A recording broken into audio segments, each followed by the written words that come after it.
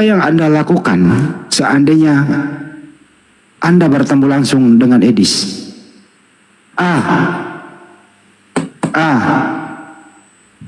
Diskusi. B, injak lehernya. Injak lehernya kena juga gua. Jangan. Ya terserah lu jawabannya apa dah. Itu aja. Jangan banyakin sendiri, gua juga. Kira-kira apa? Ya pantas. Ini kan sudah. Ya terserah lu jawab lah. Tapi saya nggak provokatif ya. Karena Edis memang menyakiti hati umat Islam. Jadi jangan salahkan umat Islam itu kalau mereka berpendapat, gitu ya. Jangan salahkan umat Islam kalau mereka berpendapat apa yang dia lakukan kalau ketemu dengan iblis, siku di sini kan gitu. Kita nggak boleh. Tapi kita harus edukasi bahwa kita nggak boleh melanggar hukum. Itu kira-kira. Udah mulai paham. Ini loh muka Edis tanpa kacamata, masa nggak ada yang tahu? Yes. Mana ya? Nah ini kan Edis. Juling dia. Ketemu dengan kanan.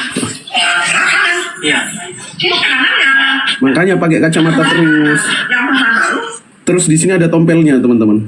Kalau teman-teman tahu. Kalau saya lihat sih ini bukan apa-apa ya. Seperti motor. Kalau tuh ibu-ibu ke pasar gitu ya. Naik motor, yang kiri belok kanan. Nah kayak gitu. Yang kiri, mata kirinya ke kiri, mata kanannya ke kanan. Nah ini nih. Jadi nggak fokus dia. Nah Ada tompelnya kan?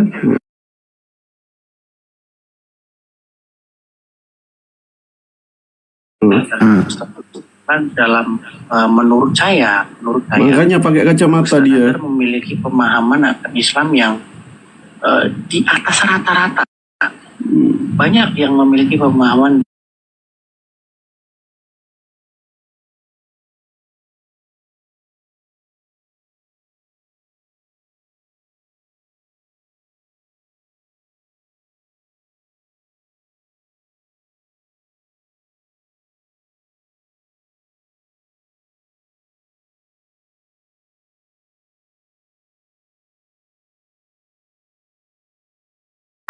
Kristen ini ajarannya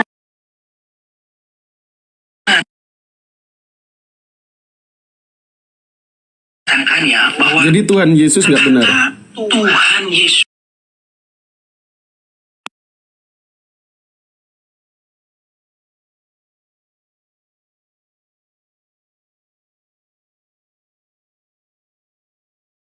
aku sekolah terga mana? Nggak ada udah di ini semua pembohong masih dia itu sekolah dia pelajari loh. Dia tahu dia tahu dia Nyari.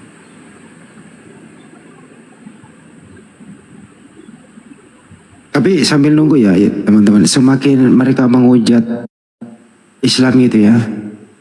Tapi kok nggak ada yang murtad ya, malah banyak yang mualaf. Gitu ya teman-teman. Setuju nggak ya? Yang lucu ini Edis ngaku Tuhannya ada 3. Rob kami ada 3. Bapa di sorga, Yesus, dan juga Roh Kudus. Kenapa? Karena mustahil menjadikan Bapa sebagai Rob, sebagai kurios, tanpa menjadikan firman-Nya sebagai Rob, sebagai kurios juga. Berarti ada 3 roh. Karena otomatis, ya ada 3. Masalahnya kalian nggak bisa ngitung. Nah, itu masalahnya. Ada 3 Tuhan.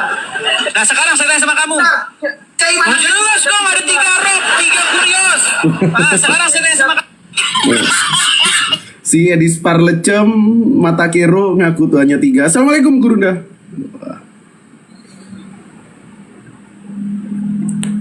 Yuk balik kita teman-teman. Panglima kita udah balik.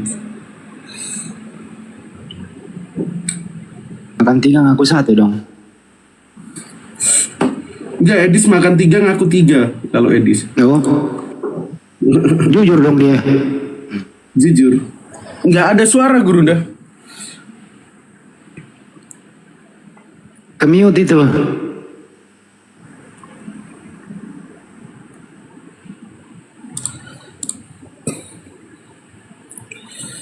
Maka makan 3 ngaku 3. Jujur memang itu Edis itu. Kedua, ya lanjut. Ya, tidak ada otennya dari tadi. Ada. Ada yang lain lanjut. Nggak ada ya? Nggak ada Gurunda. Nggak ada yang naik. Kok bisa? Topik ini agak sulit dilawan. Agak iya. Gurunda temanya buat para parlicim ini. Ini kita kasih biar seimbang kan ya. Yang datang kepada Nabi Muhammad SAW dan juga yang datang kepada Paulus itu siapa kan gitu. Supaya mereka nggak searah aja. Yang datang kepada Nabi Muhammad kenapa nggak dibahas? Nah ini kita sudah buka. Yang datang kepada Nabi Gampang Muhammad. jawabnya, yang datang kepada Nabi ya malaikat Jibril. Iya. Oke deh, aku mau tanya Gurunda. Ini pertanyaan sering muncul dari teman-teman Karasten. Nah, Nabi Muhammad ini pertanyaan Karasten ya. Nabi Muhammad saat bertapa di Gua Hiro didatengin malaikat. Padahal gua tempatnya iblis. Jangan-jangan Nabi Muhammad didatangi iblis. Fadol Gurunda. Apa benar Nabi Muhammad didatangi iblis atau malaikat? Fadol. Iya. Latar belakangnya karena dia yang bertanya ini adalah Kristen. Dan kalau kita menjelaskan tentang Al-Quran, Qul nazzalahu ruhul kudus min rabbika bil haq, itu tidak akan percaya mereka. Karena memang dasarnya mereka tidak percaya kepada Quran. Maka cara menjawabnya adalah, yang pertama datang sebelum Nabi Muhammad itu kan Yesus dulu kan. Nabi Musa, kemudian Daud, Salomo, Yesus, Nabi Muhammad. Yang paling dekat jaraknya adalah Yesus kepada Nabi Muhammad. Nabi Muhammad datang setelah Yesus berpesan kepada kaumnya. Apa pesan Yesus kepada kaumnya? Aku akan pergi dan yang datang setelahku adalah seorang penolong lain. Jadi aku pergi, seorang penolong lain akan datang. Yohanes 14 nomor 16, aku akan minta kepada Bapa agar Bapa mengutus seorang penolong lain. Aku memang harus pergi, sebab kalau aku tidak pergi, penghibur itu tidak datang, yaitu roh kebenaran, yaitu Roh Kudus. Jadi menurut Yesus yang datang setelah beliau siapa? Roh kebenaran, Gurunda, sang penolong lain. Roh kebenaran dan juga Roh Kudus. Oke ya. Sekarang di antara Yesus dan Nabi Muhammad ada juga yang merasa kedatangan, namanya Paulus. Kan gitu. Kalau yang dikatakan oleh Yesus itu yang datang setelahku adalah Roh Kudus, yang datang kepada Nabi Muhammad adalah Roh Kudus. Qul nazzalahu ruhul kudus. Kan gitu. Itu dulu. Tergenapi enggak itu? Tergenapi enggak? Yang datang setelahku adalah Roh Kudus. Tergenapi enggak? Tergenapi. Tergenapi dong. Tergenapi. Nah sekarang selain Yesus menubuatkan datangnya Roh Kudus, Yesus juga menubuatkan datangnya penyesat. Betul? Betul, Matius 24. Siapa penyesat ini mengaku siapa? Mengaku Roh Kudus atau mengaku akulah Mesias. Akulah Kristus, akulah Yesus. Yesus akulah Mesias. Nah, sekarang berarti kita sudah pada kesimpulan akhir.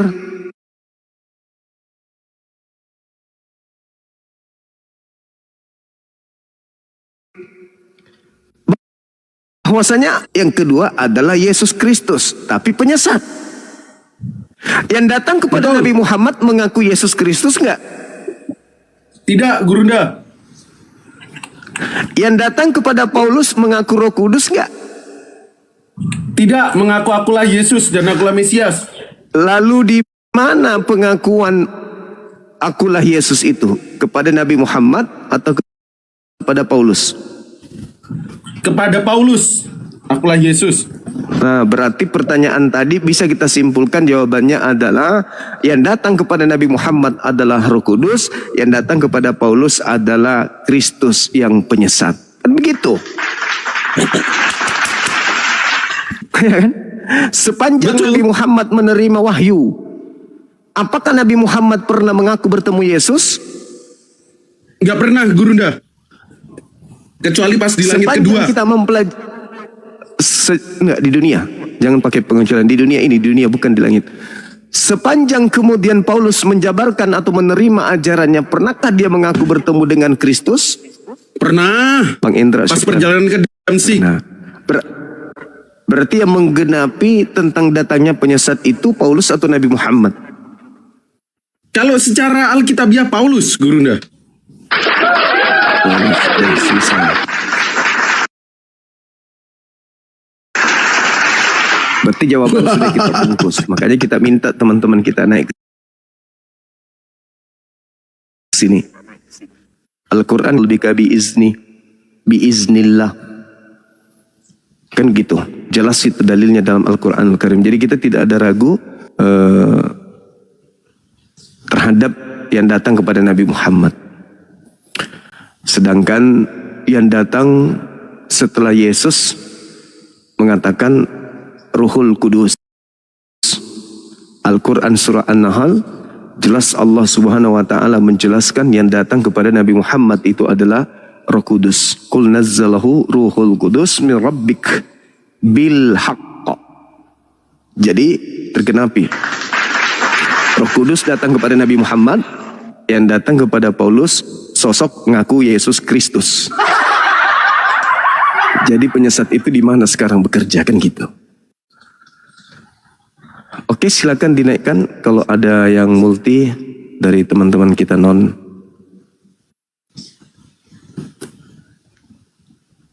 Tadi ralat Guardian mengatakan bertapa ya, itu bertahan Nus. Jadi nggak ada istilah Iya. bertapa.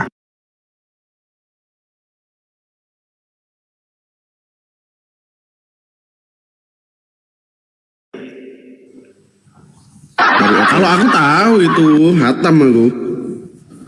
Ya tapi Kan itu selalu menuduh kan gitu. Iya. Ada juga Nabi pertanyaan Muhammad nih. manusia biasa. Ya silakan Bang Andi. Terusin dulu Pak Banyu. Nabi Muhammad manusia biasa ketika bertahanus kemudian untuk menepih dari hiruk pikuknya kehidupan bangsa Arab pada masa itu, dia menyendiri, berfikir, bertahanus, mencoba untuk berfikir apa yang terjadi terhadap umatnya, terhadap bangsanya. Begitu dia mendapatkan petunjuk, dia menjadi nabi. Dibandingkan ada makhluk yang digantung di salib di pohon, tadinya adalah manusia yang tidak bisa berbuat apa-apa dari dirinya sendiri. Mati dia dalam keadaan dengan jalan kutuk dia mati. Dimasukkanlah dia ke dalam gua milik Yusuf Arimatea. Hari Minggu pagi keluar dari gua dia jadi Tuhan, saudara-saudara. Yang satu mendapat wahyu jadi nabi, yang satu mendapatkan keadaan menjadi Tuhan. Nah, ini yang kayaknya ada yang perlu diluruskan. Kalau manusia jadi nabi wajar, Nabi Abraham, Nabi Daud, Nabi Salomo, Nabi Musa, Nabi Isa, wajar. Tapi saya belum pernah mendengarkan Tuhan Musa, Tuhan Abraham, Tuhan Yakub jadi Tuhan oleh karena mereka kemudian Mesias atau karena mereka mati keluar dari goa jadi Tuhan. Hanya ada di agama sebelah. Ya kan, misalnya ada orang petapa, ya kan, cari apa gitu kesaktian. Begitu dia keluar dari tempatnya dia bersembunyi atau tempatnya dia menyepi, keluar jadi orang sakti, bukan jadi Tuhan. Ini ada orang mati dengan jalan kutuk, begitu dikubur, setelah dikubur keluar jadi Tuhan. Nah ini menggelitik akal sehat. Makanya Barat sekarang itu rame-rame meninggalkan agama tersebut karena sudah tidak bisa dijadikan sebagai acuan. Karena bisa diterima tanpa akal. Sementara manusia digiring kepada sesuatu yang bersifat konkret, bukan yang abstrak. Bagaimana mungkin mayat masuk ke dalam sebuah kubur, begitu dia keluar jadi Tuhan dia. Nah ini makanya kita mau bertanya kepada saudara-saudara kita Kristen, siapa sih yang datang kepada Paulus ini, kok bisa-bisanya mereka mengatakan itu adalah Yesus dan itu adalah Tuhan. Sementara Yesus sendiri berpesan, waspadalah kepada penyesat yang datang kepadamu dengan memakai namaku. Berarti penyesat itu memakai nama Yesus. Akulah Yesus. Sementara yang diminta oleh Yesus untuk didatangkan adalah roh kebenaran.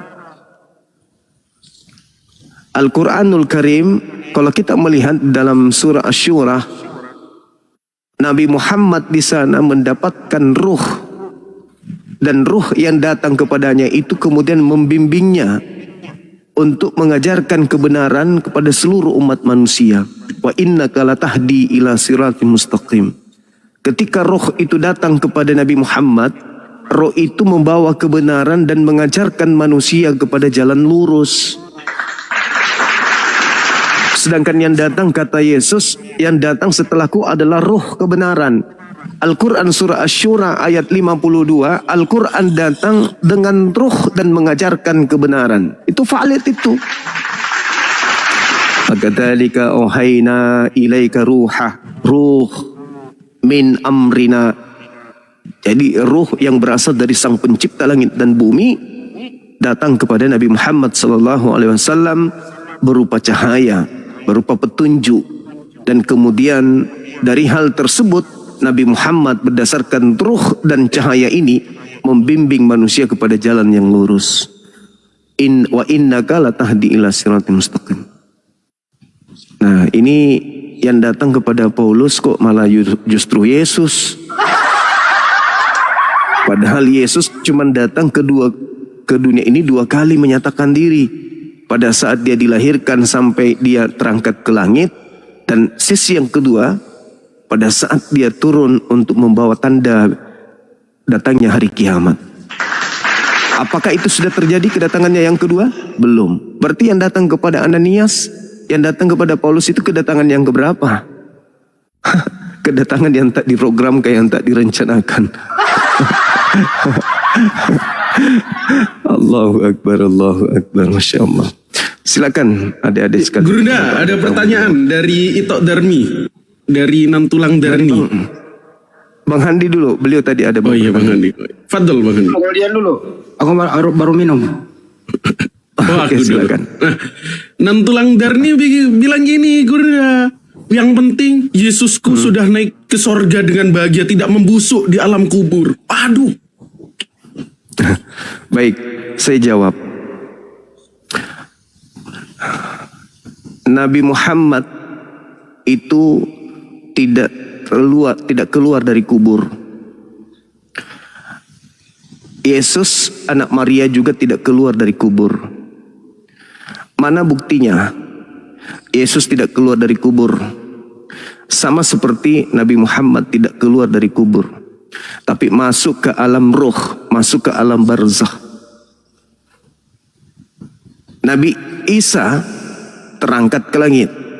Yesus terangkat ke langit, bukan ke surga, ke langit. Lalu kemudian Yesus ketika datang di tengah-tengah Bani Israel mengatakan,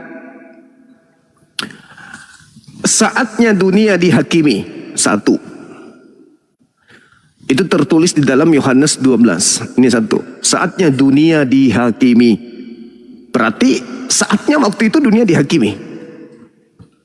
Apa simbol penghakimannya dunia?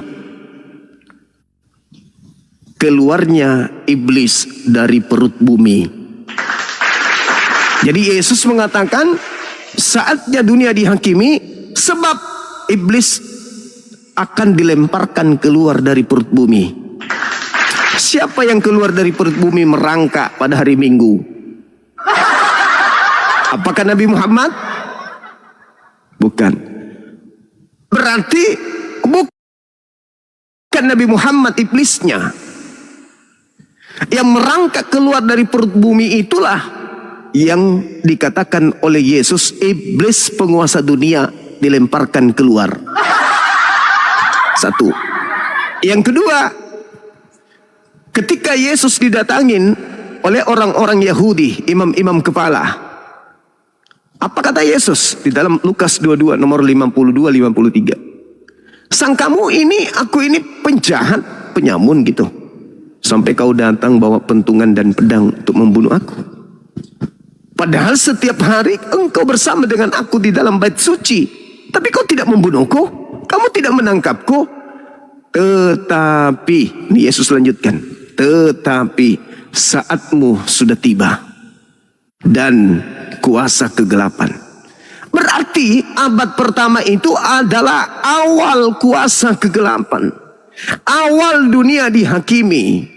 Kenapa dunia dihakimi? Karena ajaran makhluk yang keluar dari bumi saat itu merebak ke seluruh penjuru bumi. Apa itu? Menggantikan kemuliaan Tuhan dengan melantik makhluk yang keluar dari kubur itu setara bahkan sehakikat dengan Tuhan.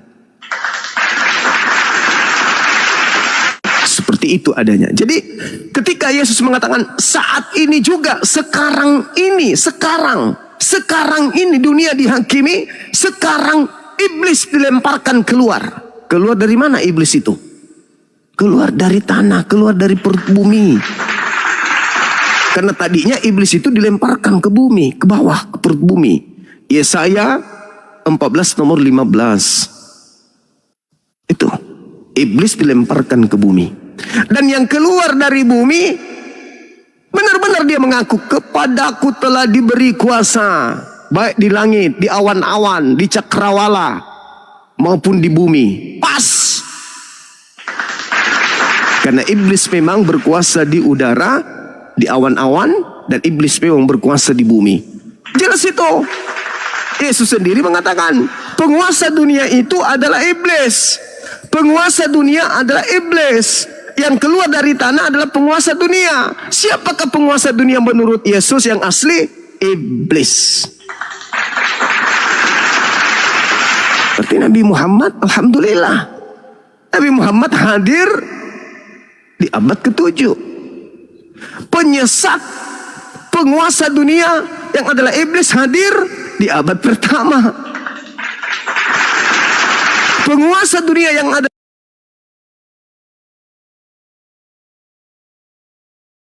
iblis bukan memakai nama Nabi Muhammad. Penguasa dunia yang adalah iblis memakai nama Yesus. Hari ini siapa yang menjadi pengikut sosok yang bernama Kristus Yesus? Bu Darni.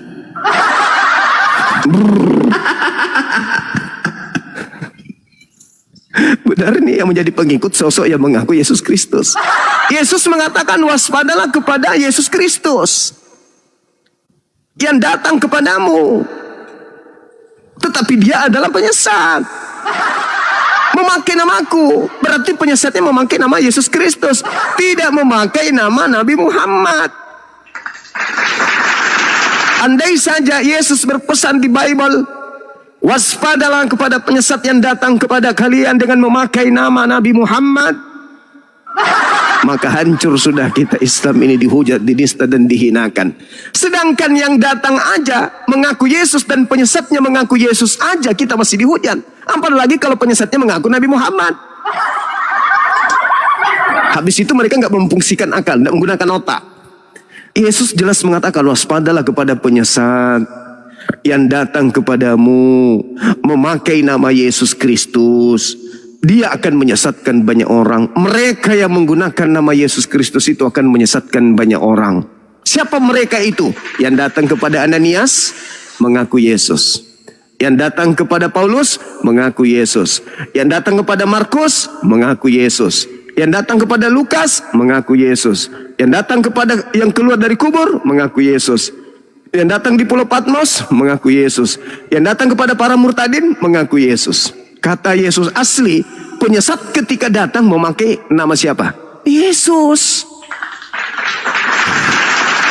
Yang mengajak ke gereja hari Minggu siapa?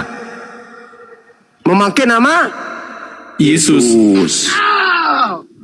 Yang membimbing mereka kemudian untuk makan buah bui memakai nama Yesus. Dalam nama Yesus.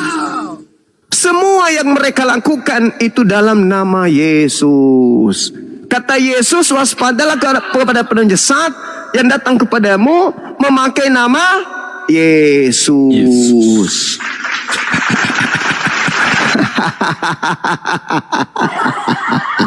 Jadi siapapun yang memakai nama Yesus untuk kepentingan hidupnya sebagai orang yang beragama, maka waspada, kata Yesus. Waspada.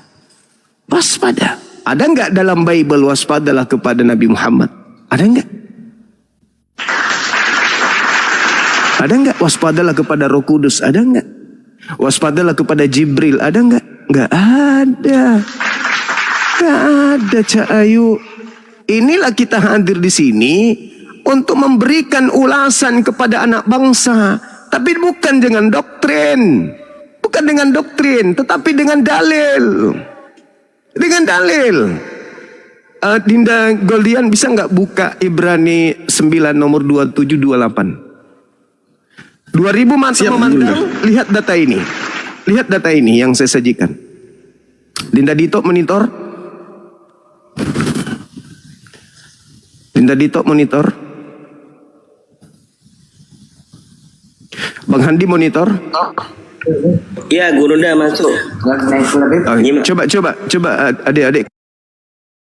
Coba perhatikan data ini. Dinda Goldian coba dibaca. Oke, dan sama seperti manusia, ditetapkan untuk mati hanya satu kali saja, dan sesudah itu dihakimi. Demikian pula Kristus hanya satu kali saja mengorbankan dirinya untuk menanggung dosa banyak orang. Sesudah itu ia akan menyatakan dirinya sekali lagi tanpa menanggung dosa untuk menganugerahkan keselamatan kepada mereka yang menantikan Dia. Luar biasa. Tangkap nggak dalil itu? Nangkep Gurunda. Dalil itu. Paham. Apa yang Anda tangkap?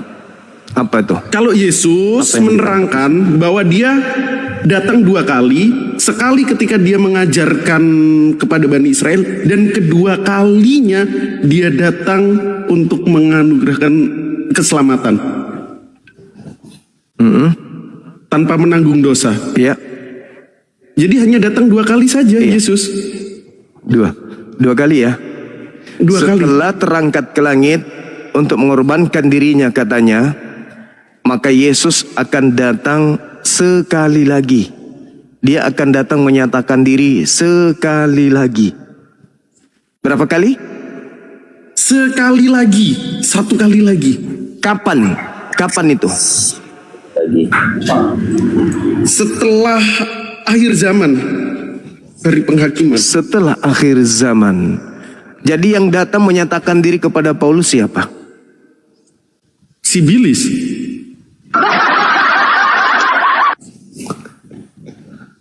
Kita nggak tahu. Kita berbicara dalil. Kita ini kan orang terpelajar, pernah makan meja kuliah kan ya. Jadi sebagai orang intelektual harus mendudukkan perkara imannya, kepercayaan keyakinannya terhadap sebuah keyakinan agama terhadap dalil kitab. Dalil kitabnya sendiri yang mengatakan Yesus akan menyatakan diri sekali lagi.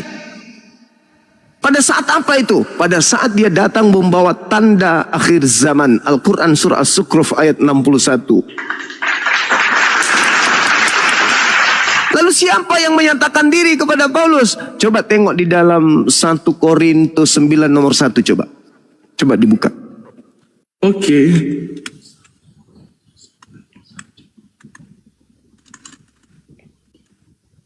Satu per 9 nomor 1.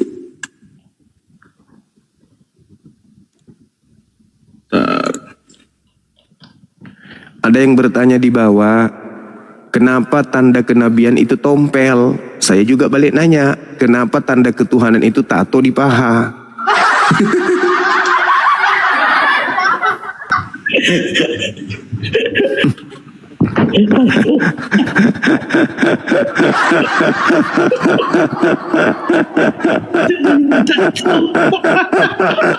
Jancok.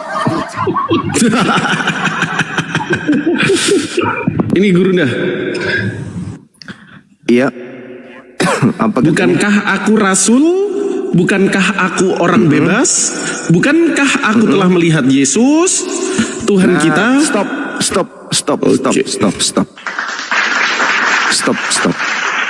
Apa katanya Paulus? Bukankah aku telah Bukankah melihat? aku telah melihat Yesus? Kapan itu? Ketika perjalanan ke Damsyik, katanya. Berarti ada yang datang menyatakan diri sebagai Yesus. Yesus. Siapa yang Paulus lihat itu? Yesus katanya. Yesus, Gurunda. Siapa yang datang sebagai penyesat menurut Yesus? Yang Yesus kan? mengaku akulah Yesus. Yang mengaku akulah Yesus dan akulah Kristus.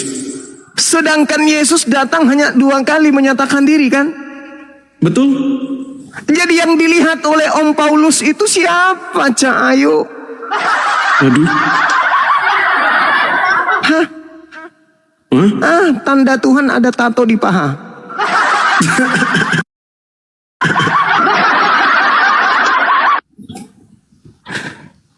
Dulu saya pernah mualafkan preman.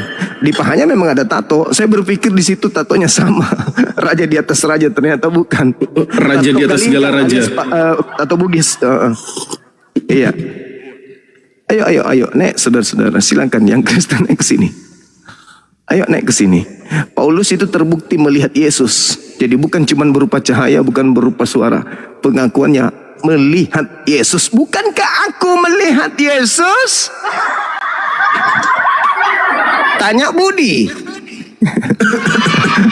Bu Darmi ngilang, Gurunda. Bu Darmi ngilang. Aduh. Allahu Akbar, Masya Allah. Allahu Akbar. Ayolah teman-teman, kami ini sasaran empuk untuk dimurtadkan, tapi tunggu, langkahi dulu ilmu kami. Langkahi dulu.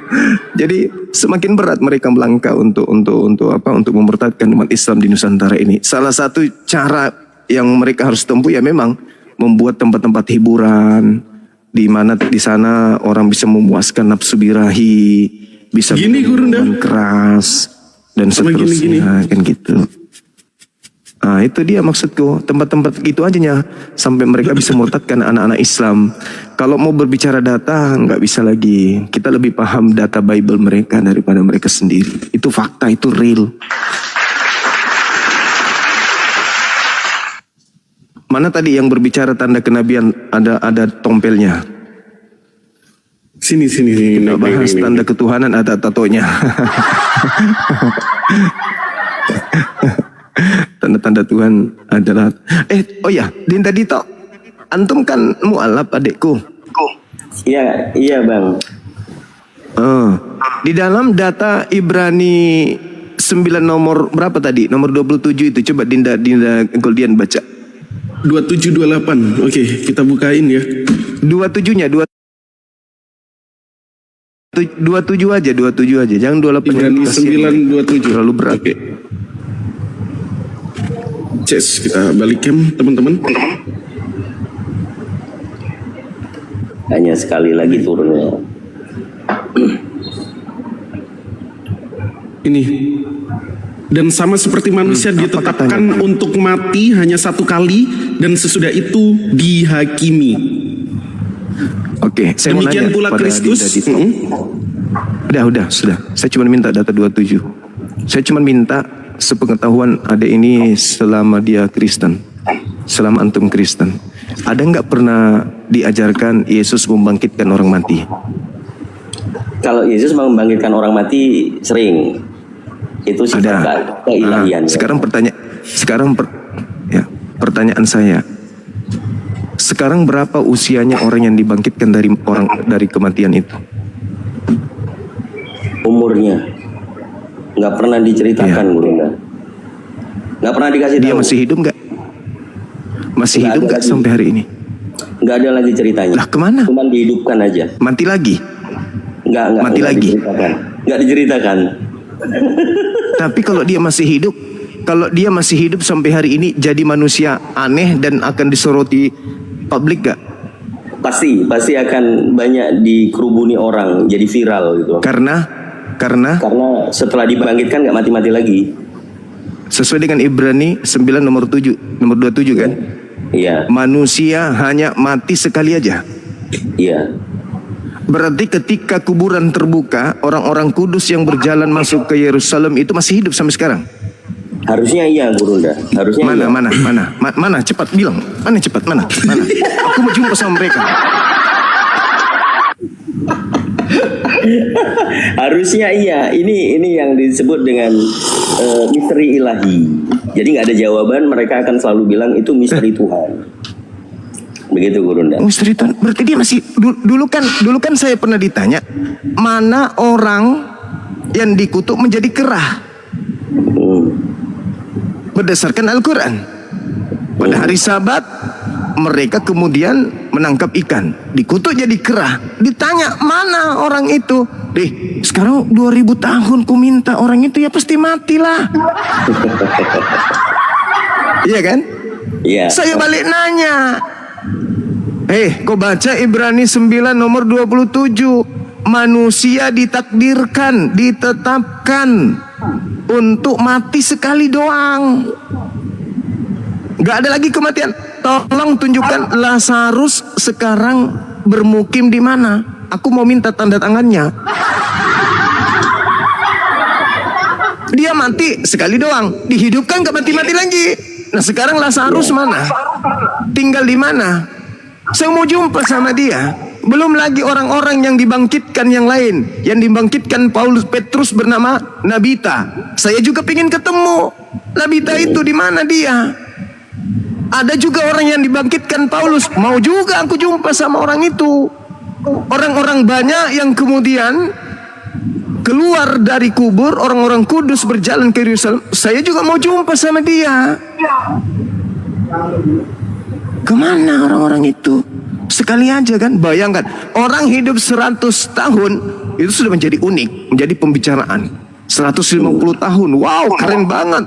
200 tahun, pasti mengheboh dunia. Ada yang 2000 tahun masih hidup hari ini, kawan-kawan. Sekarang saya kembalikan kepada kita semua. Ini firman Tuhan atau garuk kepala. Untung dalam hati Dinda Dito ini, alhamdulillah ya Rabb, untung otak saya berfungsi sampai saya keluar dari sana, masya Allah. Amin, alhamdulillah, insyaallah. Itu aja dulu. Imam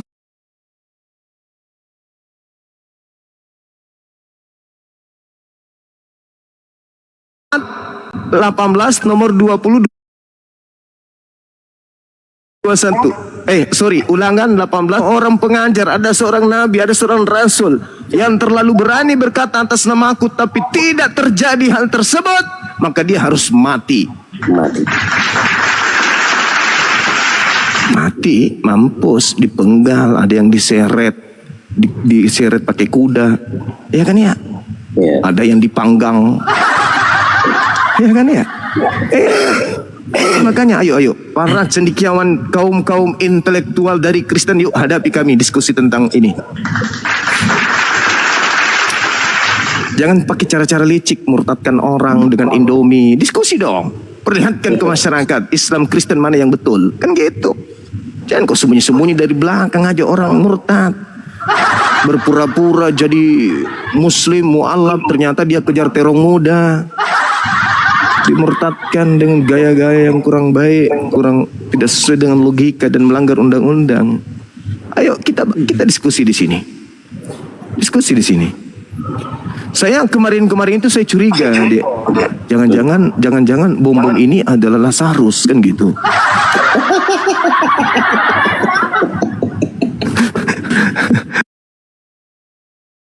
Gila, tak masuk logika itu, kawan. Ya jangan bom ini Lazarus. Allahu Akbar, Masya Allah. Jadi mana nih Oten, naik ten. Bagaimana kalau ada terjadi gempa bumi nih?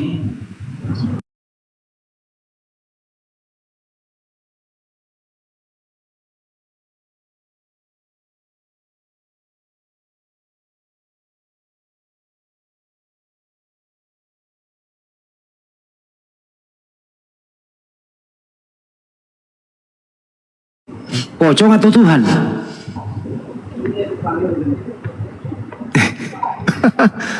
Pocong atau Tuhan? Ya pocong atau Tuhan? Mayat hidup lah. Itu ada yang jawab di bawah. Makanya ketika Yesus muncul diuji dia dengan ikan goreng. Apa tujuan Yesus makan ikan goreng? Untuk membuktikan dirinya Tuhan atau membuktikan dirinya bukan hantu? Dirinya bukan mayat, bukan pneuma. Dirinya bukan roh hidup, bukan pneuma. Pneuma itu hantu. Untuk membuktikan dirinya bukan hantu. Makanya dia makan ikan goreng. Begitu. Hancur ini. Kalau kores naik udah selesai lah.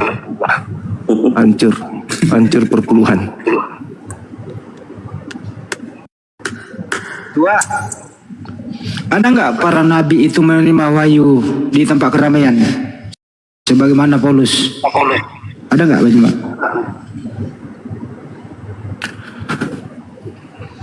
Setahu saya kalau Nabi Musa ya. Nabi Musa ketika kemudian Nabi Musa itu boleh kategori itu, seperti ketika dia minta makanan dari langit, kan orang-orang pada menyaksikan tuh makanannya. Tapi kalau wahyu dalam arti kata ilham, bisikan berupa pengajaran, ya saya sejauh ini juga belum sampai ke situ. Kecuali sama seperti Nabi Muhammad ketika beliau kedatangan seorang laki-laki, lalu kemudian bertanya, tahukah kalian siapa yang tadi yang datang? Dialah malaikat Jibril, kata Nabi Muhammad. Gitu Bang Handi.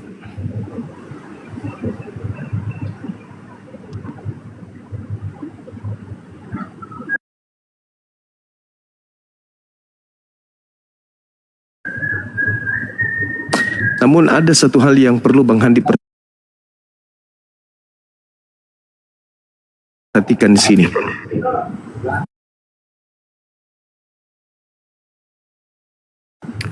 Tentang kebangkit, Bang Handi. Iya. Ada yang ingin saya pertanyakan, Bang Handi. Kristus yang mati dengan jalan kutuk itu, ketika dia mati, apakah tangannya dipenggal? Jadi apa? Tangannya diputus, dipenggal paha tangannya. Enggak deh, diikat doang, dipaku. Kakinya? Apakah Kakinya dipatahkan? Dipatahkan doang. Lehernya dipenggal enggak? Lehernya dipenggal enggak? Enggak. Ada informasi Yohanes itu juga bangkit dari kematian. Akan tetapi sebelum dia mati, Yohanes itu dipenggal. Artinya tubuh Yohanes Pembaptis ini dengan kepalanya itu terputus. Yohanes 14 nomor 2. Coba dibaca Dinda Goldian. Yohanes 14 nomor 2, Markus 6 nomor 16. Jadi kalau kebangkitan lebih dahsyat Yohanes Pembaptis, karena Yohanes kepalanya sudah terpisah dengan tubuhnya tapi masih bisa bangkit.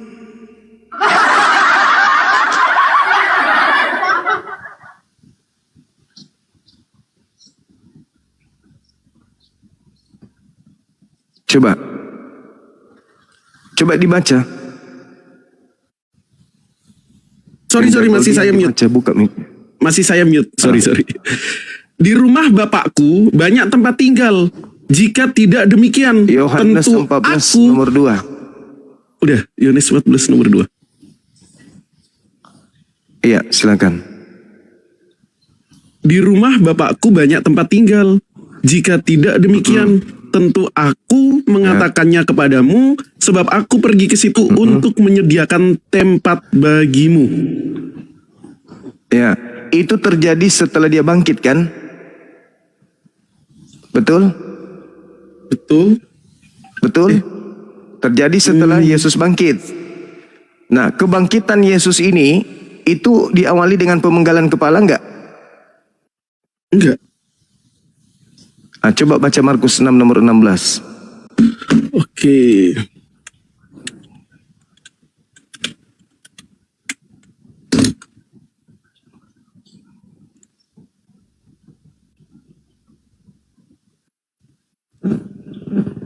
Waktu Herodes mendengar hal itu, ia berkata, "Bukan, dia itu Yohanes yang sudah kupenggal kepalanya dan yang bangkit lagi." Wow.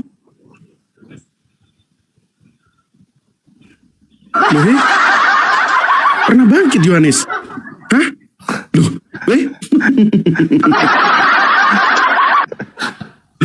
Loh. Coba Matius 14 nomor 2. Oke, Matius 14 nomor 2 ya. Iya.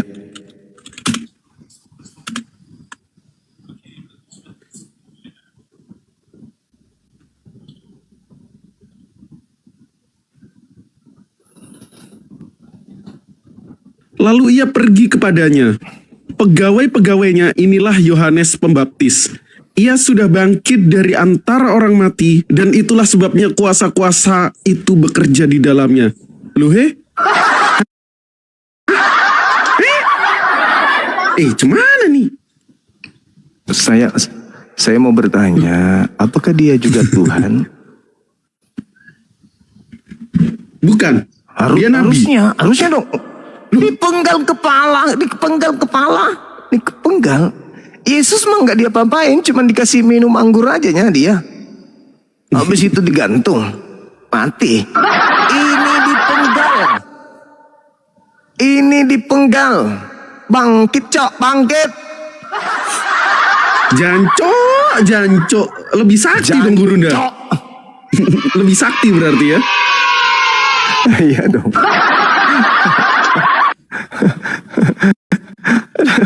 Lebih sakti Yohanes. Lebih sakti Yohanes daripada siapa tadi? Kristus, kan gitu. Kristus. Luar biasa. Aduh. Kan gitu. Gimana ini? Aduh. Dipenggal loh, masih bangkit. Wih, luar biasa, darah Yesus. Gimana dong? Ini luar biasa kan? Gak tahu, Guru. Sekarang saya mau tanya nih.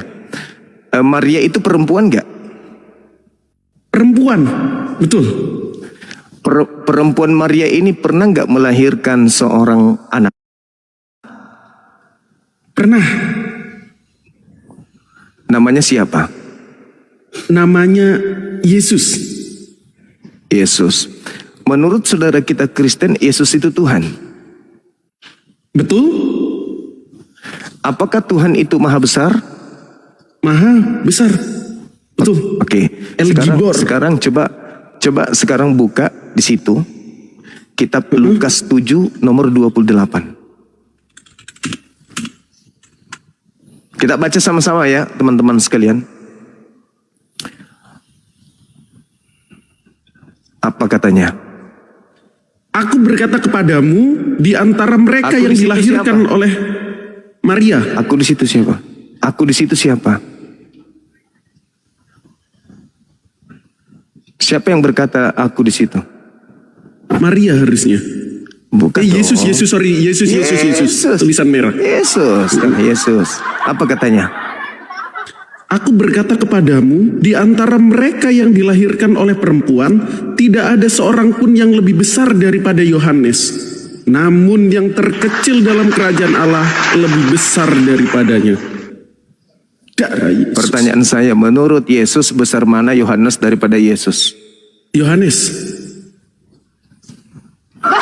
Karena tidak ada yang lebih besar daripada dia, Yohanes Pembaptis.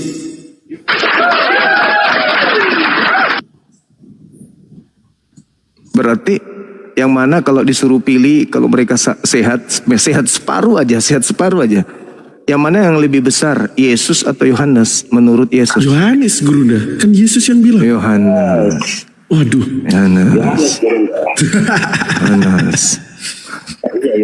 Terus yang mana yang lebih sakti, bangkit dari kematian setelah dipenggal atau bangkit dari kematian setelah minum anggur? Mana lebih sakti? Kalau kita pakai akal, Gurunda, yang bangkit setelah dipenggal. Yang dipenggal.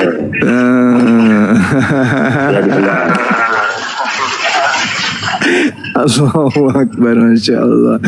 Jadi apa ya kerjaan ini teman-teman kita ini? Ayo, makanya kita kembali ke data ini. Siapa sebenarnya yang datang kepada Paulus ini? Siapa? Coba ya, ini analisa saya, ini analisa. Coba Dinda Dito dengarkan analisa saya gitu ya kan ya.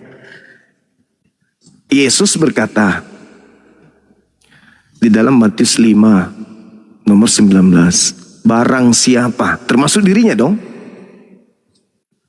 barang siapa yang meniadakan hukum Taurat meskipun yang paling terkecil, maka dia dan mengajarkan kepada orang lain, maka dia akan menempati tempat terhina di dalam kerajaan langit. Termasuk dia dong. Ya kan ya? Betul. Nah, sekarang siapa yang datang kepada Paulus, membimbing Paulus, mengatakan bahwa tidak ada seorang pun yang dibenarkan karena menjalankan hukum Taurat? Siapa yang datang kepada Paulus, yang membimbing Paulus, mengatakan dengan matinya Kristus di atas tiang salib, dia telah membatalkan hukum Taurat beserta segala perintah yang ada di dalamnya? Itu siapa? Kristus, Gurunda, katanya. Halus. Kristus. Apakah itu Yesus palsu? Matius 24, iya harusnya. Apakah itu Yesus asli? Enggak. Palsu. Kalau kita paksakan itu Yesus asli, maka Yesus tempatnya di mana? Neraka. Nah, berdasarkan ucapannya sendiri di dalam Matius 5 nomor 19, barang siapa yang meniadakan hukum Taurat meskipun yang paling terkecil, maka dia menempati tempat terendah. Sekiranya yang datang kepada Paulus itu adalah Yesus asli, maka Yesus berdasarkan ucapan Yesus menempati tempat terendah.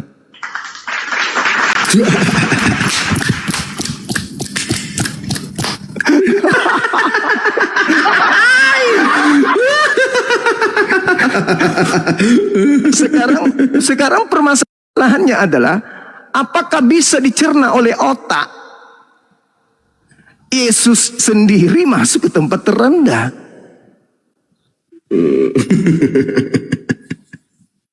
Masuk di otak enggak? Berarti jadi, solusi Bunda. terbaik. Jangan gitu dong. Nabi Isa terkemuka di dunia dan di akhirat. Inilah anakku yang kukasihi, kepadanya aku berkenan. Mustahil Yesus yang datang kepada Paulus itu mustahil. Karena kapan dia yang datang berarti dia ke neraka berdasarkan ucapan sendiri.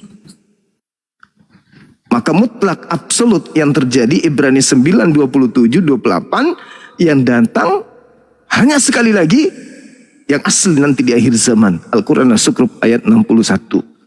Berarti yang datang kepada Paulus dan orang-orang yang murtad, pada saat mereka mengatakan ada Yesus datang membawa dalam mimpinya, berarti itu bukan sama ketika mereka berdoa memanggil nama Yesus, bernubuat, mengusir setan, bermujizat. Kan datang tuh, ada datang Yesus sama dia kan. Sosok yang ngaku Yesus datang membantu mereka menyembuhkan, kayak Rasul Lubis, Andi Simon. Kan datang itu makhluk yang betul-betul ngaku dipanggil Yesus, datang betul bantu mereka ngobatin orang sakit. Sedangkan Yesus asli mengatakan, aku tidak mengenal kalian. Berarti siapa yang datang mengaku Yesus membantu Rasul Lubis mengobati orang sakit ini? Siapa? Kristus. Ya, tapi Yesus asli mengatakan, aku tidak mengenal kalian. Yang bilang Kristus asli siapa, Gurunda? Oh, Kristus.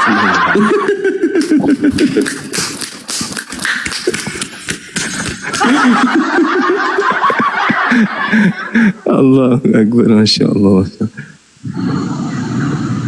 Ini ada Oke, tamu. Gurunda, ada saudara kita. Selamat siang, Bro Roy.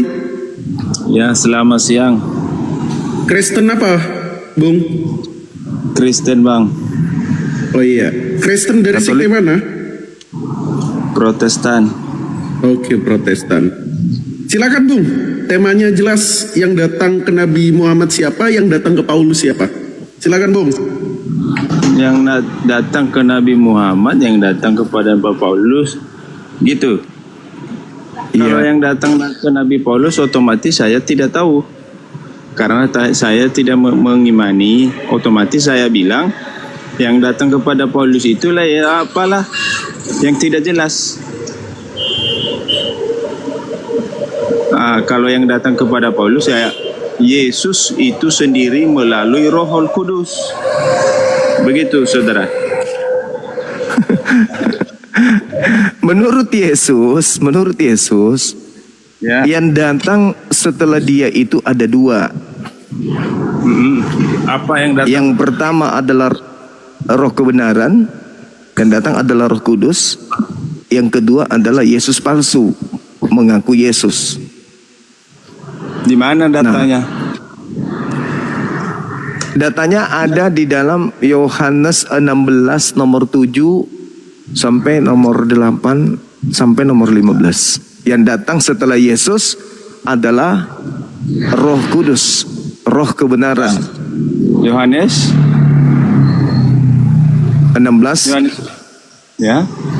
Yang ayatnya nomor 7 sampai nomor 15. bentar ya. Iya. Bisa buka kameranya?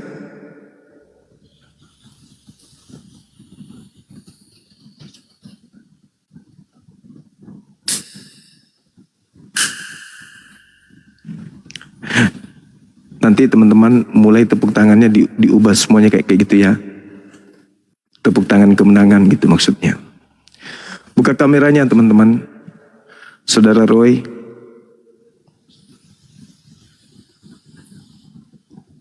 Iya. Iya. Saya sudah dapat satu pengikut, saudara-saudara.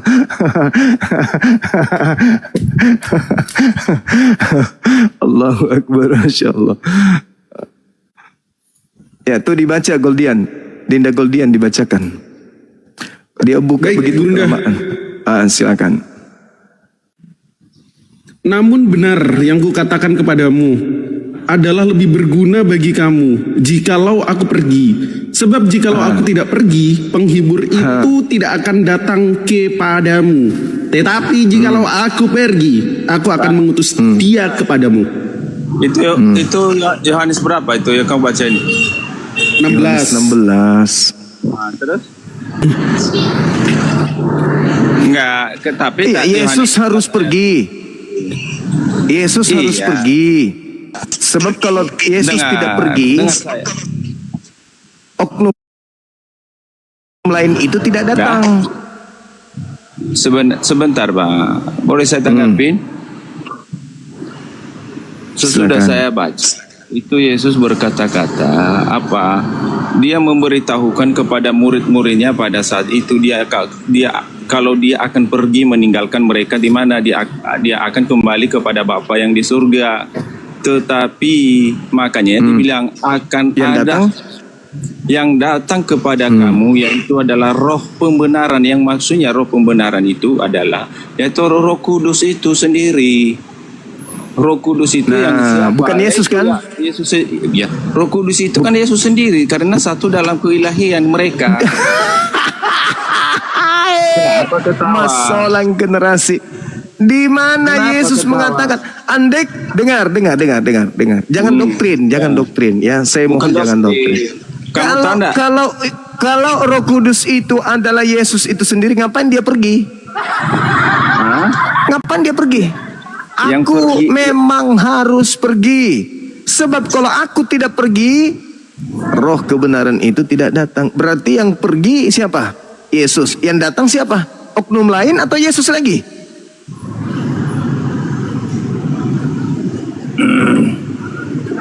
Bentar ya.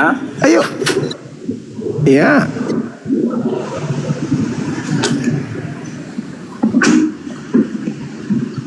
Macet anjir. Macet. Yang pergi itu adalah kemanusiaannya Yesus kembali kepada yang Bapa yang di surga. Nah, itu makanya dibilangnya. Dua pengikut. Makanya dia berkata, nanti ada penghibur yang akan kuutus kepadamu, yaitu adalah Roh kebenaran. Oke, itu adalah siapa? Itu karena yang diutus ini Yesus sendiri atau bukan? Karena telah selesai apa yang dia kerjakan. Itu saudara. Hah? Aduh, pandai kali lah kalian ini. Pandai. Yang datang ini oknum lain atau Yesus? Apa? Yang datang setelah Yesus pergi, Yesus sendiri. Yang pergi Roh Yesus, Kudus. yang datang siapa? Roh Kudus ini oknum lain atau Roh Yesus itu Kudus. sendiri? Ya, yang datang kepada Paulus siapa? Yesus dalam bentuk sebentar. Roh Kudus itu hanya Katanya yang datang. Jangan congor dulu. Jangan hanya besar suara dong. Dengarkan saya dulu. Kalau Udah, kau kamu dibawa. berdiskusi Enggak ada Bang yang Juma, dengarkan orang berbicara. Kalau kamu hanya yang ngomong, Gak usah, mending saya latihan tepuk tangan sama Neraka saya. dia. Ngapain kau di sini? Ngaco kau. Yesus mengatakan, aku memang harus pergi. Sebab kalau aku tidak pergi, roh kebenaran atau penghibur lain itu tidak datang, tuyul. Maka yang pergi Yesus, yang datang penghibur lain. Kamu mengatakan penghibur lain itu Yesus itu sendiri. Kau dapat ilmu dari mana? Di gereja. Kembali ke gereja di sana. Jangan kau bawa doktrin kebodohanmu di sini. Gak make kami doktrin. Ya, jadi kesimpulannya, yang datang kepada Paulus itu wajib hukumnya bukan Yesus. Harus penolong lain. Masa Yesus pergi yang datang lagi Yesus, sementara di Ibrani 9 nomor 28 Yesus akan datang lagi sekali lagi. Sekali lagi Yesus akan datang. Kapan itu? Di akhir zaman. Sudah terjadi? Belum. Berarti yang datang kepada Paulus itu siapa? Yesus dalam rupa lain. Matamu suwe.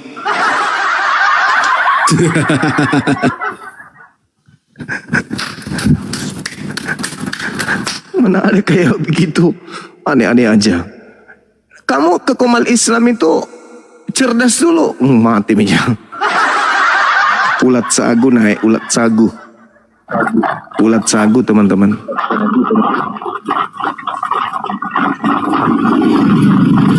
Halo Nona, selamat siang Nona.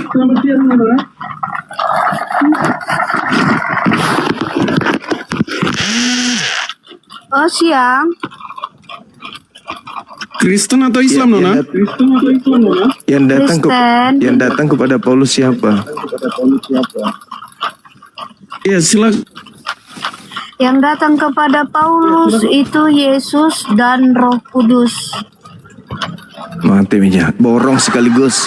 Biar menghindari kemacetan. Sekaligus diborong. Cara-cara Paulus mau dipakai ini.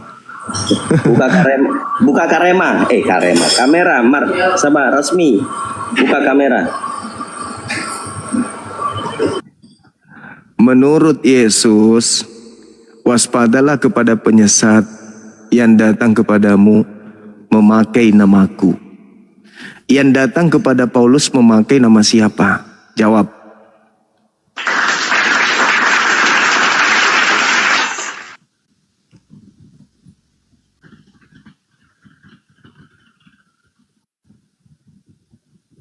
Waspadalah kepada penyesat yang datang kepadamu memakai namaku. Pertanyaan saya, yang datang kepada Paulus memakai nama siapa? Alamak. Lirikan matamu menari hati, oh senyumanmu manis sekali. Ciki. Oke, yang datang kepada Paulus ya itu Tuhan Memakai. Yesus dan Roh Kudus. Belum apa-apa sudah Tuhan. Udah belum apa-apa sudah jadi Tuhan dia. Yang datang kepada Paulus itu memakai nama siapa? Yang datang kepada Paulus itu Tuhan Yesus dan Roh Kudus. Enggak, bukan itu. Bukan saya tanya siapa. Saya nggak tanya siapa.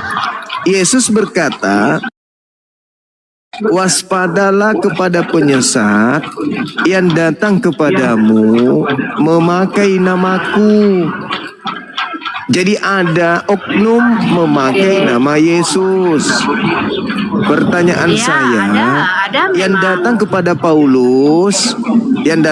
Paulus memakai nama siapa? Ya, dan memakai nama itu Yesus palsu gitu. Ya. Jadi kita bisa dong membedakan Yesus palsu dengan Yesus asli gitu. Dikatakan Ya, di situ tunggu. Yesus palsu itu ada di padang gurun, ada di bilik, ada dalam gua. Itu kalau Yesus palsu. Ya. Oke. Tunggu dulu. Kita urut dulu.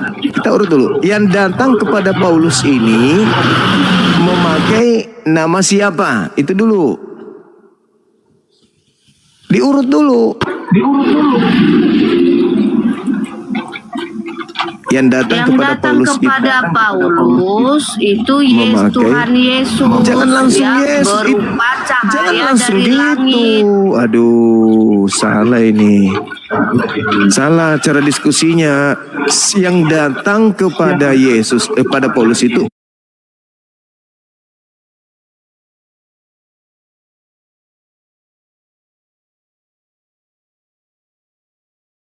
memakai nama siapa? Jangan langsung bilang Tuhan Yesus, kita urut dulu. Dia memakai nama siapa? Oke. Di saat Saulus bertanya, "Siapa engkau Tuhan?" "Akulah Yesus yang engkau aniaya." Gitu. Jadi yang datang kepada Paulus adalah Yesus yang dianiaya ahli-ahli Taurat. Gitu. Nah, kalau Yesus palsu yang di padang gurun itu tidak ada dianiaya, tidak ada disalib. Gitu. Oke, berarti sosok yang datang kepada Paulus ini memakai nama Yesus. Betul? Bukan memakai Betul? nama Yesus, bukan memakai nama Yesus, ya, bukan memakai nama Yesus, tetapi Jadi memakai akulah nama Yesus bohong. yang engkau aniaya. Iya, sekarang pertanyaannya, bisa nggak setan mengatakan itu? Akulah Yesus, bisa nggak? Tetapi Bisa ayat nggak di Yesus? Alkitab Bisa nggak kemudian iblis mengaku Yesus? Kita harus sesuai dengan ayat yang tertulis. Nggak, pertanyaan saya, bisa nggak iblis mengaku Yesus? Bisa iblis mengaku Yesus? Bisa, karena memang Bisa. iblis tugasnya menyesatkan. Bisa. Gitu. Nah, syarat pertama telah dilalui. Yang datang kepada Paulus memakai nama Yesus. Sekarang syarat kedua, Paulus mengatakan yang datang kepadanya adalah bukan manusia. Sedangkan anak Maria ini manusia. Sama enggak antara sosok manusia yang dilahirkan oleh Maria dan sosok yang datang kepada Paulus yang bukan manusia? Apakah yang bukan manusia dengan manusia itu sama? Silakan. Oke. Ya, jadi sewaktu Tuhan Yesus menjumpai Paulus, Yesus sudah terangkat ke surga dan sudah kembali ke wujud Tuhan Allah. gitu. Dia duduk di atas di langit itu sebagai anak manusia atau bukan? Yesus naik ke surga itu kembali ke wujud semula, wujud Tuhan Allah.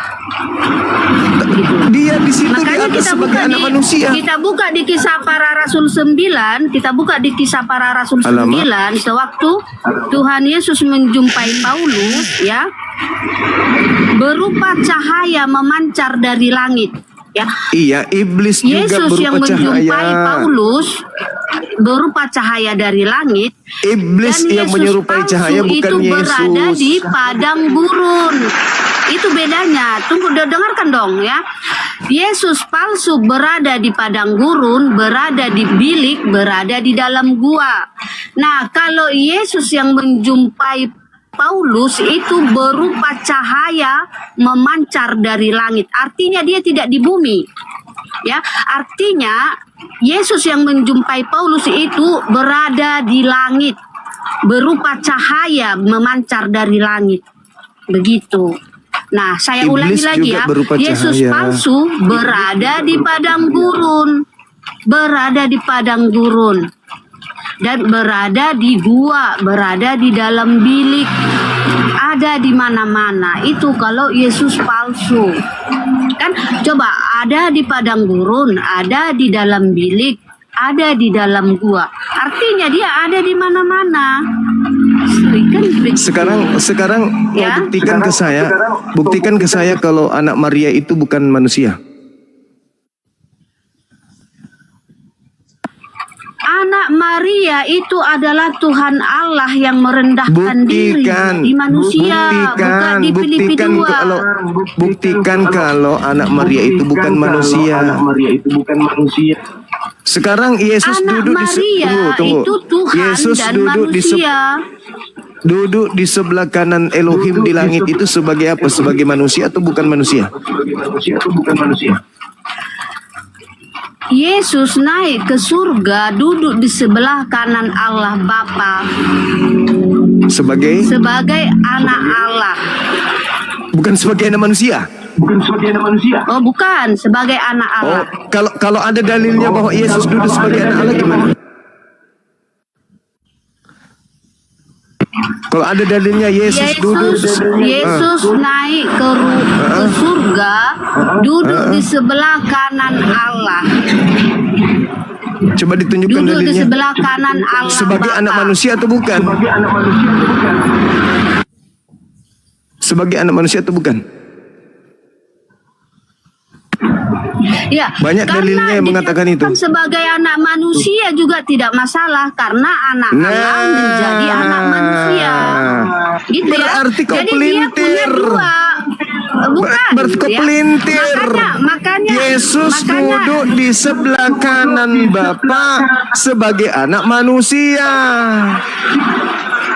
Paulus mengatakan yang datang kepadanya bukan manusia. Pertanyaan saya kepada saudara, apakah iblis itu manusia atau bukan? Ya, Yesus duduk di sebelah kanan Allah sebagai anak Allah, ya. Mana Karena dalilnya? tidak ada manusia Tunjukkan dalil, yang naik tunjukkan ke surga. dalil. Gitu. Tunjukkan dalil. Satu aja. Ya. Bahwa yang duduk di sebelah kanan Tuhan itu adalah anak Tuhan. Tunjukkan dalil, silakan. Anak Allah, anak Allah. Di mana? Di mana Anak tertulis? Allah Bapa. Di mana tertulis dan Yesus duduk dan anak Allah duduk di sebelah kanan Allah? Itu di mana tertulis? Tunjukkan ke saya. Kalau saya mampu menunjukkan, Oke, salah satunya bentar. Markus 14 nomor 26. Dan anak manusia duduk di sebelah kanan Tuhan yang Maha Kuasa. Iblis itu bukan manusia dan bukan anak manusia. Paulus mengaku menerima Injil bukan dari manusia. Berarti bukan dari anak Maria. Bisakah iblis mengaku Yesus? Bisa, katamu juga bisa. Nah, iblis ketika dia bukan manusia bisa memakai nama Yesus. Tergenapi apa yang datang kepada Paulus. Oke. Jadi bagaimana pendapat Anda sewaktu Adam dikatakan anak Allah? Yang kita bahas ini Yesus. Duduk di sebelah kanan Tuhan yang Maha Tinggi itu anak manusia. Saya bertanya dulu kepada Anda nih, kenapa Dan Dito Adam dihapus, dikatakan kenapa ya? anak Allah? Karena Adam itu Kenapa Dinda manusia, Dito? ya kan? Kita mengetahui Adam itu manusia kan? Kenapa Kenapa Adam lari ke dikatakan anak Adam Allah? orang ini? Jurus gereja nggak berlaku di sini. Yang datang kepada Paulus itu bukan Adam, tapi Yesus. Ya, tidak masalah Yesus dikatakan anak manusia ataupun anak Allah. Ya, terus saya kan bertanya. Karena posisi, karena Tuhan Allah menjadi manusia namanya Yesus gitu. Jadi dua wujud itu dipakai oleh Yesus. Wujud Allah dipakai, wujud manusia juga dipakai. Jadi Yesus itu punya dua wujud, wujud Allah dan wujud manusia gitu. Ya, tercatat di Filipi 2 ayat 11, coba dulu buka Filipi 2 ayat 11. Dalam keadaan sebagai manusia, ia telah merendahkan dirinya. Ya, jadi Tuhan Allah itu merendahkan diri menjadi manusia demi menyelamatkan manusia.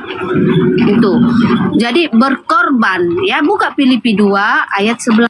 Enggak, kamu ke gereja, jangan di sini. Doktrinmu tidak laku bagi saya. Besok hari kau bisa berubah jadi Yesus 5 wujud, 10 wujud. Enak kali kau ngomong, membodohi orang. Segala-galanya bisa kau ngambil. Kau di neraka aja ngajar, di gereja kau ngajar, jangan di sini.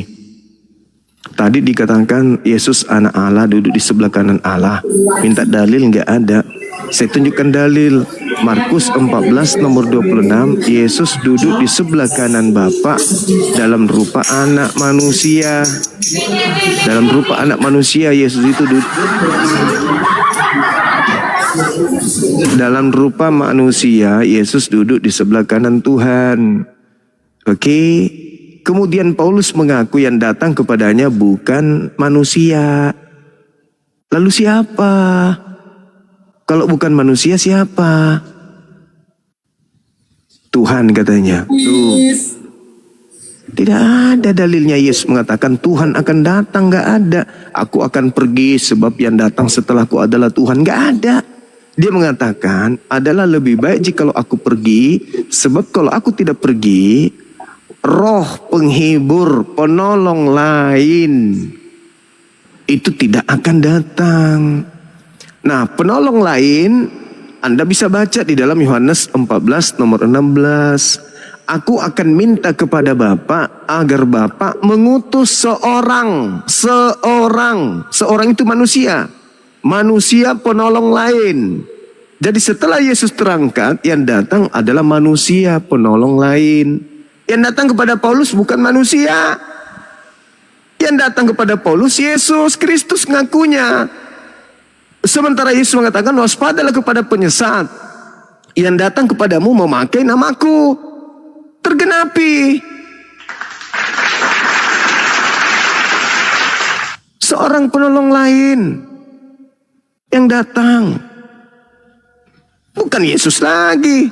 Dipelintir Yesus dan Roh Kudus dua-duanya datang. Kalau Yesus dan Roh Kudus dua-duanya datang berarti terbantah lagi tuh ucapan Yesusnya. Aku harus pergi. Sebab kalau aku tidak pergi, seorang penghibur lain itu tidak datang.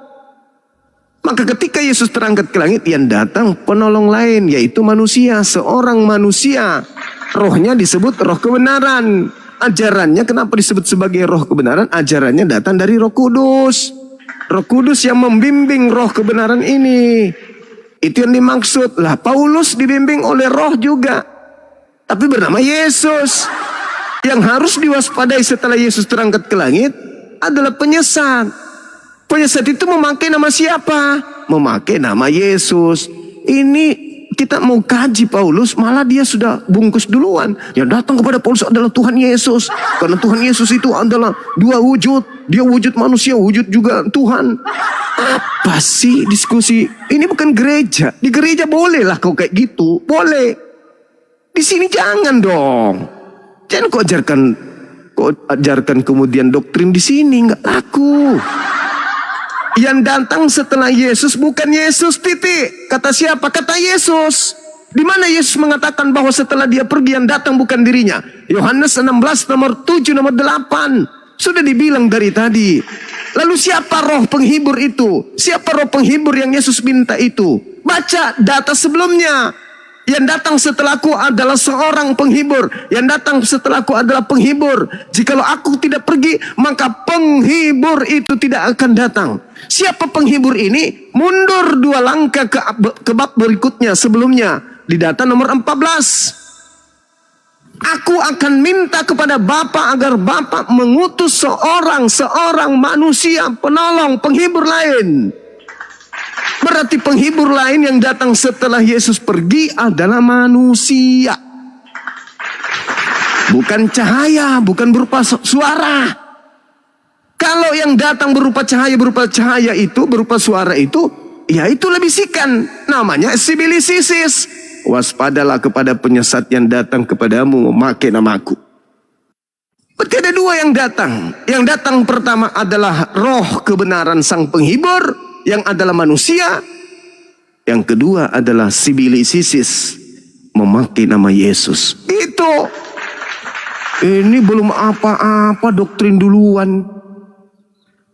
Waduh, doktrin duluan yang dibawa. Siapa yang datang kepada Paulus? Mengaku siapa? Yang datang kepada Paulus adalah Tuhan Yesus. Langsung dibungkus. Ini bukan diskusi ilmiah. Ini namanya pembodohan. Ini pertanyaan kan? Siapa yang datang kepada Nabi Muhammad? Langsung kami jawab, itu Jibril. Oh tidak dong. Kami harus menjelaskan dulu. Yang datang itu membawa Al-Quran. Diterangkan. Kul nazzalahu. Jelas itu Al-Quran menjelaskan. Telah datang kepadamu Roh Kudus. Nah dijelaskan. Roh Kudus yang datang. Dijelaskan. Nah sekarang yang datang kepada Yesus ini menggunakan nama siapa? Yang datang kepada Paulus menggunakan nama Yesus. Yang datang kepada Nabi Muhammad menggunakan nama Roh Kudus. Penyesat datang memakai nama Yesus. Nabi Muhammad sudah terhindar di situ. Saya tidak menafsir, saudara. Saya ulang lagi. Waspadalah kepada penyesat yang datang kepadamu memakai namaku. Yesus, Nabi Muhammad, Paulus. Hei Nabi Muhammad, yang datang kepadamu memakai nama siapa? Roh Kudus. Hai Paulus, yang datang kepadamu memakai nama siapa? Yesus. Kembali ke soal. Penyesat ketika datang memakai nama siapa? Roh Kudus atau Yesus?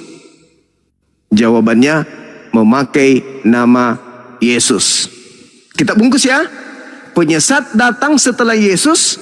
Menurut Yesus memakai nama Yesus. Saya ulang lagi. Menurut Yesus, jangan menurut Al-Quran. Kalian tidak akan percaya. Menurut Yesus, penyesat datang memakai nama siapa? A. Yesus. B. Roh Kudus. C. Nabi Muhammad. D. Bom-bom. E. Handi. F. Goldian. G. Edis. H. Rudi Yohanes. Bla bla bla bla bla. Mana yang betul? Yesus.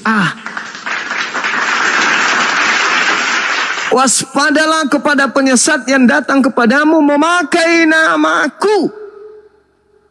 Siapa namaku? Yesus. Berarti penyesatnya datang memakai nama Yesus. Nah, mari kita deteksi 2 tokoh ini. Nabi Muhammad. Yang datang kepada Nabi Muhammad memakai nama siapa? Roh Kudus. Tepuk tangan. Ada nggak pernah datang kepada Nabi Muhammad selama 22 tahun menerima wahyu bernama Yesus. Akulah Yesus. Ada nggak? Nggak ada. Nabi Muhammad lepas dari keadaan itu. Kembali kita tanya kepada Paulus. Saudara Kristen, iya paman, yang datang kepada Paulus ketika dia ke Damsyik memakai nama siapa? Yesus. Udah selesai. Berarti penyesat itu bekerja di mana? Di Nabi Muhammad atau di Paulus? Itulah jawabannya. Sederhana kan? Kalau tidak bawa doktrin. Kalau bawa doktrin, kalau bawa dogma, asbak rokok bisa juga kau tuhankan. Jangan pakai doktrin, jangan. Pakai ilmu, napa? Pakai ilmu. Apa fungsinya itu Bibelmu? Coba, apa fungsinya itu Bibel? Fungsi Bibelmu itu apa? Hah? Apa fungsinya? Tidak ada di situ dikatakan, waspadalah kepada penyesat yang datang kepadamu, memakai nama Nabi Muhammad. Enggak ada. Waspadalah kepada penyesat yang datang kepadamu, memakai nama Rohul Kudus. Enggak ada. Tapi yang ada adalah waspadalah kepada sibilisisis yang datang kepadamu, memakai namaku dan berkata, akulah Kristus. Itu di mana itu terjadi? Di Nabi Muhammad atau di Paulus? Susah kali kalian ini diajak. Ayolah, mari diskusi ilmiah. Kalau cuma doktrin-doktrin, mending saya di masjid. Kalau kau mau doktrin-doktrin, mending Anda di gereja aja. Ini kita di depan publik. Di depan publik ini. Disimak ribuan manusia. Kenapa nggak mau jujur sih? Ini ada belajar. Yang datang kepada Nabi Muhammad itu siapa? Yang datang kepada Paulus itu siapa? Saya buka diri kan? Saya sebagai pembina apologet Islam buka diri. Silakan Anda gagahi. Silakan Anda pretelin. Yang datang kepada Nabi Muhammad itu sopo? Anda mengatakan iblis. Silakan Anda katakan itu. Apa latar belakangnya Anda menyatakan itu adalah iblis? Apa buktinya? Nonsen. Tidak ada kan? Sedangkan iblis datang memakai nama Yesus. Ada nggak kemudian Nabi Muhammad bertemu dengan Yesus? Di mana itu? Nggak ada. Nggak ada Nabi Muhammad pernah bertemu dengan Yesus, nggak ada. Kemudian tadi Nenek Rasmi mengatakan, dengarkan. Nenek Rasmi itu mengatakan apa? Penyesat itu bertemu dengan Kristus di padang gurun katanya. Ayo, di dalam Kisah Para Rasul 9, Kisah Para Rasul 22, siapa yang menuju ke Damsyik? Nabi Muhammad atau nek lagi. Nabi Muhammad atau Paulus yang menuju ke Damsyik? Sedangkan jalan menuju ke Damsyik itu berdasarkan 1 Raja-Raja 19:15 itu adalah padang gurun. 1 Raja-Raja 19:15 area Damsyik itu adalah padang gurun. Siapa yang menuju ke Damsyik? Nabi Muhammad atau Paulus? Paulus. Siapa yang pernah mengaku bertemu dengan Kristus di padang gurun? Paulus. Kata bilik di Matius 26 nomor 24. 24 nomor 26. Penyesat itu, nabi palsu itu mengaku bertemu dengan Yesus di dalam bilik. Bilik di situ bahasa Yunaninya apa? Bahasa Yunaninya apa? Bilik di situ. Skubalon. Bilik itu apa di situ? Kamar rahasia. Kamar rahasia itu apa? Penjara. Siapa yang pernah di penjara, lalu di dalam penjara mengaku bertemu dengan Yesus? Hah? Siapa? Yang pernah di dalam bilik skubalon, temeong? Di situ jelas itu. Ketika Paulus mengaku menulis surat dan bertemu dengan Yesus di dalam bilik rahasia yaitu penjara, apakah tergenapi? bahwa penyesat nabi palsu itu bertemu dengan Yesus di padang gurun. Ke Damsyik padang gurun, Paulus bertemu dengan Kristus. Dalam bilik penjara Temeong, Paulus mengaku bertemu dengan Yesus. Tergenapi semuanya. Dan tengok ajaran setelahnya. Tengok ajaran Paulus setelahnya. Dia lemparkan hukum yang dia taati tadinya, hukum Taurat dibilang dibilang tinja, hukum Tuhan dibilang tai. Coba, hukum Tuhan dibilang tinja oleh Paulus. Ini kejam kali ini yang datang pengaruhi Paulus ini. Jadi itu aja kesimpulannya. Jangan pakai doktrin, jangan pakai dogma, pakai ilmu, pakai data. Penyesat itu datang menyamar memakai nama Yesus. Yang datang kepada Paulus menyamar memakai nama siapa? Paulus itu mengaku bertemu dengan siapa? Yesus. Sekarang tugas Anda membuktikan kalau itu Yesus asli. Sementara Paulus mengatakan, aku bertemu dengan Yesus yang bukan manusia. Sedangkan anaknya Maria itu manusia. Berarti yang datang kepada Paulus itu adalah penyesat. Ini kutanya nih muridnya nih, Ibu Rasmi.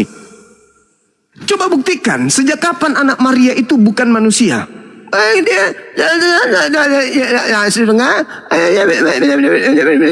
Mana ada. Markus 14 nomor 26, Yesus duduk di sebelah kanan Tuhan sebagai anak manusia. Yang datang kepada Paulus bukan anak manusia. Sedangkan di dalam Ibrani 9 nomor 28, Yesus akan datang sekali lagi, menyatakan diri sekali lagi. Nah, kalau Yesus menyatakan diri sekali lagi itu kapan? Pada saat mana? Oh, akhir zaman. Berarti yang datang kepada Paulus itu bukan Yesus. Ayo, Bu Rasmi. Yesus menyatakan diri di atas muka bumi ini berdasarkan Bible itu berapa kali? Jawab. Jangan bawa doktrinmu di sini. Kalau bawa doktrin saya turunkan lagi. Oke, dari mana kita tahu kalau Yesus itu Allah? Buka di Yohanes 1 ayat 1 sampai 14. Ya, di situ firman itu menjadi manusia. Di situ dikatakan Yohanes Pembaptis sebagai saksinya. Buka di Yohanes 1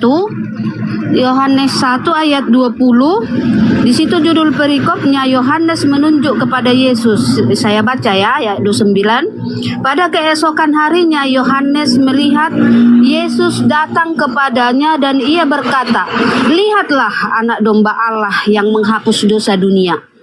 Ya, jadi di sini Yohanes menunjuk kepada Yesus, mengatakan kalau Yesus itu adalah anak domba Allah yang menghapus dosa dunia.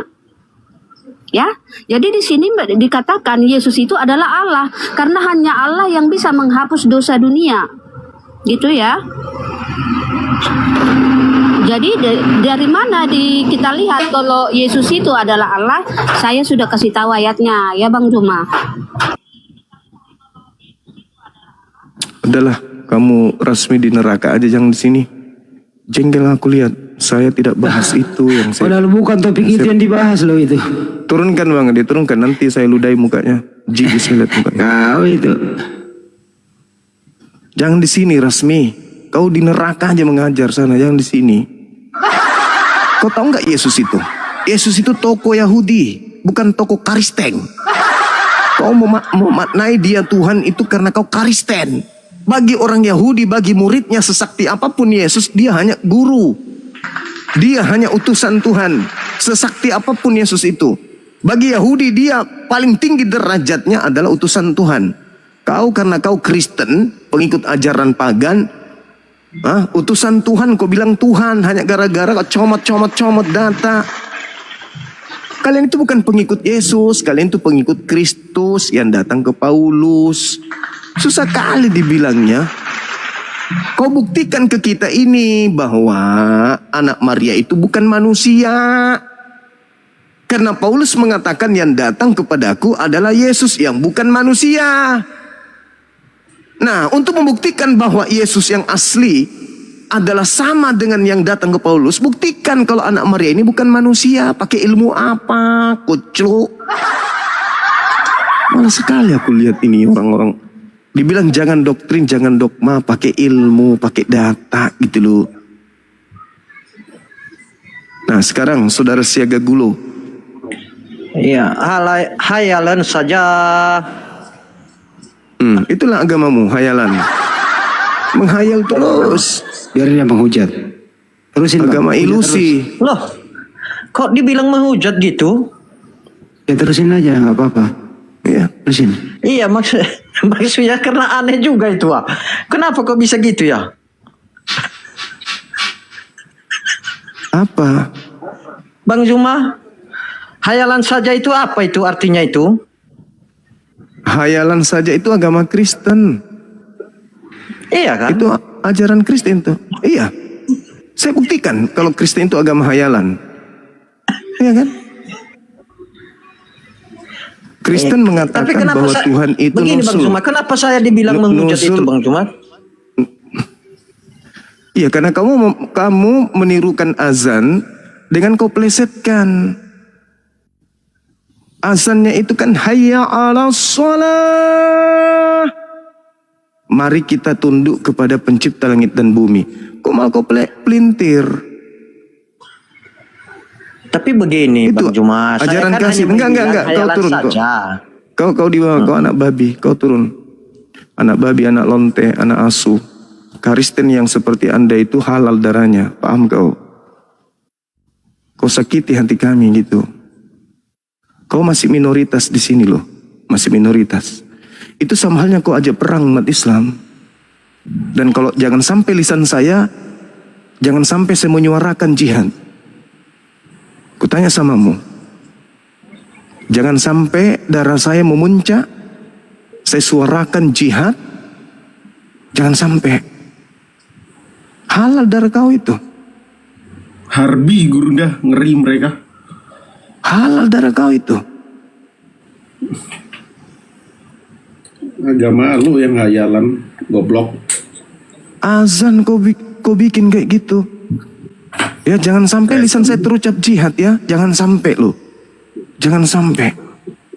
Negara ini utuh, negara ini tentram.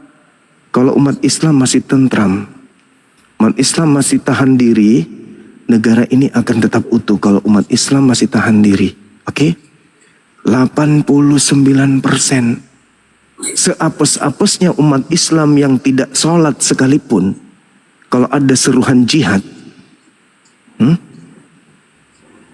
air laut bisa dikosongin sama umat Islam. Jadi jangan kau menista berlebihan kali, jangan. Jangan kau anggap mainan yang seperti itu. Terlanjur Yesus anak Maria kau bilang binatang. Jangan kau persamakan Yesus yang kau setarakan dengan binatang dengan kami. Suara azan, lafaz azan pun kami tidak ridho. Kau hinakan seperti itu. Nah, sakit hati kami kau gituin. Saya sebagai Muslim, saya membela Yesus di sini.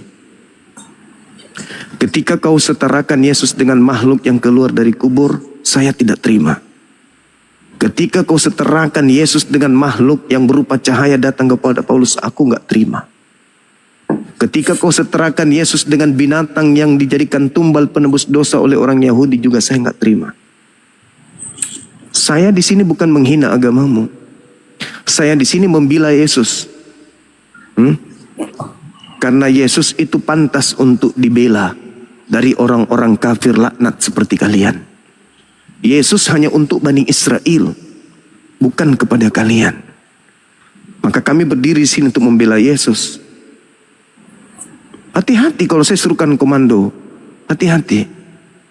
Kalau saya sudah berdiri di depan dan menyuarakan jihad, saya tidak bisa tanggung jawab.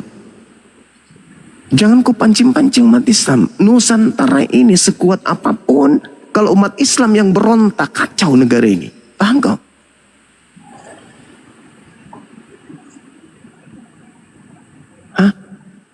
Jangan coba-coba komunis begitu.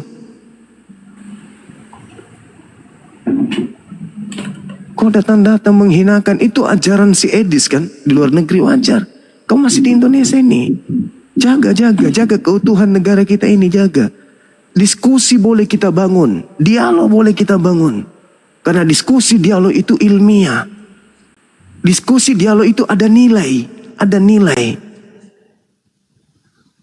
Bukan menghina seperti itu. Kau menghinakan umat Islam dengan sangat luar biasa kayak gitu. Hati-hati kau. Hati-hati. Ya. Jumlahmu di Nusantara ini cuma berapa orang?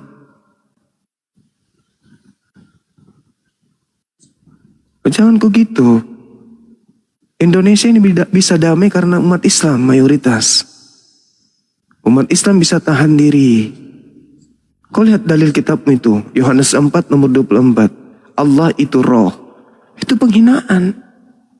Allah turun ke bumi jadi manusia, taat sampai mati di atas tiang salib. Itu penghinaan. Tapi kami masih bisa tahan diri.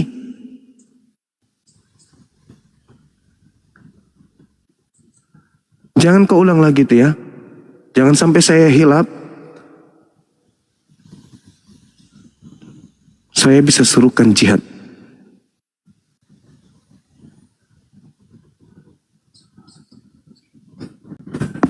Pasukan jihad kami banyak, asal kau tahu. Yang kau nampak di luar itu, kami tertawa-tertawa. Kamu gak tahu siapa di belakang. Ini dari tadi kita membahas siapa yang datang kepada Paulus, siapa yang datang kepada Nabi Muhammad. Bukankah agamamu itu diajarkan beritakanlah Bible kepada seluruh makhluk? Jadikanlah seluruh manusia menjadi muridku. Kan itu perintah agamamu kan? Kami ini sasaran tembak untuk kalian jadikan Kristen. Penyembah makhluk yang keluar dari kubur. Kami bukan binatang yang bisa didoktrin begitu saja. Bukan. Islam aja datang, Nabi Muhammad datang, ajarannya pun kami pertanyakan. Kenapa bisa seperti ini? Kami pertanyakan. Kami bukan umat yang kemudian cuma menerima begitu aja. Nabi Muhammad mengajarkan tentang Allah 13 tahun lamanya, asal kau tahu. Jadi bagaimana mungkin dengan modal penjajahan, perampasan hak, pengambilan rempah-rempah di Nusantara ini, segampang itu kami mau beralih kepada agama yang dibawa oleh penjajah? Gak mungkin. Boleh kami pindah ke agama kalian. Lawan kami dulu, berdebat, berdiskusi, terangkan kepada kami. Siapa Kristus yang kalian sembah itu? Jangan seenak perutmu begitu aja mau datang memaksakan kehendak. Mau mendoktrin-mendogma, jangan. Kita diskusikan agamamu, kami diskusikan agama kami juga. Silakan kau bertanya. Jangan kau menghina. Jangan kau merusak tatanan negara yang kita cintai ini. Sebab di Nusantara ini bukan cuma kamu sendiri. Banyak juga orang-orang Kristen yang masih cinta dengan kedamaian. Banyak juga orang Kristen yang suka dengan bertetangga dengan kami umat Islam. Ini apa yang naik lagi nih kuntilanak saat ini? Diturunkan ini kun. Siapa yang naikkan ini? Gak ada adab juga ini.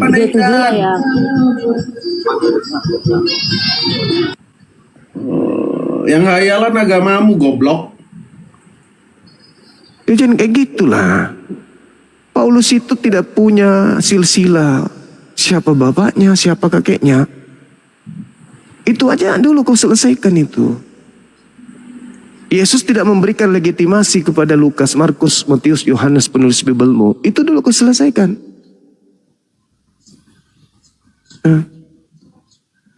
Tidak boleh kayak begitu, saudara ya. Jangan karena keputusasaan kamu tidak bisa membela agamamu, kau kayak gitu. Jangan begitu. Kami juga bisa pleset-plesetkan ajaranmu kalau kamu mau.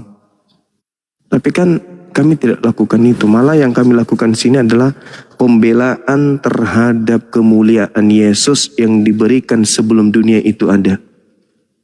Ya, yang kalian katakan dia mati terkutuk lah, menanggung kutuk dosa lah. Itu yang kami bersihkan dari sana. Dan kalau kalian tidak terima kemudian kami membela kesucian Yesus sebagai nabi dan rasul kepada Bani Israel, lawan kami, bantah kami dengan data. Yesus kau katakan Tuhan, kau mencemari ajarannya. Karena Yesus tidak pernah mengajarkan itu. Yesus kau katakan setara dengan Tuhan. Berarti kau cemari kemudian ajarannya gitu loh. Ya. Oke. Jangan lagi kau ulang lagi sekali lagi ya. Hati-hati kau. Hati-hati, jangan sampai saya nggak sabar gitu ya teman ya. Jangan kau lagi ulang menghujat, menghina begitu. Kalau kau cinta negara ini, kita diskusi untuk mencapai sebuah keadaan di mana silakan lakum dinukum waliyadin. Agamamu agamamu, agamaku agamaku. Begitu. Kita bingkai agamamu agamaku, agamaku agamamu. Kita bingkai masing-masing agama ini dengan meja diskusi. Kita bedah di meja ilmiah. Kita bedah. Kalau agamaku yang salah, oke, mari kita bahas. Agamamu yang salah, ayo kita bahas. Jangan begitu caramu. Gak bagus kayak begitu. Ya. Perlihatkan contoh yang baik. Kalau kau tak bisa kemudian membela akidahmu, membela agamamu di depanku, suruh pendetamu, pastormu ke sini. Suruh ke sini pendetamu, pastormu yang sekolah S1, S2, S3, S tomang, S5, S neraka itu suruh ke sini. Diskusi dengan Bang Suma.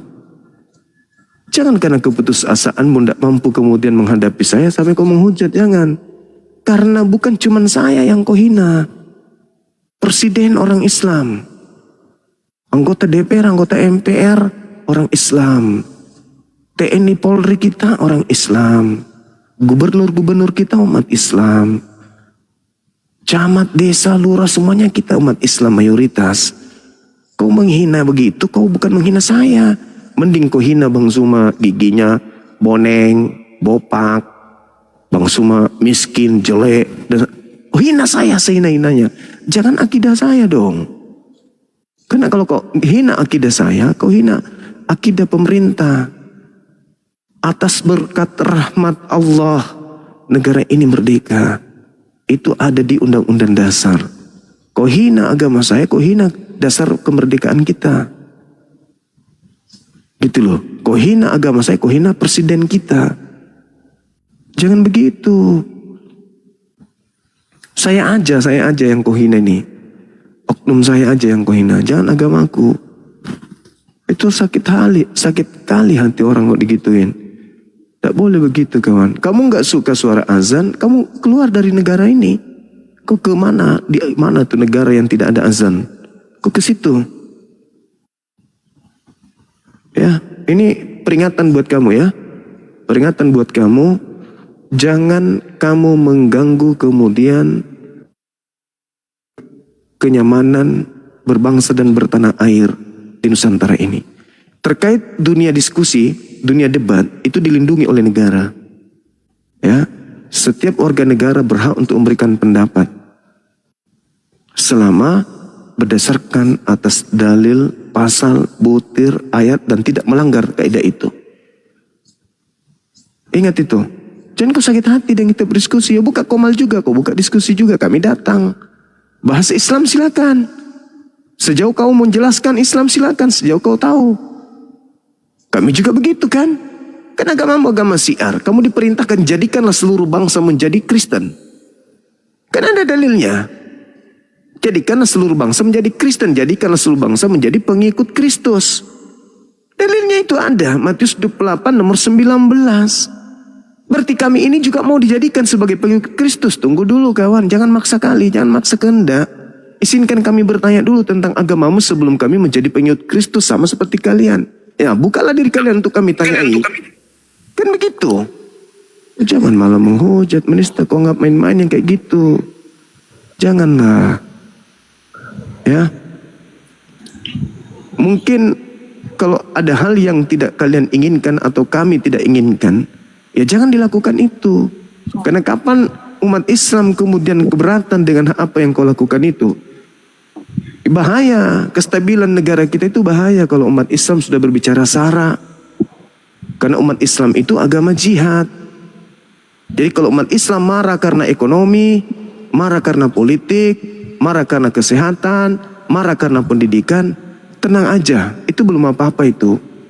Kalau cuma marah gara-gara itu nggak apa-apa. Tapi jangan sampai umat Islam marah karena agamanya. Jangan sampai umat Islam marah karena jihad. Jangan. Karena kapan seruan jihad itu muncul, maka nyawa harus pergi. Kalau nyawa harus pergi sudah tak ada ketakutan terhadap musibah apapun, bencana apapun. Karena hanya ada Allah di situ. Jangan sampai seruan jihad itu ada gitu loh. Ya, kalau ribut masalah ekonomi, harga barang-barang, harga pasar itu masih belum. Tapi kalau Islam sudah ngangkat kalimat tauhid untuk jihad, berarti di situ nyawa. Dan Islam itu di situ. Islam itu sebagaimana kamu takutnya kepada kematian, segitu beraninya lah umat Islam itu kepada kematian. Kamu cinta kepada makananmu, begitu juga kami cinta kepada kematian. Karena kami yakin kematian itu mutlak. Lebih baik kami mati dalam keadaan jihad daripada mati yang lain. Mati yang kami rindukan adalah mati dalam keadaan jihad. Langsung surga.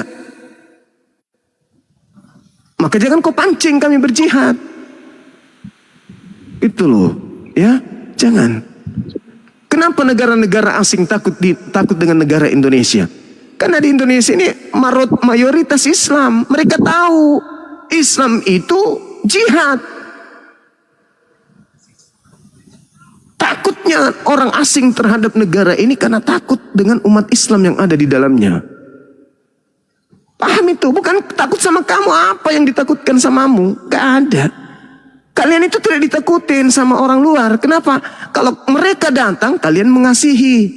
Kalian yang menyediakan fasilitas. Kalian jadi tukang urutnya. Kalian tukang cuci bajunya. Yang lap-lap sepatunya, kalian. Beda dengan kami. Maka yang mereka takuti adalah umat Islam di Nusantara ini yang mereka takuti. Bukan kalian.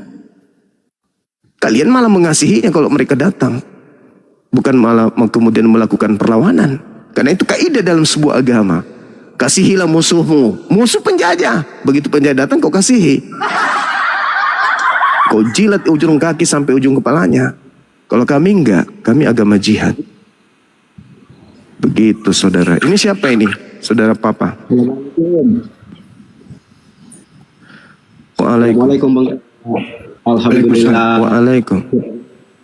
Sekian lama baru kali ini. Bang, makasih banyak Bang. Waalaikumsalam warahmatullahi wabarakatuh. Siap. Tiap malam sering mengikuti rumah Bang dan mengikuti kegiatan-kegiatan Abang. Alhamdulillah Bang. Saya simpati banget sama Bang. Alhamdulillah Bang. Mudah-mudahan Islam ini ditegakkan seadil-adilnya dan semoga kita terhindar dari fitnah dari oten-oten agar kita hidup tentram di Indonesia ini. Bagi kaum oten, saya cuma hanya ingin menyampaikan, kalaulah ilmu kalian itu tidak ada, tolong belajar dulu. Jangan di saat ilmu nggak ada, kalian mentok, tidak bisa berpikir, malah kalian membuat onar. Membuat onarnya itu apa?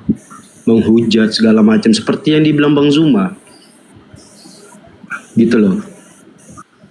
Bukan saya karena fans beratnya Bang Zuma, tidak. Cuman apa yang dikatakan Bang Zuma selama ini itu benar.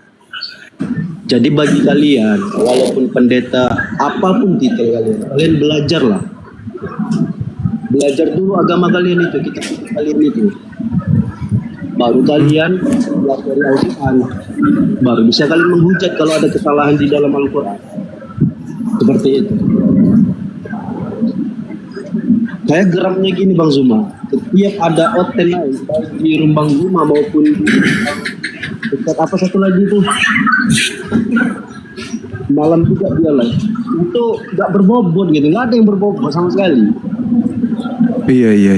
Ya, Ini mana larinya ya yang di luar dari konsep gitu loh. Jadi sekali lagi ya bukan oten-oten ya, belajar. Kalau kalian mau menyerang akidah orang, lebih bagus kalian itu DM paling gitu loh. Kalau menyerang akidah, tapi kalau pribadi terserah kalian gitu. Saya tinggal di Medan. Betul bang. Jadi kalau misalnya kalian tidak tahu apa-apa, jangan menyerang akidah seseorang. Kalau seperti itu, Allah pun ya Muhammad pun Allah itu menyuruh kita itu berperang kalau sudah masalah akidah. Masukannya luar biasa bang. Izinkan teman-teman Kristen ya bang ya. Kalau ada berapa hari? Udah dek. Sudah dek, udah. Saya habis ini mau izin sholat asar dulu. Lanjut. Jadi dari itu aja Bang Zuma, yang saya katakan Bang Zuma.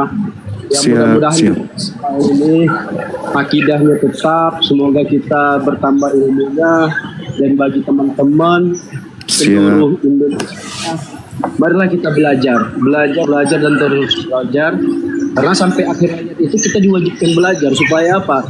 Supaya tidak mudah kita mempengaruhi akidah kita gitu loh. Itu Bang Zuma. Assalamualaikum Bang Zuma. Makasih Bang Zuma. Teman-teman sahabat semua. Siap. Waalaikumsalam warahmatullahi wabarakatuh. Insyaallah. Oke, Dinda Goldian diambil alih dulu, saya ibadah dulu deh. Iya, Gurunda saya nggak mau drop. Ibadah dulu. Oke, siap. Gitu. Tunggu. Pak Hasim, Assalamualaikum Pak Hasim. Ada yang mau disampaikan? Waalaikumsalam warahmatullahi wabarakatuh. Setuju yang disampaikan Bang Suma tadi, saya setuju sekali. Kalau sampai dihina-hina agama kami, saya setuju.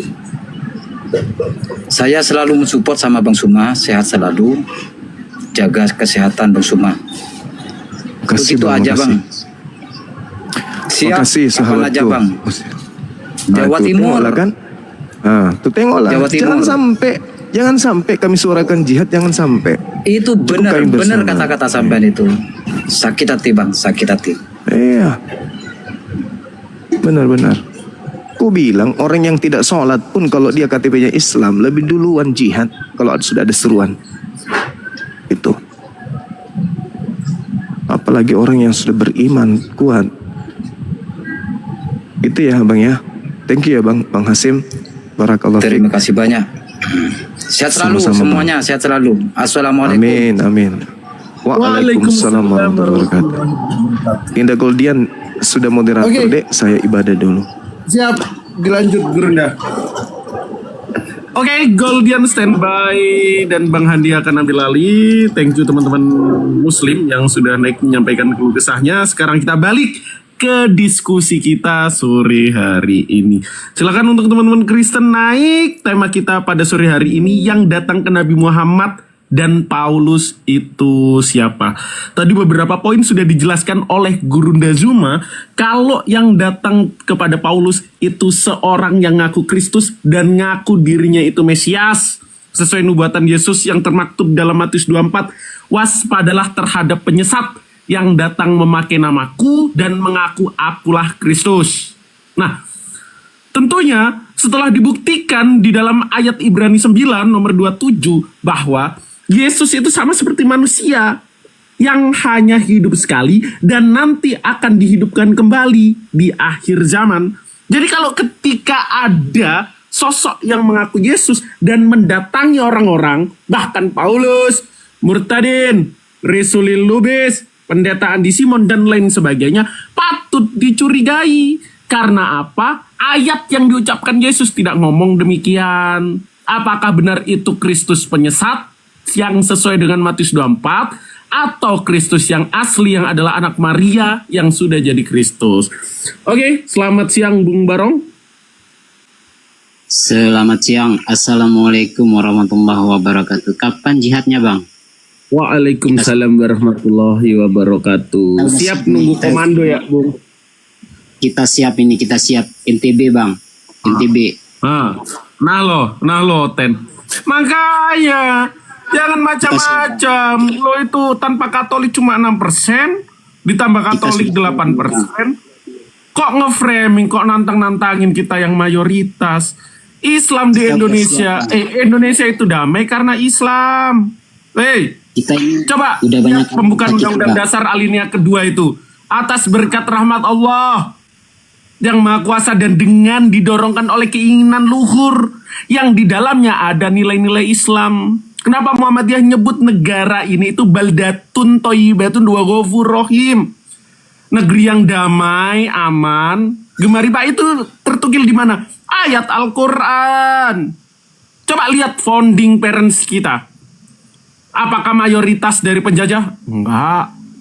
Mayoritas Muslim? Yes. Bahkan pembukaan Piagam Jakarta yang termaktub di dalam ayat ke-1, sila ke-1, itu nilai Islam awalnya. Tapi karena kita sayang kalian, maka kewajiban dengan menjalankan syariat-syariat Islam bagi pemeluknya, kita rela agar kita rukun. Sumbangsi siapa? Islam. Siapa yang mengusulkan mengganti itu? Ki Bagus Hadikusumo, tokoh Islam. Jangan macam-macam kalian. Kita udah siap Hidup bang. di negeri ini hanya numpang, gitu ya. Kita menunggu gerakan bang. Kita menunggu perintah bang. Bang. Udah siap nih. Kita udah siap. Kapanpun. Naikkan aku Goldian. Kristen dulu ya yang naik ya. Ya itu aja bang ya. Saya turun dulu ya bang. Oke, Assalamualaikum. siap Bang Barong. Waalaikumsalam. Assalamualaikum Selamat siang. warahmatullahi wabarakatuh. Waalaikumsalam warahmatullahi wabarakatuh. Ayo jihad bang sekarang. Salam dari Lampung. Oke, mantap. Jadi nanti nunggu komando. Halo Bro Resa, multi ya. Aku Kristen Goldian. Multi kalau mau naik. Jangan gaptek banget loh. Ada di bawah sendiri itu nomor 4 dari kanan, gambar 2 orang. Nah, itu pencet multi loh. Oke, teman-teman, kita kondusif, kita balik diskusi dulu ya, teman-teman ya. Harbi itu para penghujat itu. PT tina wong Lampung tek we. Oke, mantap Bang. Antimo siapa tadi yang pengen diskusi? Naik. Oke, izin aku taruh bawah ya Bang Bontot. Ada yang mau disampaikan lagi? Udah bang, makasih bang. Oke, thank you. Kalau gini ya, Assalamualaikum. sebenarnya mereka ini anak-anak culun, korban dari provokator yang namanya Edis. Beraninya hanya di media sosial saja. Sudah beberapa kali kami buktikan kok. Beberapa penghujat kami datangin gitu ya. Nggak segalak waktu di media sosial. Udah contoh ya si Kendi Susanto yang penghujat Nabi kita itu. Kami datangin nggak ada itu ngomongannya. Apa yang terjadi? Tunduk, lesu, nggak ada banyak suara, nangis, minta maaf. Nggak bisa apa-apa kalau udah ketemu. Jadi mereka ini hanya memang provokator, memancing amarah umat Islam. Jadi teman-teman Muslim jangan terlalu terprovokasi orang-orang yang seperti begini. Insya Allah kita bisa ketemu kok nanti. Suatu saat ada tim khusus dari kami akan mencari orang-orang yang kayak begitu. Betul. Jadi udah berapa kali kami datangin, ya mereka nggak bisa apa-apa, nangis, mewek. Nggak bisa apa-apa.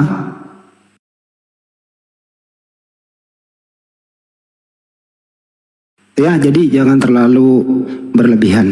Tapi tetap kita waspada. Kali lagi orang yang kayak begini ketemu sama kita, itu nggak akan pernah berani. Kerjanya apa? Nangis, minta maaf. Itu kira-kira yang sering terjadi selama ini. Makasih.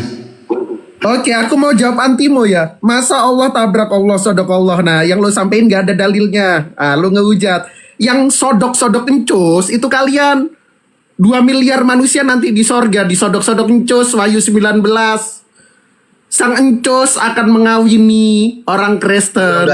Jangan berbalas pantun kalau jangan udah. Oh Udah, enggak apa-apa, ini ngejawab, nggak apa-apa. Allah sodok, Allah nggak ada. Encos kalian sodokin ada. Digilir itu kalian jadi pengantin. Berapa? 2 atau 3 M orang Kristen.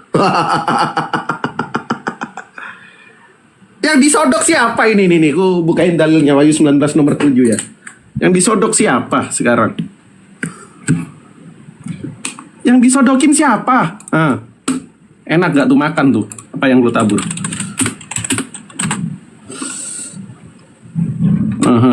Baca. Udah. Ayolah diskusi baik-baik gitu loh.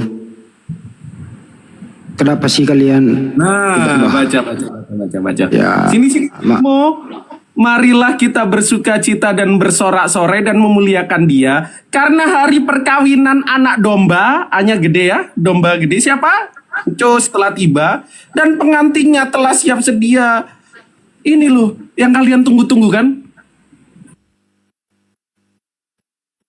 Ya, sesuai data itu. Ini kan yang kalian tunggu kan? Perkawinan Tuhan kalian dengan kalian yang jadi mempelainya. Siapa yang sodok-sodok? Siapa yang mau disodok-sodok? Di Wahyu 19 nomor 7 ini. Sini naik. Siapa sekarang yang disodok?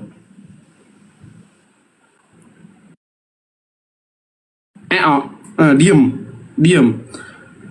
Kalian yang akan nyodok-nyodok ini loh. Kreston. Orang yang kayak gini jarang baca Bible dia. Gini loh ya, pendeta yang sering membaca Bible itu pendeta ini mengintrospeksi diri bahwa kita nggak boleh agresif, karena kalau kita agresif ya tabokannya ada di Bible. Jadi orang-orang yang agresif kayak begitu jarang baca Bible, Gol. Ya, sekali-kali memang harus ditabok pakai data gitu aja sih. Iya, nggak apa-apa, tanya lagi. Nggak, di sini aku nggak menghujat, aku ngejawab dan komparasi. Aman, terbebas dari hukum. Sekarang kalau ngomongin sodok-sodokan, siapa yang disodok 2 miliar orang yang akan jadi pengantin anak domba ini?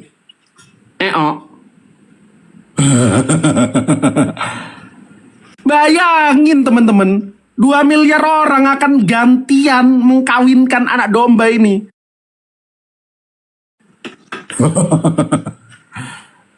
Yang disodok siapa?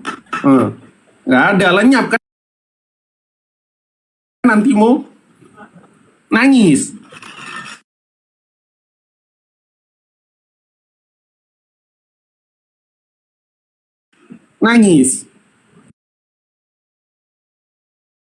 Kitab lu dipotek timu.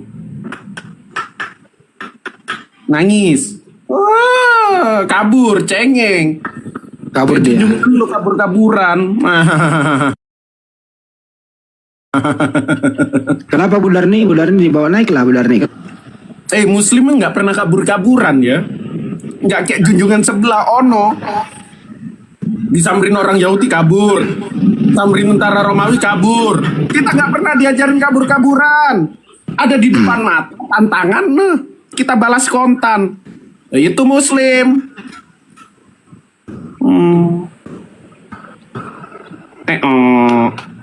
Kamu nih siapa nih? Halo Bang Jerry. Jerry silakan Jerry. Ya, Bang Jerry silakan. Kenapa Bang Jerry? Oke, Bu Darni, ganti aku naik Bu Darni. Waalaikumsalam warahmatullahi wabarakatuh. Silakan Bang.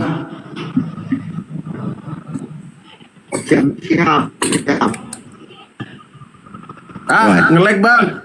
Di bawah benerin sinyal dulu. Sinyalnya nggak bener Bang.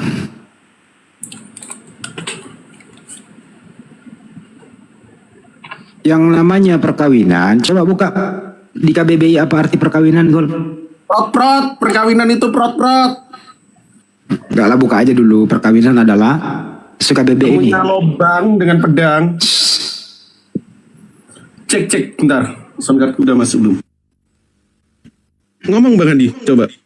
Ya perkawinan menurut udah masuk. KBBI. Perkawinan KBBI, coba aja buka. Man. Kok doubling ya? Bentar. Cek. Bentar. Apa ini? Oke, kita ngengkan teman-teman. Jadi arti perkawinan adalah ikatan lahir batin antara seorang pria dengan seorang wanita sebagai suami istri dengan tujuan membentuk keluarga bahagia dan kekal berdasarkan ketuhanan yang Maha Esa. Itu pengertian perkawinan. No, lu makan no. Terhitung. Lu makan. Apa ini kawin? Hubungan kelamin, berkelamin. Makan tuh. Mau ngapain lo di sorga sama anak domba? Gitu.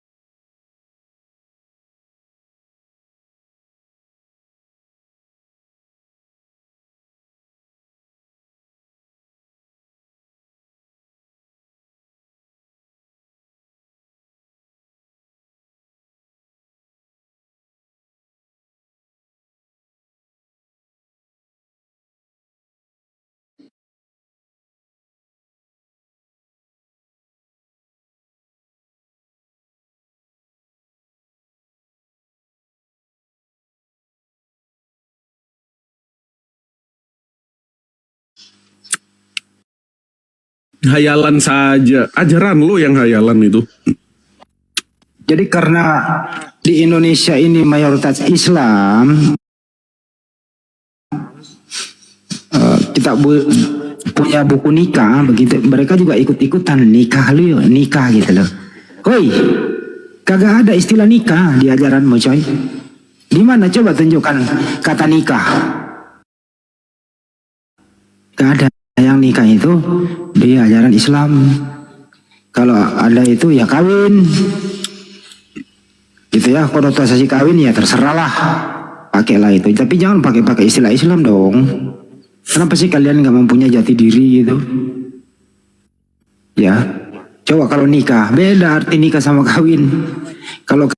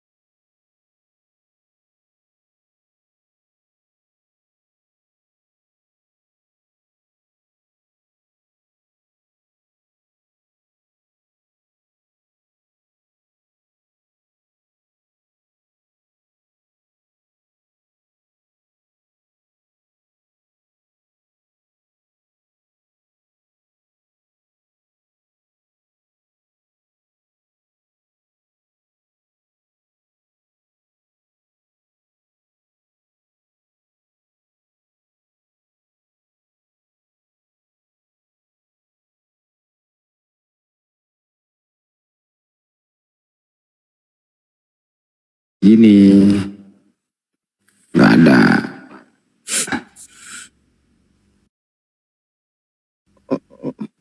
Oh, Nggak berani. Encus lu itu ngawinin Kristen semua. Teman-teman Siapa yang germo? Nanti mau promosi channel aja deh teman-teman. Habis ini ya mohon di subscribe channel kami ya, Andi Selebes Channel di YouTube ya. Di YouTube Andi Selebes Channel. Subscribe gratis kok. Susah amat ya. Nggak bayar kok. Ya, itu doang. udah sih. ada Nantulang Darni. Bu Darni, coba ditampilin Wahyu 19:7 tadi, Gol. Biar Bu Darni nanggapi. Nah, Tuhan yang tukang kawin siapa Bu Darni? Mana yang tukang kawin? Kalian yang mempelintir. Loh, ayatnya kok mempelintir? Kita bacain. Nggak nafsir, nggak ngeeksegeses. Ini. Tampilin aja dulu, suruh baca, tampilin suruh baca. Ya. Sabar. Ya. Coba Bu Darni baca. Jangan diturunkan aku ya. Awas kalau Enggak, diturunkan aku. enggak Bu Darni. Enggak. On cam dong Bu Darni, mana? Gak usah lah on cam. Oke. Coba baca Bu Darni. Apa aku baca? Ntar ya. Wahyu 19 nomor 7. Mana efeknya yang cantik?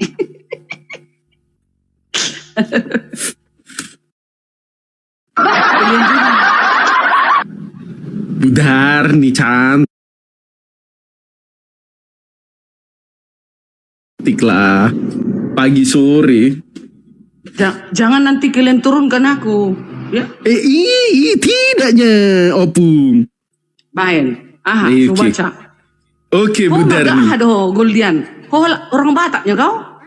Udah baca aja Iya, kenapa kau bilang aku nantulangmu? Orang Batak rupanya. Oh enggak, bercanda aja Bu Darni. Baca kemana? Bentar, mau cari apa? Aku mau cari apa? Kacamata aku mana? Gimana nantulang ini? Bentar ya.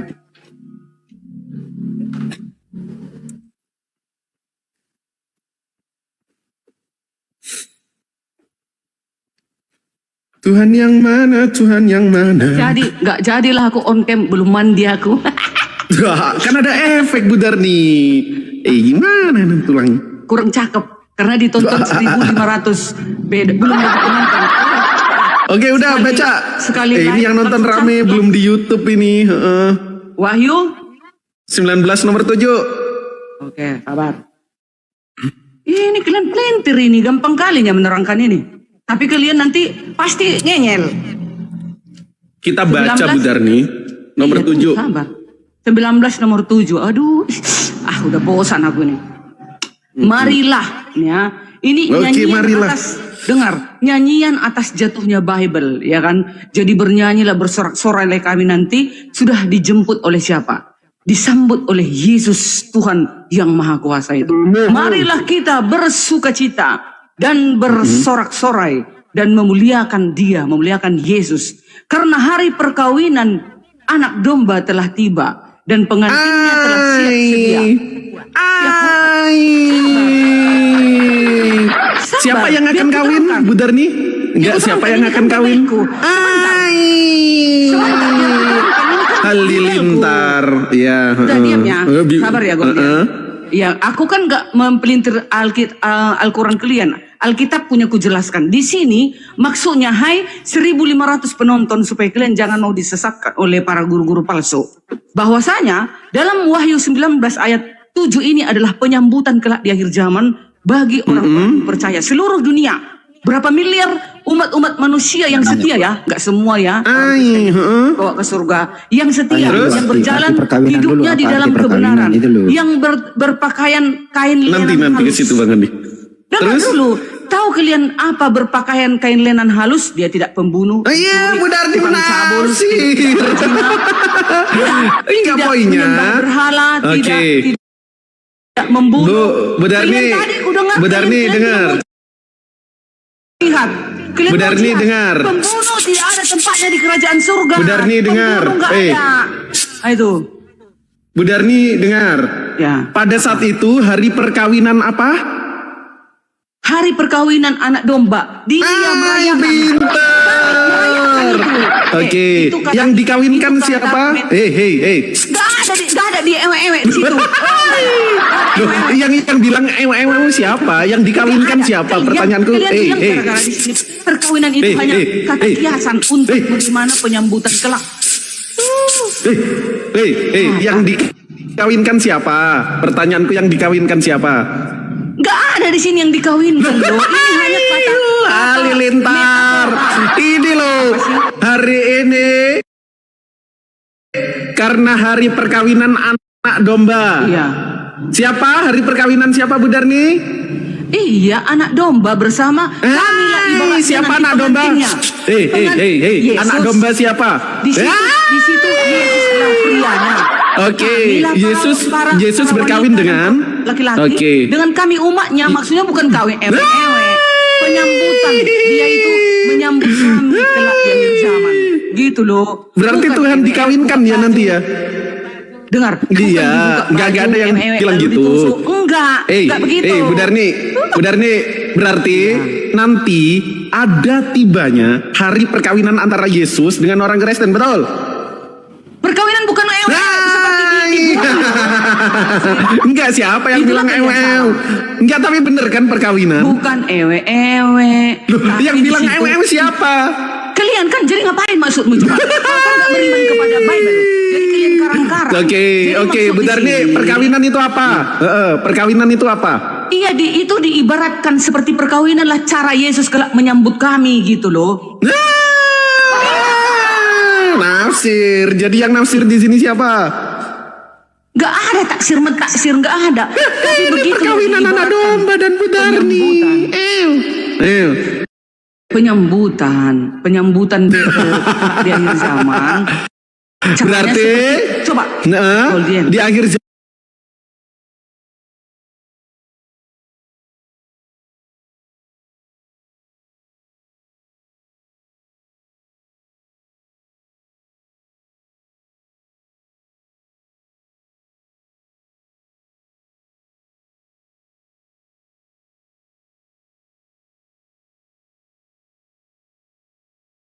dan para orang Kristen, betul? Seperti itu. Tidak betul, salah itu. Yang kau artikan itu. Enggak, bukan seperti itu. Aku baca, Bu Darni, nggak mengartikan. Gimana Goldian mengartikan? Contoh, aku mengartikan Al-Quran kalian kan beleng-beleng. Gak mungkin. Aku baca nggak mengartikan. Coba mana Goldian mengartikan? Perkawinan anak domba di situ bagaimana? Oke, perkawinan apa artinya? Ya, perkawinan itu apa artinya? Oke, aku ikutin. Apa artinya perkawinan? Aku ikutin. Kalau perkawinan di bumi disatukan perempuan dan laki-laki tusuk menusuk. Nah, tusuk menusuk. Kalau perkawinan di sorga yang ditusuk dan yang menusuk apa? Beranak cucu. Itu mau beranak cucu. Kalau disuruh kan beranak cucu. Gimana? Terus yang dikawinkan apa? Yang dikawinkan apa? Maksudnya itu digambarkan cara nafsir dong. Di akhir zaman. Nafsir. Itu diibaratkan seperti perkawinan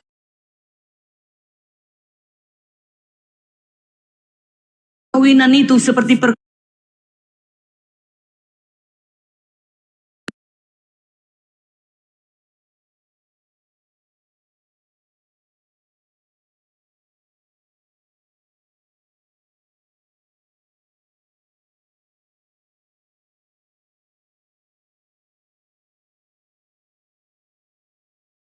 omongin. Ini artinya baca ya.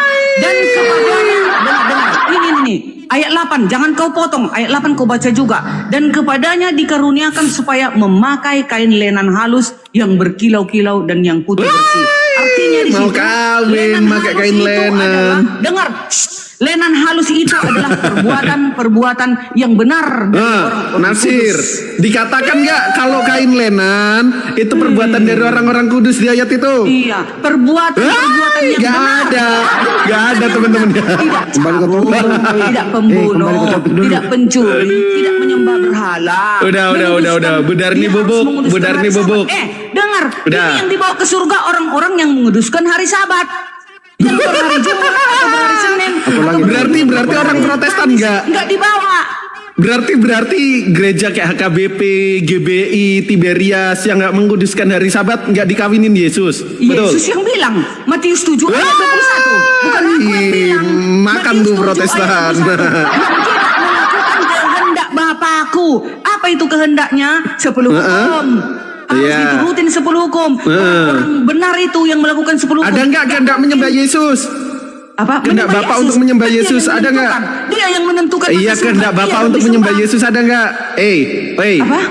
Nantulang, kehendak Bapak untuk menyembah Yesus ada nggak? Iya, kehendaknya yang menyembah Yesus. Mana ayatnya? Mana ayatnya? Matius 5:17. Jangan sangka aku datang untuk menghilangkan hukum Taurat atau kitab para nabi. Aku datang untuk menggenapinya. Satu titik atau iota pun tidak akan hilang dari hukum Taurat ini selama langit dan bumi lenyap. Di mana di hukum Taurat? Kitab para nabi, Neviim dan tulisan-tulisan kehendak untuk menyembah Yesus.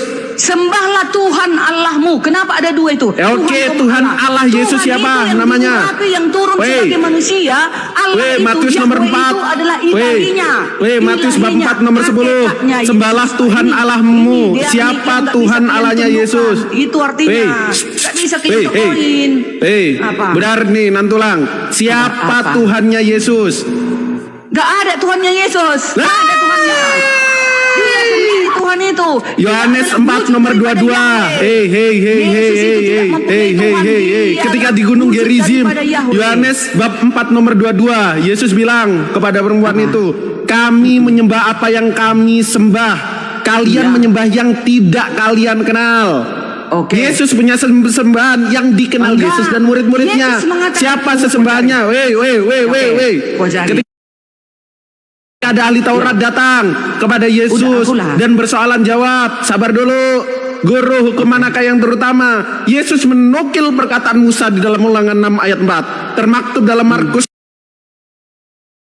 12 nomor 29. Dengarlah hai orang Israel, Hashem atau Allah itu Tuhan kita, Allah itu Esa. Gitu benar nih. Kehendak Bapak menuhankan Sang Bapa itu yang adalah satu-satunya pencipta dan satu-satunya Tuhan. Tidak pernah menghendaki untuk mentuhankan Yesus yang tidak pernah berbuat apa-apa dari dirinya sendiri. Yohanes bab 5:30. Giliranku. Siapa Yesus ini? Siapa Yahweh itu? Yahweh adalah hakikat Yesus ilahi itu. Udah, Yesus ini wujud daripada ilah Yahweh. Dalil. Ini kita nggak lagi di gereja Masehi Advent hari ke-7. Yesus adalah wujud daripada Yahweh. Ibrani 1 ayat 3. Ibrani 1 ayat 3. Ibrani 1 kehendak ayat 3. Bapak. Pertanyaan saya yang mengutip tadi Matius 7 nomor 21 dan Matius 5 nomor 17, manakah kehendak Bapak? Kehendak Bapak untuk menyembah anaknya, menyembah Yesus di mana? Ngabur. Katanya nggak boleh diturunin. Oke, lanjut. Semenit, bentar nih. Ya, lanjut. Kalian yang menerangkan Alkitabku. Pertanyaanku jawab ya, jangan lari kemana-mana, jangan kabur-kaburan kayak Yesus. Di manakah kehendak Bapak untuk menyembah Yesus? Jawab pakai dalil. Halilintar. Sembahlah Tuhan, Allahmu. Tuhan di situ kepada Yesus. Allah itu ilahinya Yesus, hakikatnya Yesus. Biar kalian tahu, bertobat kalian.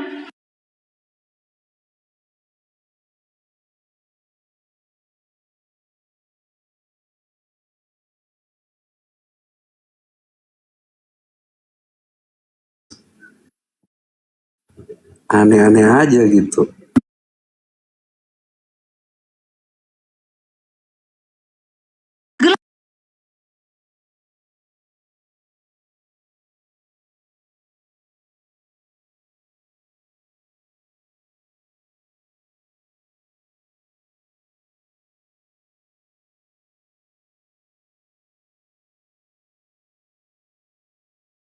Apa? Hakikatnya Yesus, itulah Yahweh.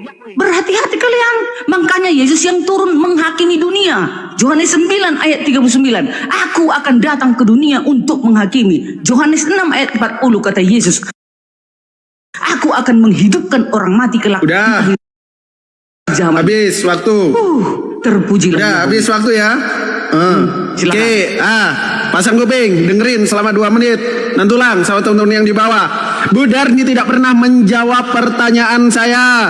Di manakah kehendak Bapak untuk menyembah anaknya? Bu Darni blunder mengutip Matius bab 4 nomor 10. Kita harus paham konteks. Tatkala Yesus dibopong iblis ke atas gunung dan untuk mencobai Yesus, Yesus berkata, saat iblis menyuruh Yesus menyembah dia, no, civilis, no. Apa kata dia? Enyalah kau dari hadapanku, sebab ada tertulis, engkau harus menyembah Tuhan Allahmu. Tidak merujuk kepada sesembahan terhadap Yesus, menyembah Tuhan yakni aku. 1. Yang kedua, dengar Matius 5 nomor 17. Jangan sangka aku datang untuk meninggalkan hukum Taurat atau kitab para nabi. Aku datang untuk mengenapinya. 1 iota pun tidak akan lenyap selama langit dan bumi hilang dari hukum Taurat. Ketika kita merujuk teman-teman kepada hukum Taurat dan kitab para nabi, kehendak Bapa mengesahkan dia. Keluaran 3 nomor 15. Saat itu Allah berfirman kepada anak-anak Yakub bahwa Tuhan itu ilah kita, Tuhan sesembahan nenek moyangmu Abraham, Ishak dan Yakub, yakni Tuhan yang esa. Tidak pernah 2, tidak pernah 3, ataupun di 3 dalam 1. Ulangan 6 ayat 4. Ketika Musa menyampaikan kepada Bani Israel yang senantiasa sehari-hari diucapkan sampai sekarang dengan istilah Shema. Dengarlah hai orang Israel, Tuhan Allah kita Tuhan itu esa, hanya satu, bubuk. Dan Allah sendiri berkata di dalam Melaiki 3 nomor 6, dia tetaplah dia, tidak jadi manusia. Di mana kehendak Allah, dirinya akan menjadi manusia, lantas menyuruh menyembah sosok manusia itu yang kemudian dikenalkan Paulus ketika perjalanan ke Damsik yang bangkit dari kubur. Bu Darni nggak bisa jawab. Karena apa? Iman Bu Darni didasarkan oleh khotbah-khotbah para pendeta Bu Darni, tidak dengan Bible. Kalau kita merujuk ke Bible, perkataan Yesus 100% ketika merujuk kepada kehendak Bapaknya, karena Yesus tidak mampu berbuat apa-apa dari dirinya sendiri. Yohanes bab 5 nomor 30, kehendak Bapa itu menuhankan dia yang berbeda dengan makhluknya. Yesaya bab 46 pasal 5. Luar biasa. Gak ada satupun kehendak Bapa. Sembahlah anakku, sembahlah manusia Yesus. Gak ada. Tobat Bu Darni, pasang kuping, jawab, jawab Halilintar. Sudah ucap di sini tadi ya, di mana ayat bahwasanya sembahlah Tuhan Allahmu itu kepada Yesus. Yesus itu Tuhan, ya kan? Tadi kan udah aku baca Keluaran 3 ayat 15, Ulangan 6 ayat 4, Maleakhi 3 ayat 6, Yohanes 45 ayat 40, Yesaya 46 ayat 5. Dengarlah hai orang Israel, sembahlah Tuhan Allah, Tuhan Yahwehmu. Kan gitu. Ada Tuhan, ada Yahweh. Ya, di situ 2 kata. Tuhan itu disebutkan kepada siapa? Itulah kepada firman-Nya yang telah menjadi manusia. Itulah Yesus. Lukas 2 ayat 11. Telah lahir bagimu Kristus, Tuhan di kota Daud. Yesus ini Tuhan. Makanya Yesus berkata kepada penguasa kegelapan itu, waktu dibawa dia ke gurun ya untuk dicobai, di sana hanya satu yang dicobai, itulah siapa? Yesus. Yesus berkata, jangan kau cobai Tuhan, Yahwehmu. Ya, jadi jelas Yesus di situ sendiri sudah mengatakan dia adalah Tuhan. Jangan kau cobai Tuhanmu. Yang dicobai siapa? Ya hanya Yesus pada saat itu. Kalian aja yang beleng-beleng, kalian aja yang botol, ibaratnya dibilang, ibaratnya ya. Jadi kalian berusaha dengan sekuat tenaga kalian bahwasanya Yesus itu kalian sangkal Tuhan, hanya nabi biasa. Sementara Yesus akan datang bersama para malaikatnya di awan-awan. Yesus akan menyuruh para malaikatnya untuk mengumpulkan segala bangsa di hadapannya untuk membalas setiap perbuatan orang. Matius 28 ayat Matius 25 ayat 28 sampai 31. Ada berani para nabi bicara seperti itu? No, tidak berkuasa. Semua para nabi di bawah Yesus, nggak selepel. Udah. Lalu dikatakan lagi Yohanes 11 ayat 25, Yesus berkata, aku adalah kebangkitan dan hidup. Tahu kau artinya itu apa, Goldian? Aku adalah kebangkitan dan hidup. Dia yang memberi kebangkitan. Makanya Yesus berkata di dalam Yohanes 6 ayat 40, aku akan membangkitkannya di akhir zaman. Aku adalah kebangkitan. Dia kebangkitan membangkitkan. Dia adalah hidup itu. Masa kalian nggak tahu itu? Masih juga kalian berusaha. Makanya ada ayat kalian mengatakan di dalam Quran surat 19 ayat 71, kalian akan mendatangi neraka karena kalian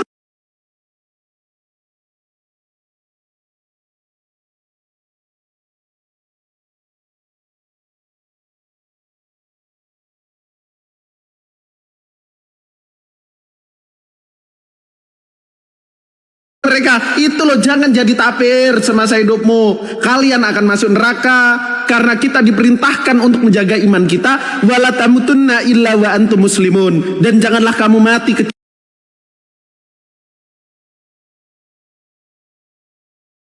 kecuali kamu benar-benar dalam keadaan muslim. Kedua, kita akan kupas tuntas kebohongan Budarni. Budarni mengutip Ulangan 6 nomor 4 bahwa di situ ada koma. Oh, ada Tuhan. Itu Yesus, ada Yahweh, Tuhan lagi. Ngaco. Kita ke original teksnya sebentar. Shema Yisrael, Yahweh atau Hashem, Eloheinu Hashem Ehad. Apa di sini dikatakan? Hear, dengar. Siapa yang suruh mendengar? Orang Israel. Kenapa? Bahwa Allah atau Hashem is our God. Dialah Tuhan kita. Dia alone, dia esa, dia satu.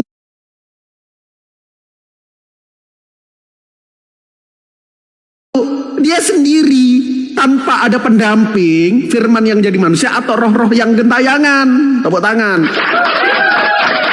Sama, itu ditukil Yesus ketika dia dibopong iblis ke atas gunung. Ketika iblis hendak mencobai dia, jangan mencobai bahwa nyalah kau dari hadapanku. Sebab ada tertulis di mana? Ulangan 6 nomor 4. Engkau harus menyembah Tuhan dan Allahmu.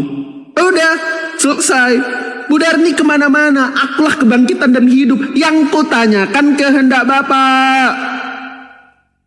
Kehendak Bapak. Kebangkitan dan hidup, apakah berarti Yesus Tuhan? Tidak. Kita buka Kisah Para Rasul 2 nomor 22. Yesus bangkit itu karunia yang mukjizatnya dari Allah dinyatakan melalui dia. Jadi mukjizat kebangkitannya itu dibangkitkan oleh Allah. Ingat saat tobat Petrus di hari Pentakosta. Inilah Yesus orang Nazaret yang dimuliakan oleh Allah, yang dibangkitkan di hadapanmu dan dinyatakan mukjizat-mukjizat melalui Yesus. Seperti para nabi yang juga dinyatakan mukjizat Allah melalui para nabi. Paham? Itulah makna kebangkitan. Karena apa? Karena dia dibangkitkan oleh Allah. Satu pun Budarni tidak menyebutkan dan tidak membantah dalil-dalil kehendak Bapak. Mana tadi saya sebutkan? Bapak tidak pernah berubah. Yesaya 46 nomor 5. Bapak bukan manusia. Bilangan 23 nomor 19. Bapak tetaplah Bapak dan tidak akan menjadi manusia. Melahi 3 nomor 6. Sedangkan kehendak Yesus pun itu berasal dari kehendak Bapa. Yohanes 5 nomor 30. Aku tidak dapat berbuat apa-apa dari diriku sendiri. Apa yang aku dengar, apa yang aku hakimi itu adil, sebab berasal dari Dia yang mengutus aku. Siapa Dia? Yakni Tuhan Allahmu yang harus kamu kasihilah dengan segenap akal budimu. Agar apa? Agar tidak terdoktrin ajaran-ajaran yang mengajarkan menyembah kepada manusia yang keluar dari kubur. Enak. Kenapa? Karena Kristen di akhir zaman diusir Yesus di dalam Matius 7.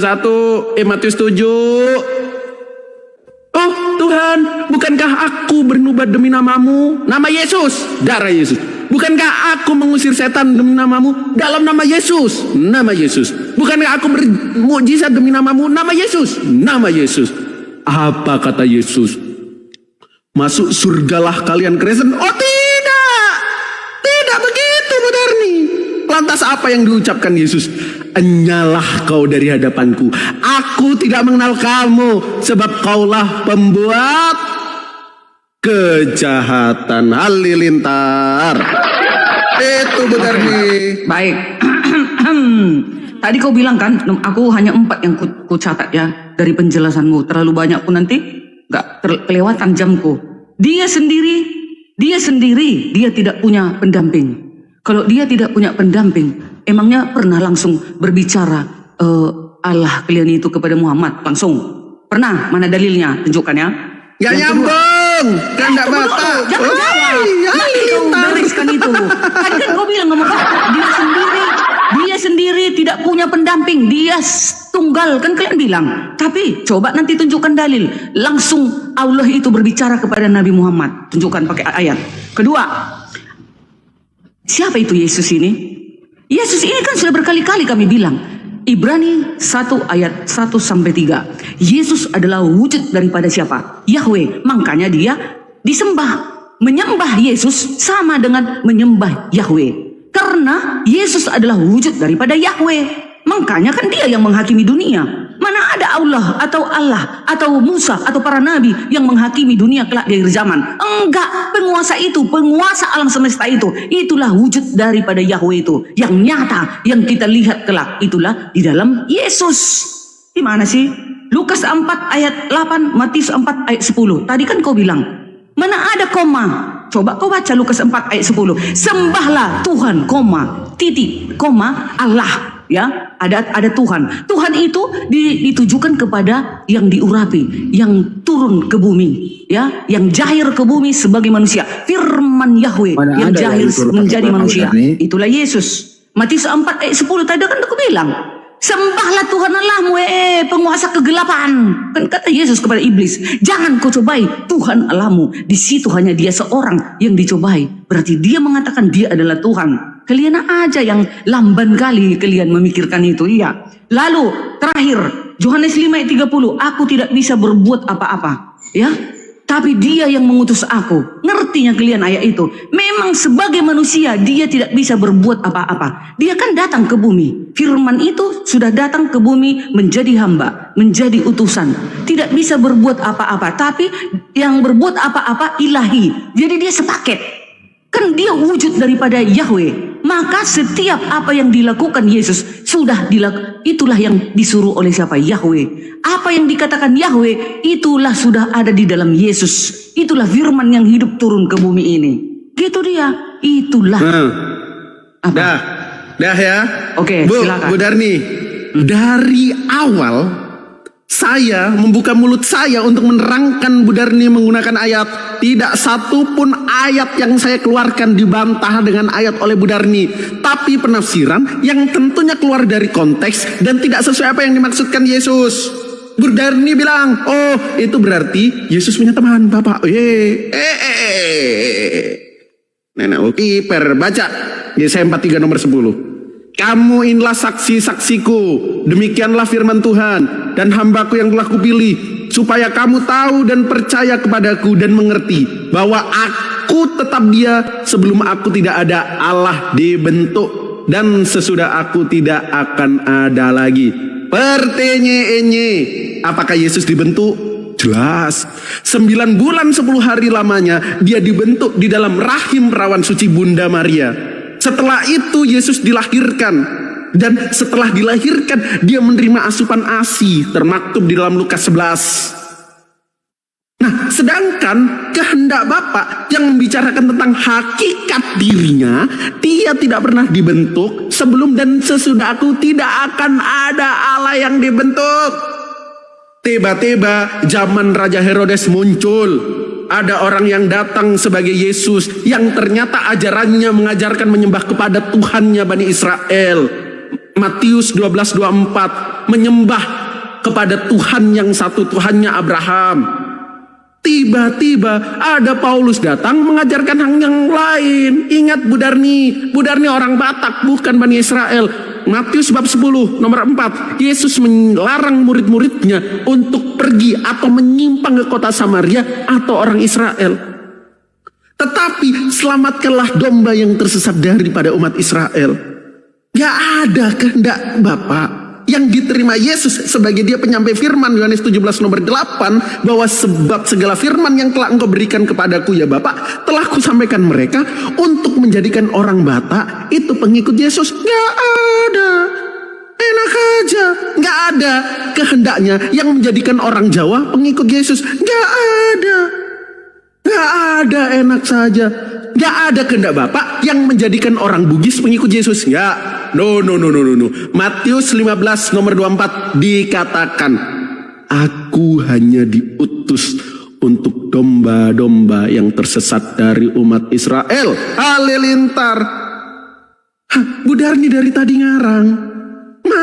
Mana ini kehendak Bapak yang menyuruh menyembah anaknya? Satu pun ucapan yang terlontar daripada mulut cantik Bu Darni tidak pernah ditemukan. Data di depan Bu Darni bantah sendiri. Musuh Bu Darni bukan Goldian, musuh Bu Darni bukan Bang Juma, musuh Bu Darni bukan Bang Handi Celebes, musuh Bu Darni kitab Bu Darni sendiri. Halilintar astaga naga di sorga Papa. Yesaya 43 ayat 10. Aku tetap dia. Tidak tahukah kau, Goldian, sewaktu Filipus berkata kepada Yesus berkata kepada Filipus, dan Filipus juga bertanya kepada Yesus. Ego Yesus, Emi bukan akulah dia, ngarang. Ya, di manakah Bapak itu? Goldian, sudah sekian lama kau bersama-sama dengan aku. Masa belum tahu kau siapa aku? Udah terus-terus kau sama aku, kemanapun kita sama, makan kita sama. Masa tak tahu kau siapa aku? Akulah dia. Nah itu dia. Ego Emi bukan akulah dia. Dengar, jangan potong. Jangan potong. Oh gak apa-apa, ini tiktokan. Kalau Bu Darni ngarang terus. 2 menit tadi, 3 menit tadi. Gak boleh gitu ya. Ini. Enggak daripada Bu Darni ngarang terus. Ego Emi artinya akulah atau aku adalah. Iya. Enak aja ego Emi diartiin akulah dia. Yesus juga kepada Filipus, akulah dia yang berkata. Gak ada. Yesus bilang ego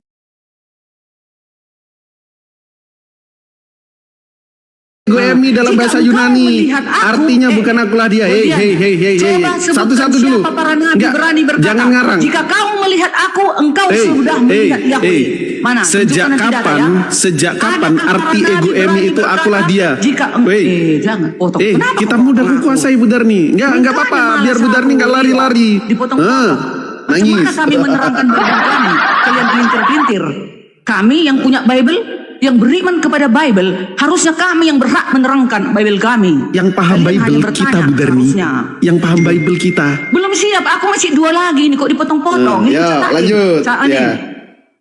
Yohanes 17 tadi ayat 8. Segala firman yang telah kau sampaikan kepada aku sudah kusampaikan kepadamu. Firman yang mana lagi? Yang ada, kan kalian bilang Yesus itu firman yang hidup.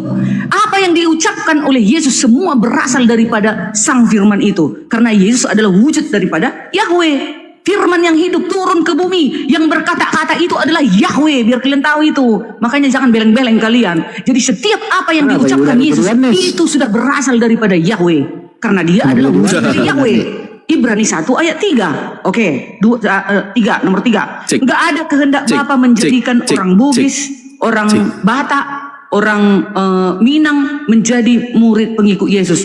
Memang awalnya pertama Yesus datang di Bani Israel. Enggak mungkin begitu datang Yesus pertama langsung seluruh bumi tahu. Error kau Goldian. Ya, memang awalnya kebenaran datang kepada Bani Israel. Lalu kemudian Yesus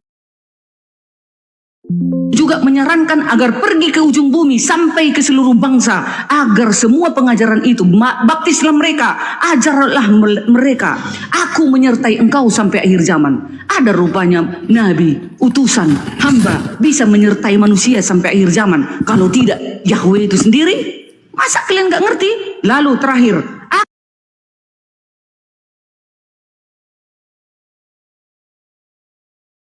aku diutus kepada hanya Bani Israel. Kalian udah aku bilang kalian nggak tahu ayat yang lain sampai ke segala makhluk yang berotak, bukan ke binatang, ya. Jadi anjing, kucing nggak ada beragama Kristen, nggak ada. Yang disampaikan itu firman kepada orang yang berotak, ya. Segala makhluk maksudnya yang berotak dong, oke? Itu dia. Jadi kalian itu emangnya hanya Bani Israel ternyata umat-umat yang masuk surga. Kita rupanya enggak. Kita pun harus ikut dong. Bagaimana caranya kita supaya ikut menjadi pengikut kerajaan surga? 10. Kita ikuti ajaran kepada 9. Hawariun sudah 8. ada 12 murid Yesus. Lalu Paulus. 7. Lalu menyebar sampai ke penjuru bumi, sampai ke pancur batu. Gitu. 5. Udah. Silakan. Sebelum ke Gurunda saya dulu. Bongkar karangan Bu Darni ya. Dari awal tidak pernah menjawab. Aku ya, jangan aku ya, jangan. Enggak. Ya, oke, izin Gurunda. Oh, berarti niat mau menghujat nanti. Enggak, kalau aku menghujat baru Oke. Nanti Bang. Oke, dengar. Aku berdosa. Iya. Dengar. Pasang kuping-kuping dulu ya. Bu Darni bilang, mengutip perkataan Yesus ketika ditanya Filipus, ya. Arti ego emi tidak pernah mengartikan akulah dia. Akulah atau aku adalah siapa yang dimaksud, yakni dia adalah utusan Tuhan, dia penyampai firman.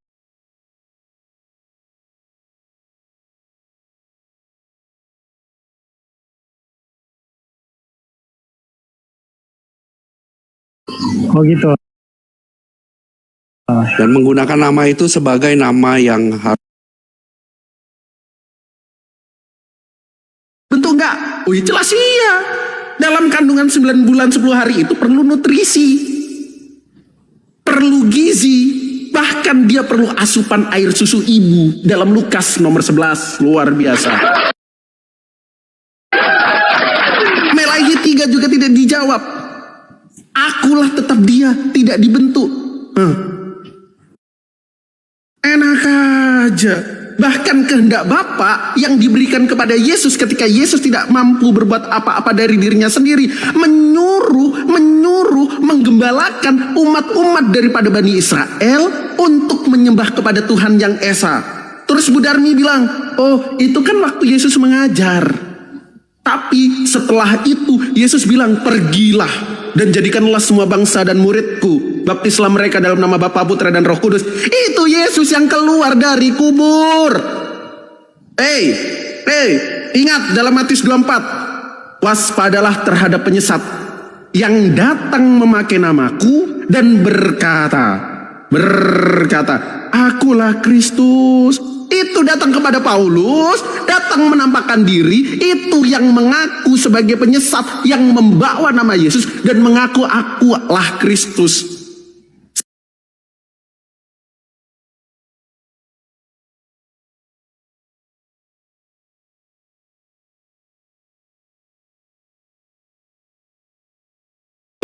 Telah dijadikan Tuhan dan Kristus. Itu menurut Yesus. Hati-hati penyesat yang setelah aku pergi, naik ke langit kedua, naik ke sisi Allah, akan ada penyesat. Tidak lama lagi penyesat itu telah digenapi dan telah menyesatkan banyak orang yang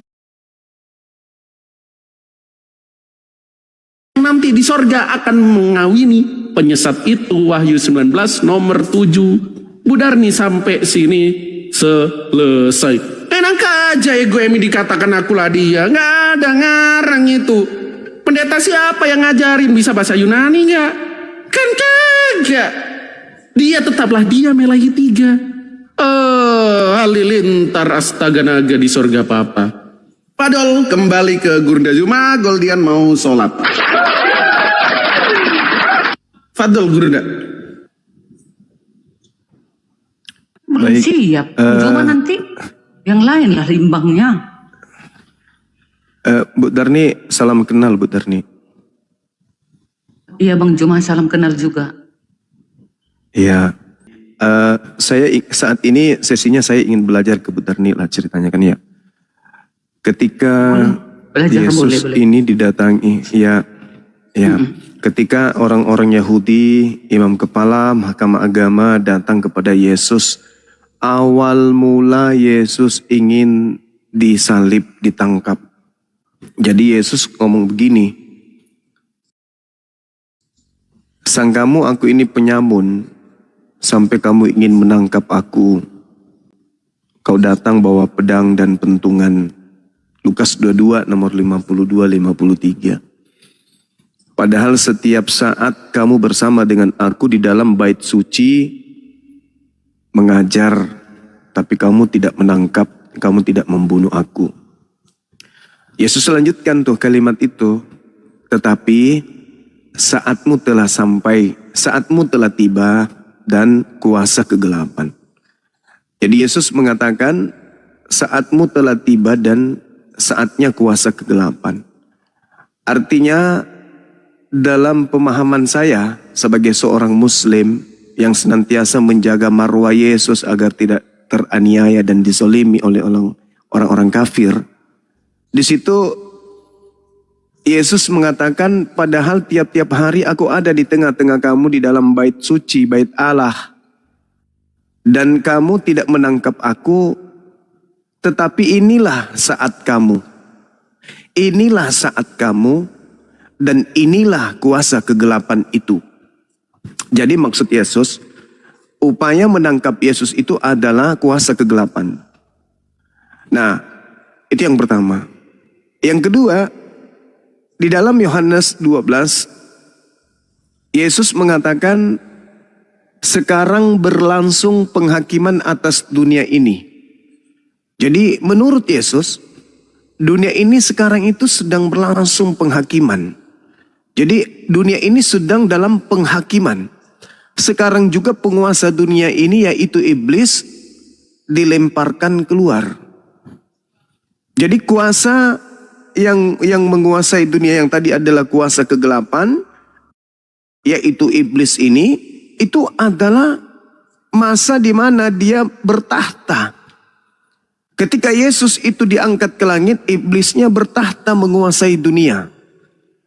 Nah, artinya iblis diberi ruang untuk berkuasa pada saat Yesus sudah tak ada. Tetapi inilah saat kalian, inilah saat kuasa kegelapan. Saatnya dunia dihakimi, saatnya berlangsung penghakiman atas dunia ini. Sekarang juga penguasa dunia ini akan dilemparkan keluar. Jadi maksud daripada pengakuan Yesus menurut saya adalah ketika Yesus meninggalkan dunia, iblis yang berkuasa setelahnya. Pertanyaannya kepada saya, kepada Bu Darni, ketika Yesus mengatakan waspadalah kepada penyesat yang datang kepada kalian memakai namaku.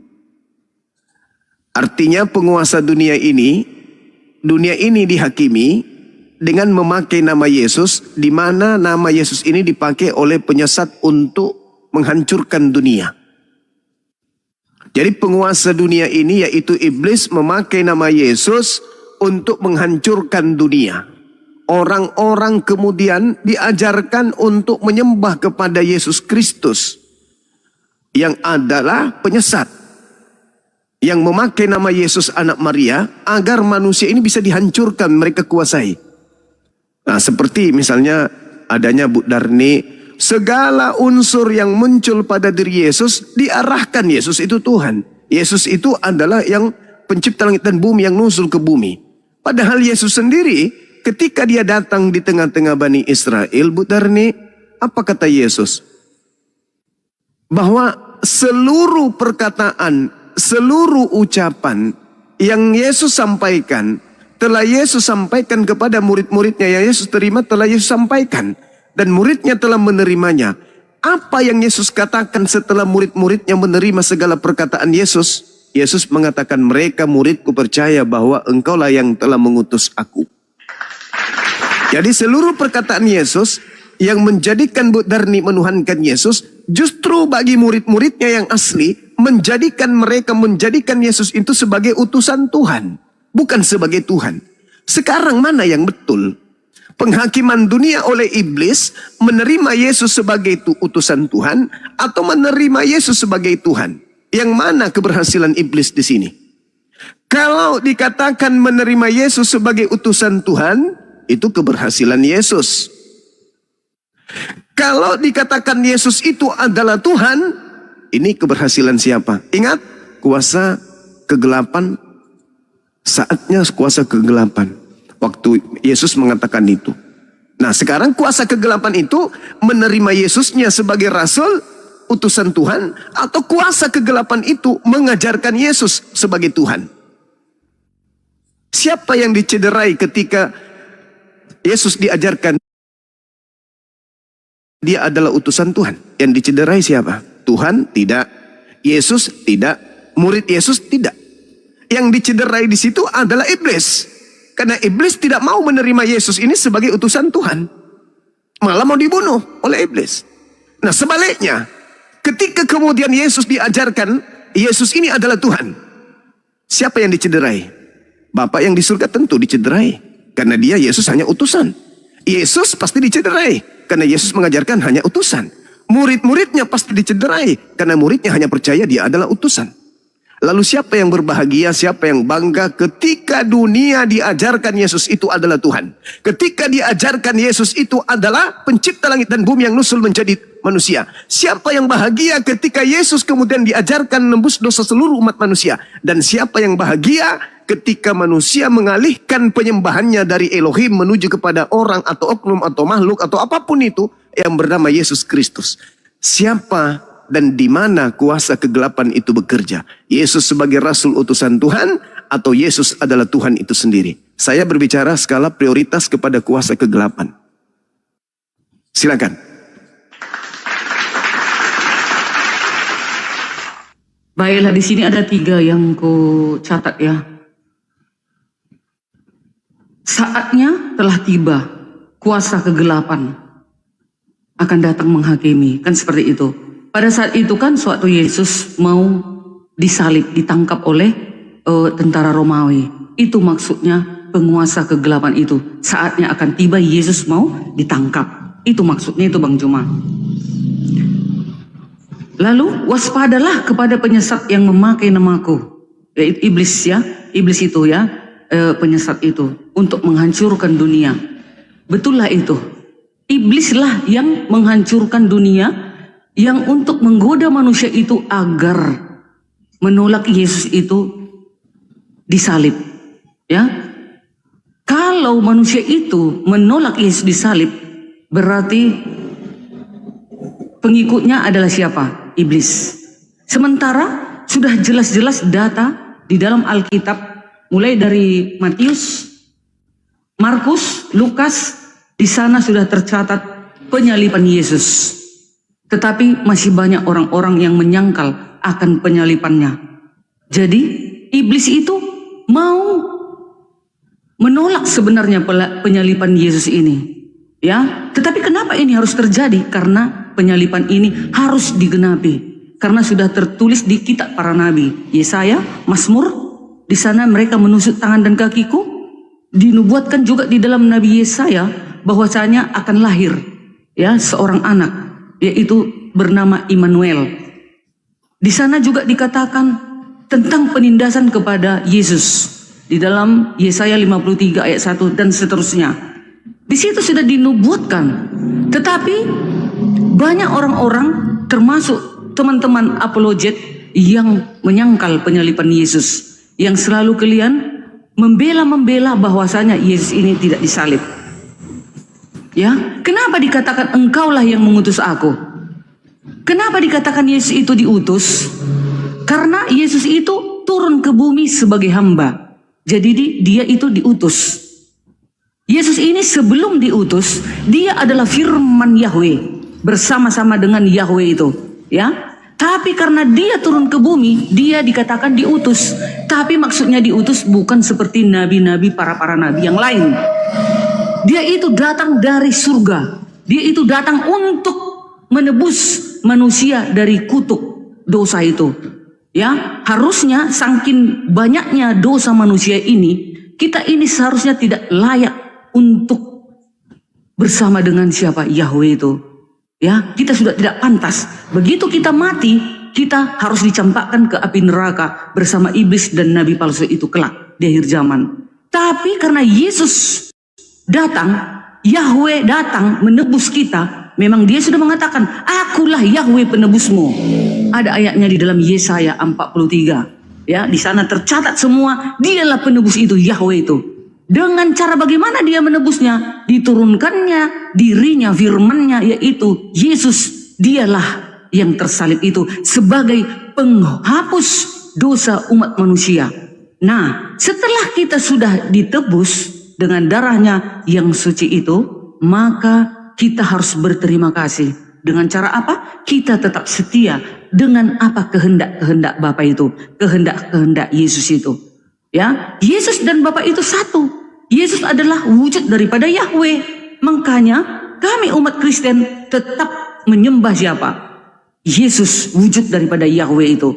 Jika engkau menyembah Yesus, engkau sudah menyembah siapa? Yahweh. Jika engkau melihat aku, kata Yesus, engkau sudah melihat siapa? Yahweh. Mana ada berani para nabi berkata seperti itu? Hanya penguasa itu, itulah yang di dalam wujud siapa? Wujud Yesus. Yesus dikatakan Tuhan. Siapa yang dicederai? Gak ada yang dicederai. Yang dicederai adalah kalian, teman-temanku sayang. Kalian yang tercederai karena kalian tidak mau mengakui Yesus adalah Tuhan dan Juru Selamat. Sementara Tuhan juga menulis dalam perjanjian lama para nabi, sembahlah Tuhan Yahwehmu. Kenapa gak dibilang sembahlah Yahwehmu saja? Selalu dibarengi dengan sembahlah Tuhan Yahwehmu. Tuhan itu disandangkan kepada Yesus yang diurapi turun ke bumi menjadi hamba. Makanya tetap dikatakan sembahlah Tuhan, Yahwehmu. Ya, jadi yang dicederai kalian yang menolak Yesus Tuhan dan Juru Selamat. Bukan Yahweh yang dicederai. Karena jika menyembah Yesus, sudah menyembah siapa? Ilahi itu. Hakikatnya Yesus siapa? Ilahi, Yahweh. Jadi sama, jika menyembah Yesus, sama sudah menyembah siapa? Ilahinya.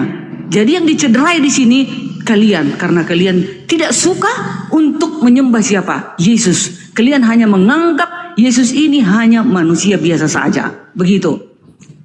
Silakan. Baik, benar nih. Ini saya mau mengandai-andai sesuai dengan pernyataan Yesus. Seandainya iblis yang datang memakai nama Yesus kepada Kristen, seandainya nih, ini andai aja. Karena Yesus mengatakan waspadalah kepada penyesat. Penyesat ini planos ini setan, iblis, penguasa kegelapan. Datang kepada kalian memakai namaku. Berarti iblisnya muncul dengan memakai nama Yesus. Sehingga segala sesuatu yang berkenaan dengan Yesus anak Maria ketika dia datang mengajar kepada Bani Israel, sebisa mungkin si penyesat menggiring manusia mengimani itu adalah unsur ketuhanan. Seandainya benar iblis yang datang memakai nama Yesus sesuai dengan pernyataan Yesus, apakah yang disembah oleh Kristen adalah iblis dalam nama Yesus? Coba Ibu Darni jujur. Silakan. Cuma tadi ada anggota aku ngomong, jadi nggak dengar, nggak fokus aku. Sorry kali, ulangin dulu tolong Bang. Iya. Bang Juma. Yesus mengatakan waspadalah kepada penyesat. Penyesat ini iblis, penguasa kegelapan. Tadi kan Yesus mengatakan saatmu telah tiba dan saatnya kuasa kegelapan. Yesus mengatakan kepada muridnya waspadalah kepada penguasa gelap, yaitu iblis penyesat yang datang menyesatkan banyak orang memakai nama Yesus. Sekiranya nubuat Yesus itu benar-benar terjadi, ada iblis yang memakai nama Yesus. Lalu kemudian Kristen menyembah kepada sosok yang disebut Yesus ini. Sehingga keinginan iblis menginginkan pengikutnya memahami bahwa Yesus yang datang di tengah Bani Israel itu, segala apa yang dilakukan oleh Yesus, baik itu perkataan maupun perbuatannya, oleh iblis menggiring pengikutnya untuk memahami itu adalah ucapan Tuhan, itu adalah pekerjaan Tuhan. Nah, pertanyaan saya, kalau itu benar-benar terjadi, benarkah bahwa sekiranya iblis datang memakai nama Yesus dan Kristen hari ini menyembah Yesus Kristus, maka yang disembah oleh orang Kristen adalah iblis dalam nama Yesus. Silakan.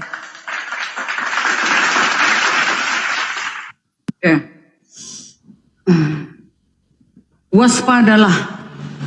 Seandainya iblis datang memakai kata Yesus, waspadalah kepada penyesat yang datang menyesatkan orang yang memakai nama Yesus. Memang iya, ada nanti yang harus diwaspadai.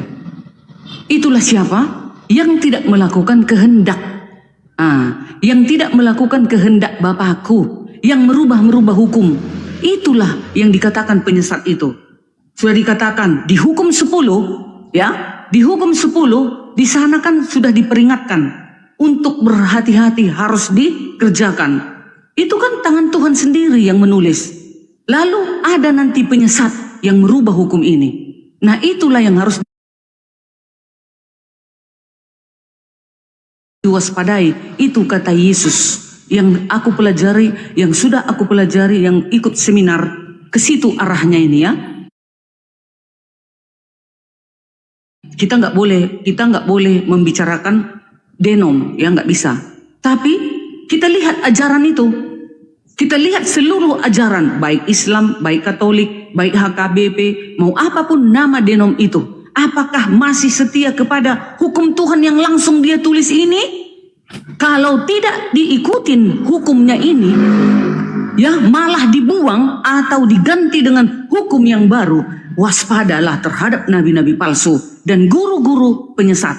Kan kata Yesus, Yesus kan memang yang maha besar, maha kuasa. Kan dia adalah firman Yahweh itu. Dia mengetahui ke depan 1000 tahun kemudian pasti akan ada penyesat. Makanya Tuhan menulis 10 hukum ini. Inilah penuntun, kata Paulus. Hukum Taurat di Galatia 3 ayat 24. Penuntun bagimu sampai Yesus datang. Jadi hukum Taurat ini yang semuanya itu sampah, tai bagiku, kata Paulus. Tapi yang paling utama adalah siapa? Yesus. Jadi kalau kita sudah yang paling utama Yesus, gak mungkin aku pembunuh, gak mungkin aku pencuri, gak mungkin aku pencabul, gak mungkin aku penyembah berhala, gak mungkin aku tidak menguduskan hari Sabat. Pasti kuturuti semua hukum-hukumnya itu. Itu maka Yesus berkata, waspada. Jadi ada orang mengatakan Kristen, ya, inilah ajaran iblis tadi, ya, memakai namaku. Dia mengatakan menyembah Tuhan Yesus, tapi hukum-hukumnya dirubah, malah diganti, ya. Itulah dikatakan penyesat, waspada. Kurasa Bang Jumo udah tahu itu. Siapa itu? Kita nggak boleh di sini menghakimi orang. Hakim itu hanya Yesus yang bisa nanti menentukan kelak di akhir zaman. Makanya sudah dituliskan seperti ini. Ini loh hukumku, ini loh kehendak Bapa itu, supaya kau masuk surga, lakukan ini. Kita tinggal melakukannya saja. Jangan kita merubah-rubah hukum yang diberikan oleh Sang Pencipta itu. Begitu yang saya tahu, Bang Joma. Silakan. Oke, baik. Menurut Bu Darni, iblis itu mengajak untuk meninggalkan hukum Tuhan atau mengajak kemudian untuk tetap setia menjalankan hukum Tuhan? Mengajak meninggalkan, menghilangkan hukum itu gitu. Oke, baik. Di dalam Galatia 2 nomor 21, aku tidak menolak kasih karunia Tuhan, sebab sekiranya ada kebenaran oleh hukum Taurat, maka sia-sialah kematian Kristus. Menurut Bu Darni, apakah ada kebenaran di dalam hukum Taurat? Ya, memang harus ada kebenaran. Menurut Paulus, kalau ada kebenaran, maka sia-sialah kematian Kristus. Mana yang betul? Oke, ku terangkan ya Bang Juma, karena kan ini kan Alkitab kami. Maksudnya di situ, semua hukum itu, ya, hukum Taurat yang 630 misfot itu sampah bagiku, kata Paulus. Tapi setelah Yesus datang, itulah yang terutama, katanya. Nah, maksudnya di situ, Yesuslah yang terutama. Nah, kalau sudah Yesus yang terutama, hukum sosial ini nggak boleh dihilangkan. Makanya Paulus juga berkata di dalam Galatia 3 ayat 24, hukum 10 ini penuntun bagi kamu sampai Yesus datang. Cerminanlah ini. Jangan mencuri, jangan berzina, jangan menyembah berhala, jangan menyebut namaku sembarangan, jangan mencuri, jangan berdusta, jangan mengingini milik sesama manusia, menguduskan hari Sabat. Itulah hukum. Itu nggak boleh itu dihilangkan. Disatukan itu sudah di dalam Yesus. Itu maksudnya Bang Juma. Tapi kalian karena hanya satu ayat ini, kalian nggak baca ayat yang lain. Apa maksud Paulus? Paulus tidak mengatakan supaya itu dibuang 10 hukum. Dipersatukan di dalam Yesus. Efesus 2 ayat 17. Dipersatukan di dalam Yesus dan cerminlah hukum ini bagi kita sampai kedatangan Yesus. Kan itulah yang diinginkan oleh Paulus. Gitu Bang Juma. Silakan. Oke, saya bacakan dalil yang Anda kutip di dalam Galatia 3 tadi. Namun sebelumnya saya tegaskan lagi, Paulus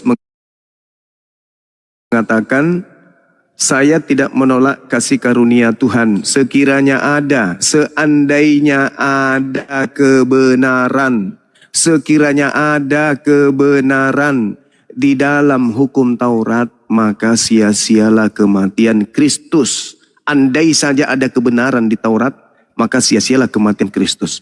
Saya pahami begini, andai saja ada kebenaran di dalam hukum Taurat, maka orang bisa selamat dengan mentaati hukum Taurat saja. Tidak perlu datang Yesus untuk mati. Cukup mentaati hukum Taurat. Kalau misalnya ada yang melanggar hukum Taurat, bertaubat. Kalau ada yang melanggar hukum Taurat, kurban hewan. Cukup itu saja. Andai saja itu kebenaran. Tapi karena tidak ada kebenaran di situ, maka Yesus harus turun ke bumi mati untuk dosa. Itu maksudnya dalil itu. Itu pemahaman saya. Tapi ibu malah melarikan ke tempat yang lain. Lari ke Galatia 3. Nah, saya bahas Galatia 3. Dikatakan begini. Kita ambil dari Galatia 3 nomor 21-nya. Kalau demikian, bertentangankah hukum Taurat dengan janji-janji Tuhan? Sekali-kali tidak. Sebab andai kata hukum Taurat diberikan sebagai sesuatu yang dapat menghidupkan, maka memang kebenaran berasal dari hukum Taurat. Tetapi, nah tuh dia bantah sendiri. Tetapi kitab suci telah mengurung segala sesuatu yang dapat menghidupkan. Maka memang kebenaran berasal dari hukum Taurat. Tetapi kitab suci telah mengurung segala sesuatu di bawah kekuasaan dosa. Supaya oleh karena iman dalam Yesus Kristus, janji itu diberikan kepada mereka yang percaya. Sebelumnya iman itu datang, kita berada di bawah pengawasan daripada hukum Taurat dan dikurung sampai iman itu telah dinyatakan. Jadi hukum Taurat adalah penuntun bagi kita sampai Kristus datang, supaya kita dibenarkan karena iman. Sekarang iman itu telah datang. Karena itu kita tidak berada lagi di bawah penguasaan penuntun, yaitu hukum Taurat. Sebab kamu laki-laki anak-anak Tuhan, karena iman di dalam Yesus Kristus, karena kamu semua yang dibaptis dalam Kristus Yesus telah mengatakan Kristus, telah mengenakan Kristus. Dalam hal ini tidak ada lagi Yahudi atau Yunani, tidak ada lagi hamba atau yang merdeka, tidak ada lagi laki-laki dan perempuan, karena kamu semua adalah satu di dalam Kristus Yesus. Dan jikalau kamu adalah milik Kristus, maka kamu juga adalah keturunan Abraham dan berhak menerima janji Tuhan. Jadi bukan menunggu Yesus datang. Setelah Yesus datang, maka hukum Taurat itu tak ada lagi kebenaran. Yang ada sekarang ini adalah Yesus. Makanya Paulus mendoktrin, jikalau ada kebenaran di dalam hukum Taurat, maka sia-sialah kematian Kristus. Jadi kalau Anda masih memakai hukum Taurat, itu lucu. Karena Paulus mengatakan, dengan adanya Yesus mati di atas tiang salib, membuktikan bahwa tak ada kebenaran dalam hukum Taurat itu. Mundur di data nomor 16 Galatia 2. Dengarkan baik-baik. Kamu tahu bahwa tidak seorang pun yang dibenarkan oleh karena melakukan hukum Taurat, tetapi hanya oleh karena iman dalam Kristus Yesus. Sebab itu kami pun telah percaya kepada Kristus Yesus, supaya kami dibenarkan oleh karena iman dalam Kristus, bukan oleh karena melakukan hukum Taurat. Sebab tidak ada seorang pun yang dibenarkan oleh karena melakukan hukum Taurat. Jadi, jangan serakah. Sekali Kristus, Kristus. Jangan Anda Kristus, Anda juga masih menganggap ada kebenaran dalam Taurat. Itu penyesatan. Itu penipuan terhadap diri sendiri. Sekali Paulus mengatakan, sekali kemudian kau beriman kepada Kristus yang mati untukmu selama-lamanya, jangan pernah kau bermimpi ada kebenaran dalam hukum Taurat, apalagi di hukum-hukum yang lain. Nih, saya bacakan. Kolose 2, nomor 16. Karena itu jangan kamu biarkan orang menghukum kamu mengenai makanan dan minuman, atau mengenai hari raya, bulan Sabat, atau mengenai bulan baru, atau mengenai hari Sabat. Semuanya ini hanyalah bayangan dari apa yang harus datang. Sedang wujudnya adalah Kristus. Janganlah kamu biarkan kemenanganmu digagalkan oleh orang yang pura-pura merendah diri, beribadah kepada malaikat, serta berkanjang pada penglihatan-penglihatan, dan tanpa alasan membesar-besarkan diri oleh pikiran duniawi. Sedang ia tidak berpegang teguh kepada kepala, dari mana seluruh tubuh yang ditunjang dan diikat menjadi satu urat-urat dan sendi-sendi menerima pertumbuhan ilahinya. Apabila kamu telah mati bersama-sama dengan Kristus dan bebas dari roh-roh dunia, mengapakah kamu menaklukkan dirimu pada rupa-rupa peraturan? Mengapa lagi kamu mau masuk ke aturan-aturan Torah seolah-olah kamu ini masih hidup di dunia? Jangan jama ini, jangan kecap itu, jangan sentuh ini. Semuanya itu hanya mengenai barang yang binasa oleh pemakaian dan hanya menurut perintah-perintah dan ajaran-ajaran manusia. Peraturan-peraturan ini walaupun tampaknya penuh hikmat dengan ibadah buatan sendiri, seperti merendah diri, menyiksa diri, tidak ada gunanya selain untuk memuaskan hidup duniawi. Jadi kalau ada orang mengaku pengikut Kristus, menerima Kristus, darahnya disalib, masih juga mengharapkan kebenaran dalam hukum Taurat, itu sibilis ISIS yang mencoba untuk menyesatkan manusia dengan pola baru. Yesus mengajarkan tidak setitik pun dihilangkan dari hukum Torah. Malah Yesus mengatakan dalam Matius 5 nomor 19, jikalau kamu melakukan hukum Taurat dan mengajarkan kepada orang lain untuk melakukan segala perintah yang ada di dalamnya, maka engkau akan menempati tempat tertinggi di dalam kerajaan langit. Titik. Tidak ada salib menyalib, tidak ada mati, tumpah darah, dan seterusnya. Sedangkan Paulus mengajarkan hal yang bertentangan. Jika kamu mengharapkan ada kebenaran dalam hukum Taurat, maka sia-sialah kematian Yesus Kristus. Malah kemudian dikatakan dalam Galatia 5. Saya bacakan kepada Anda Galatia 5 nomor 4. Apa yang dikatakan Paulus di sana? Kamu lepas dari Kristus jikalau kamu masih mengharapkan, jikalau kamu mengharapkan kebenaran oleh hukum Torah, kamu hidup di luar kasih karunia. Jadi jangan coba-coba Anda mengkawinkan 10 hukum Taurat dengan Anda menjadi Kristen.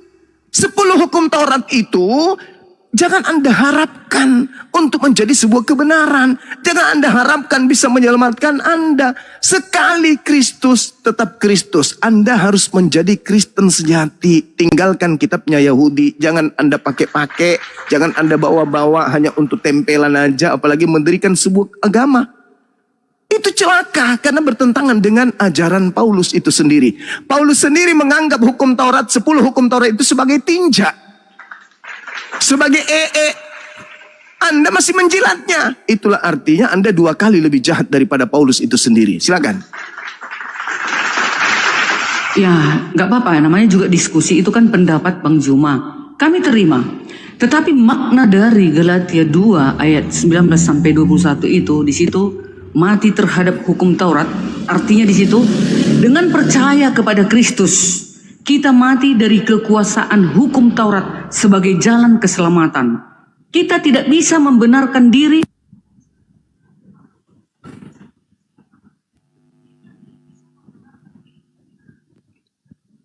Suaranya hilang. Cek.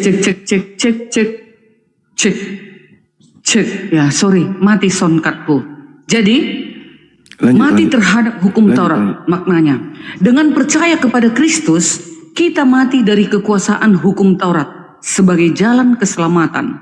Kita tidak bisa membenarkan diri melalui perbuatan, tetapi dibenarkan oleh iman kepada Yesus. Ya, hidup bagi Yahweh.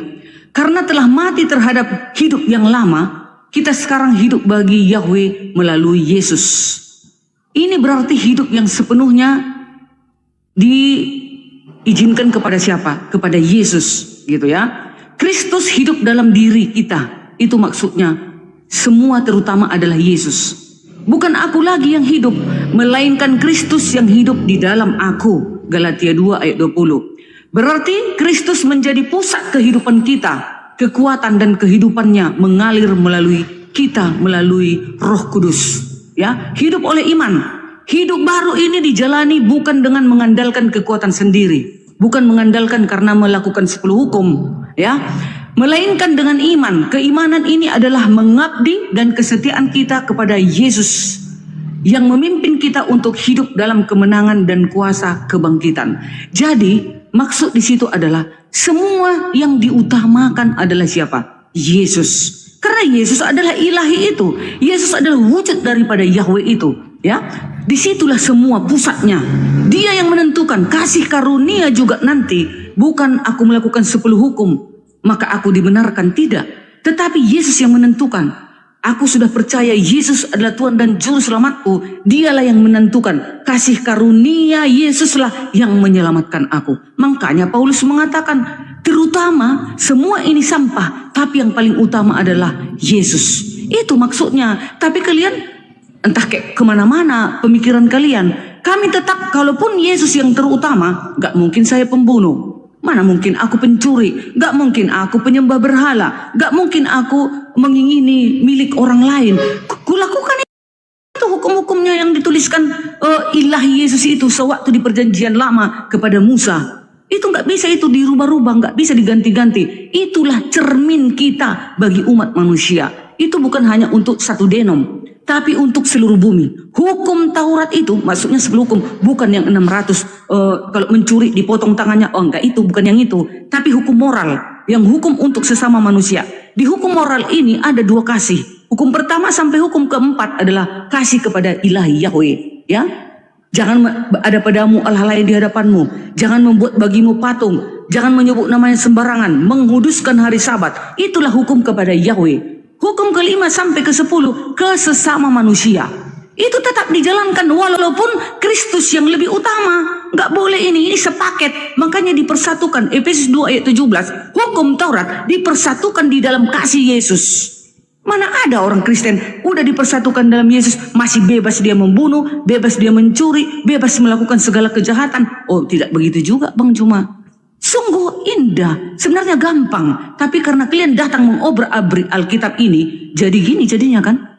Orang-orang awam akhirnya pesong. Tapi kalau aku yang sudah mengetahui apa arti Paulus, semua sampah, tai semua bagiku hanya ada di dalam Yesus. Masa kita nggak tahu apa artinya itu? Hai umat Kristen yang 2000 penonton, 2000 ya, berapa penonton di sini? Masa kalian nggak ngerti juga? Masih mau kalian diajarkan Bang Juma yang beda seperti yang dikatakan Paulus? Terutama hanya Yesus. Kalau sudah terutama Yesus, mana mungkin kita lagi melakukan bentuk-bentuk kejahatan? Pasti hidup kita juga seperti Yesus. Apa yang diinginkan Yesus? Kan sudah yang terutama. Kasih karunia juga Yesus yang memberikan. Gak ada para nabi, gak ada Allah-Allah yang lain, enggak. Yesus yang menentukan semua manusia ini kelak hidup atau tidak, bangkit atau tidak, selamat atau tidak, di neraka atau di surga. Yesus yang menentukan. Karena semua kita akan dihadapkan ke tahta pengadilan Yesus. 1 Korintus 5 ayat 10. Dan akan menghakimi dunia. Yohanes 9 ayat 39. Yesus juga. Makanya Paulus mengatakan, terutama Yesus. Masa kita nggak ngerti? Aku udah paham betul. Makanya aku tidak bisa digoyahkan. Gitu. Terima kasih. Oke, baik. Itu tanggapan orang yang masih malu-malu tampil sebagai pengikut Paulus secara 100%. Masih mau sedikit mengutip-ngutip kitabnya Yahudi biar dianggap paten. Padahal Paulus tidak mengajarkan begitu. Di dalam Filipi 3 nih, saya katakan dalam Filipi 3 saya bacakan, Paulus menuliskan begini. Kita ambil dari data nomor 5-nya. Aku ini Paulus, sekalipun aku juga ada alasan untuk menaruh percaya pada hal-hal lahiriah. Jika ada orang lain menyangka dapat menaruh percaya pada hal-hal lahiriah, aku lebih lagi. Disunat pada hari ke-8 dari bangsa Israel, dari suku Benyamin, orang Israel asli. Tentang pendirian terhadap hukum Taurat, aku orang Farisi. Tentang kegiatan aku menganiaya jemaat, tentang kebenaran dalam mentaati hukum Taurat, aku tidak bercacat. Tetapi apa yang dahulu merupakan keuntungan bagiku, sekarang ku anggap rugi karena Kristus. Apa yang dimaksud di situ? Tidak bercacat artinya jangan ada ilah lain, jangan berzina, jangan. 10 hukum masuk semua di situ. Tak bercacat. Materi 10 hukum Torah itu tak bercacat bagi Paulus di dalam mentaati kebenaran yang ada dalam hukum Torah itu. Tak bercacat. Termasuk yang 10. Apa yang dahulu merupakan keuntungan bagiku, termasuk yang 10 hukum, sekarang kuanggap rugi karena Kristus. Setelah ada Kristus yang 10 itu pun kuanggap rugi. Malahan segala sesuatu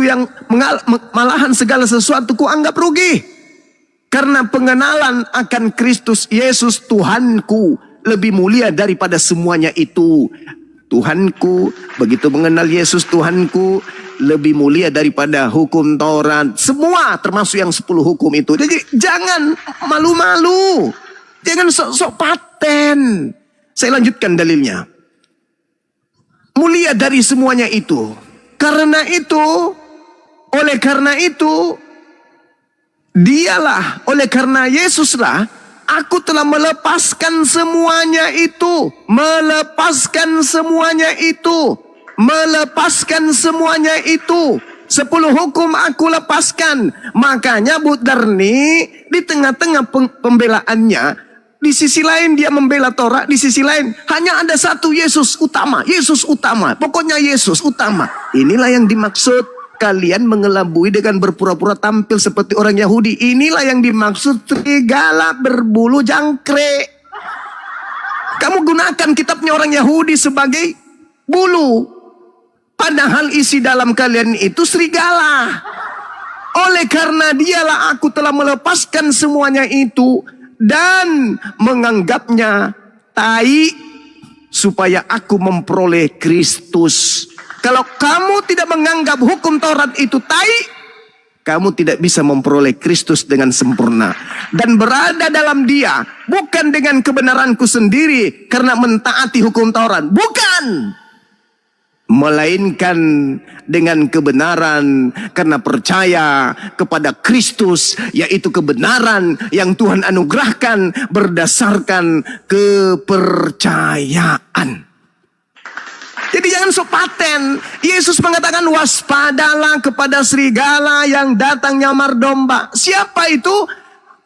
Orang luar Yahudi yang membungkus diri mereka dengan ajaran Taurat di mulut, tapi prakteknya membinasakan. Saya lanjut. Yang ku kehendaki ialah mengenal Yesus, mengenal Kristus Yesus dan kuasa kebangkitan Kristus dan persekutuan dalam penderitaannya, di mana aku menjadi serupa dengan Kristus dalam kematiannya. Jadi di sini Paulus juga mengaku Kristus, supaya aku akhirnya beroleh kebangkitan dari antara orang mati. Pingin juga kayak Yesus dia. Bukan seolah-olah aku telah memperoleh hal ini atau telah sempurna, melainkan aku mengejarnya. Kalau aku dapat juga menangkapnya, karena aku pun telah ditangkap oleh Kristus Yesus, mau menyamai Kristus Yesus. Saudara-saudara, aku sendiri tidak menganggap bahwa aku telah menangkapnya, tetapi ini yang kulakukan. Aku melupakan apa yang telah di belakangku dan mengarahkan diri kepada apa yang ada di hadapanku, dan berlari-lari kepada tujuan untuk memperoleh hadiah, yaitu panggilan surgawi dari Theos dalam Kristus Yesus. Karena itu, marilah kita yang sempurna berpikir demikian. Dan jikalau lain pikiranmu tentang salah satu hal itu akan dinyatakan Theos juga kepadamu. Tetapi baiklah, tingkat pengertian yang telah kita capai, kita lanjutkan menurut jalan yang telah kita tempuh. Bullshit kalau ada orang Kristen sekte apapun masih mengotori mulutnya dengan mengatakan Taurat 10 hukum, Taurat 10 hukum. Bret! Itu hanya jualan, itu hanya untuk mengelabui musuh. Paulus menggiring pengikutnya untuk meninggalkan hukum Taurat. Kalau masih ada pengikut Paulus masih memakai hukum Taurat, itu cuman alat untuk menutupi kepagangan mereka. Itu dalil. Maka Paulus mengatakan, jika kamu mengharapkan ada kebenaran dalam hukum Taurat, maka sia-sialah kematian Yesus Kristus Yesus. Kamu lepas dari Kristus. Jikalau kamu mengharapkan kebenaran oleh hukum Taurat, kamu hidup di luar kasih karunia. Dan Galatia 3 jelas, tetapi kitab suci telah mengurung segala sesuatu di bawah kuasa dosa, supaya oleh karena iman dalam Yesus Kristus janji itu diberikan kepada mereka yang percaya. Sebelum itu iman datang kepada kita berada di bawah pengawalan hukum Taurat dan dikurung sampai iman itu telah dinyatakan. Apa iman itu? Iman hanya percaya kepada Kristus. Berarti segala upaya, segala apapun tentang hukum Taurat harus dilepaskan. Kalau hari ini kita masih mendengarkan ada sekte dari Kristen yang masih memakai hukum Taurat, itu cuma untuk topeng doang. Supaya tidak dianggap murni ajaran Romawi, Yunani. Maka mereka menggunakan terjemahan kitab agama lain untuk menutupi asli daripada ajaran mereka. Paulus sendiri yang mengatakan hukum Taurat itu tai. Hukum Taurat itu tinja. Hukum Taurat itu skubalon. Hukum Taurat itu adalah sampah. Jangan lagi kau menengok ke belakang, tengok ke depan. Kristus, hanya ada Kristus, hanya ada Kristus. Jadi kalau hari ini Bu Darni mengatakan, masakan saya harus membatalkan hukum Taurat? Stop. Paulus juga mengatakan jangan berzina. Paulus juga mengatakan jangan memburit. Paulus juga mengatakan jangan kamu mencabul. Paulus juga mengatakan jangan membunuh. Paulus juga mengatakan kasihilah musuhmu. Jadi taati Paulus itu sehingga kalian tidak membunuh karena perintah Paulus. Kalian tidak memburit karena perintah Paulus. Kalian tidak berzina karena perintah Paulus. Jangan lagi kau kotori kemunafikanmu dengan mengatakan kami tidak membunuh, kami tidak berzina karena perintah Torah. Bret! Kalian tidak melakukan itu semua karena Paulus yang telah membimbing kalian. Jadi kalian itu taat kepada Bapak Paulus, bukan taat kepada Bapak Elohim. Itu fakta. Kenapa kalian masih menggunakan Torah? Karena untuk menggenapi ucapan Yesus, waspadalah kepada penyesat yang datang kepadamu memakai namaku. Kedua, waspadalah kepada nabi-nabi palsu yang datang kepadamu menyamar seperti domba, padahal mereka adalah serigala yang buas. Dari pengikutnya kau bisa melihat dia. Pengikutnya memanggil aku, Tuhan bernubuat, mengusir setan, bermujizat pakai namaku. Dibungkus semuanya dengan berpura-pura menjadi domba, padahal mereka adalah serigala yang buas. Itu Bu Darni genapi, membungkus diri dengan Taurat. Padahal isi dalamnya bukan Taurat, adalah ajaran Paulus. Menuhankan Kristus. Makanya di awal Bu Darni saya bertanya, sekiranya nubuatan Yesus itu betul, ada iblis datang memakai namanya dengan nama Yesus, maka hari ini Kristen sedunia menyembah setan, menyembah iblis yang dibungkus dalam nama Yesus. Kalau itu tidak benar, berarti nubuatan Yesus gagal. Yesus mengatakan akan datang kepada kamu. Kamu adalah murid yang hidup di abad pertama. Kuasa kegelapan saatnya pada abad pertama. Kuasa kegelapan adalah upaya menangkap Yesus. Kuasa kegelapan penghakiman dunia adalah iblis datang dilemparkan keluar dari perut bumi. Kalau itu salah dan Kristen ternyata bukan penggenapannya, maka Yesus adalah pembohong besar. Tetapi mustahil Yesus pembohong. Maka yang benar adalah seluruh yang dibuatkan Yesus tentang penyesat dan pengikutnya yang banyak yang memakai namanya, itu tergenapi di mimbar gereja, di gereja-gereja sekte apapun. Demikian. Baiklah, ini kita membahas tentang Filipi 3 ayat 5 ya. Kalau tadi Bang Juma mengatakan bahwasanya si Paulus ini serigala berbulu jangkrik, ya kan gitu kan? Ya nggak apa-apa, sah-sah saja. Kan Bang Juma tidak mengimani Paulus adalah rasul yang langsung dipilih oleh ilahi hakikat itu, ya, yang pernah bertemu dengan siapa? Paulus sewaktu berjalan ke Damsyik melalui cahaya, ya. Siapa yang ditemuinya itu? Itulah ilahi Yesus. Gak kelihatan, hanya dengan cahaya. Sama seperti Musa sewaktu Yahweh menampakkan dirinya kepada Musa dalam bentuk apa? Bentuk api, ya, pingsan si Musa. Paulus juga seperti itu, ya, dia buta matanya. Kalau kalian tak percaya, sah-sah saja karena kalian tidak beriman. Arti dari Filipi 3 ayat 5 di situ ialah Rasul Paulus menjelaskan tentang identitas diri dan latar belakangnya religiusnya, ya, di dalam Filipi 3 itu.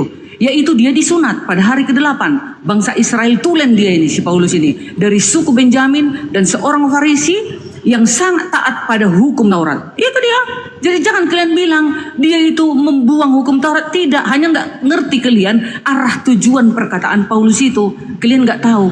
Ayat ini mengawali perbandingan Paulus tentang kepercayaan pada hal-hal lahiriah. Ya, itulah perbuatan-perbuatan baik. Tidak itu yang menentukan kita apa. Masuk surga, contoh seperti orang Bang Juma, kan selalu melakukan amal banyak, ya kan? Tapi di dalam ajaran kami Kristen, ya, karena kalian menolak Yesus ini adalah yang lebih utama, dia adalah sang juru selamat itu, sang memberi penebus itu, maka sia-sia ibadah kalian, maka kalian tidak akan selamat, akan dibuang. Ada ayatnya, Wahyu 20 ayat 10. Nabi palsu itu bersama dengan iblis dan pengikutnya dibuang ke api neraka yang menyala-nyala, karena kalian hanya mengutamakan perbuatan-perbuatan baik, tapi kalian menolak terutama Yesus Kristus sebagai iman yang utama, kan begitu. Identitas lahiriah, Paulus menekankan latar belakangnya yang dapat dibanggakan secara lahiriah, seperti yang dilakukan para guru-guru palsu yang ditentangnya suatu dia dalam pengajaran di sana, ya. Ia adalah orang Yahudi asli dari suku Benjamin yang taat pada hukum Taurat. Jadi Paulus ini tetap dikatakan taat pada hukum Taurat. Dia itu latar belakangnya orang Farisi. Sebagai seorang Farisi, ia adalah yang paling saleh dan taat dalam menjalankan hukum Taurat. Setelah dia bertobat, ya, sebelum dia bertobat jangan dihitung. Kita menghitung setelah dia bertobat, dia taat kepada hukum, karena ilahi itu sudah memilih dia, ya. Ilahi Yesus itu sudah memilih Yesus. Jadi kedatangan Yesus sewaktu mendatangi Paulus belum kedatangan yang kedua. Itu kedatangan secara pribadi, personal kepada Paulus. Kepada saya juga bisa dia datang kalau dia mau memilih aku. Sekarang dia sudah memilih aku mengadakan penginjilan. Kuinjili kalian semua yang ada di sini. Ya, dia sudah memilih aku. Belum tentu itu kedatangan yang kedua, belum. Kedatangan Yesus yang kedua belum sampai, akhir zaman baru dia nanti datang. Waktu kedatangan kepada Paulus hanya dipilih secara personal. Dia memilih secara personal siapa? Paulus, ya.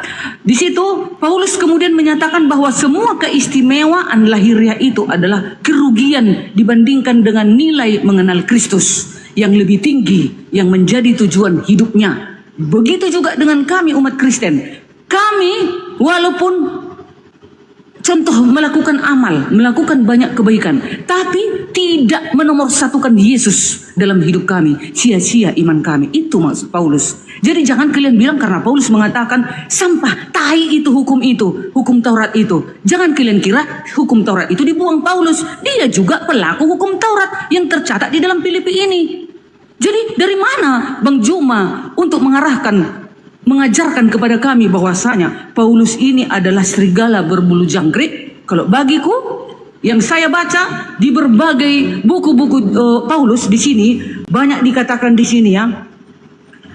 Mulai dari Roma, Korintus, Filipi, Timotius, Ibrani, Galatia, dan buku-buku dia kisah para rasul. Di sini dia mengajarkan semua itu sangat menyentuh hati, ya. Galatia 6 ayat 9. Janganlah kita jemu-jemu berbuat baik, karena apabila sudah datang waktunya kita akan menuai jika kita tidak menjadi lemah, ya. Paulus mengajarkan agar kita terus-terus berbuat baik. Gak ada dikatakan Paulus ajarannya bunuh. Seperti tadi ku dengarkan di sini, memang ada tadi memang penghujat, memang salah dia.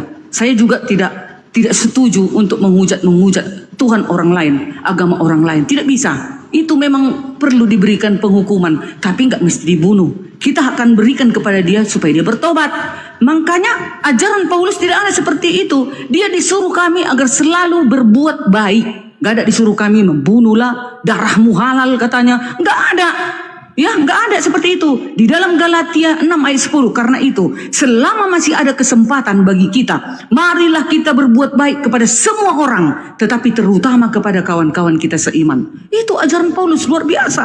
Aku bangga menjadi umat Rasul Paulus. Ya, Ibrani 13 ayat 16. Dan janganlah kamu lupa berbuat baik dan memberi bantuan, sebab korban-korban yang demikianlah yang berkenan kepada Yahweh. Galatia 6 ayat 2. Bertolong-tolonglah menanggung bebanmu, demikianlah kamu memenuhi hukum Kristus. Itulah ajaran Tuhan Yesus itu kepadanya. Makanya dipilih dia. Ajarannya semua kudus.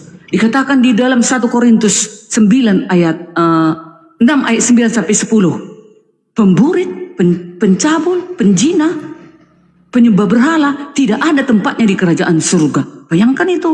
Luar biasa ajaran Paulus ini. Semua mengajarkan kami agar kami menguduskan diri kami. Ya, jadi menurutku setelah kubaca buku-buku Rasul Paulus, tidak ada satupun yang memalukan diriku, membuat aku menjadi terang di tengah-tengah kehidupanku. Nyata, memang buktilah setelah aku mengikuti kebenaran ini, apalagi membaca buku-buku di dalam Roma 12 ayat 10, Roma 12 ayat 9. Hendaklah kasih itu jangan pura-pura, jauhilah yang jahat dan lakukanlah yang baik, kata Paulus. Ayat 10. Hendaklah kamu saling mengasihi sebagai saudara dan saling mendahului dalam hormat. Ayat 11. Janganlah hendaknya kerajinanmu kendor, biarlah rohmu menyala-nyala dan layanilah Tuhan. Bersukacitalah dalam pengharapan, sabarlah dalam kesesakan dan bertekun di dalam doa. Mana yang serigala berbulu domba di sini?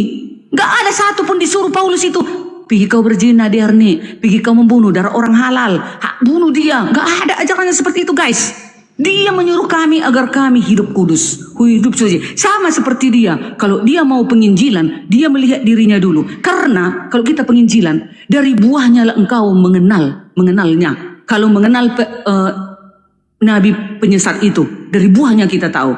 Paulus, kami melihat, aku mempelajari Paulus, tidak pernah ada yang menjijikkan dalam kehidupan Paulus setelah bertobat, ya. Jangan dihitung selama dia pembunuh, menganiaya murid-muridnya sebelum dipilih, ya. Kita bercerita tentang setelah dia bertobat. Saya bangga menjadi umat Rasul Paulus. Kalau kalian menolaknya, ya sah-sah saja. Biar nanti hakim yang adil yang menentukan, yaitu sang pengadilan itu. Kalau bagi kami di Kristen, pengadilan itu adalah dihadapkan ke tahta pengadilan. 1 Korintus 5 ayat 10. Seluruh umat manusia dihadapkan ke tahta pengadilan Yesus. Aku akan datang ke dunia untuk menghakimi. Jadi Yesus yang menghakimi. Aku tidak berhak menghakimi Bang Jum, walaupun Bang Juma menghujat Tuhan Yesusku dan Paulus. Karena Yesus itu kalian hujat pun tak akan rendah dia. Dia sekarang hidup berkuasa di sorga. Matius 28 ayat 19. Haleluya. Jadi makanya aku adem-adem aja. Walaupun kalian menghujat Paulus, kalian hujat pun Yesus, tapi